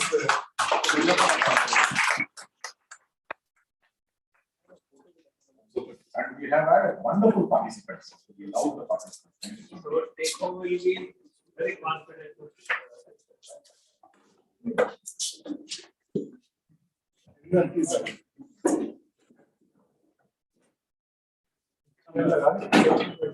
Cheers.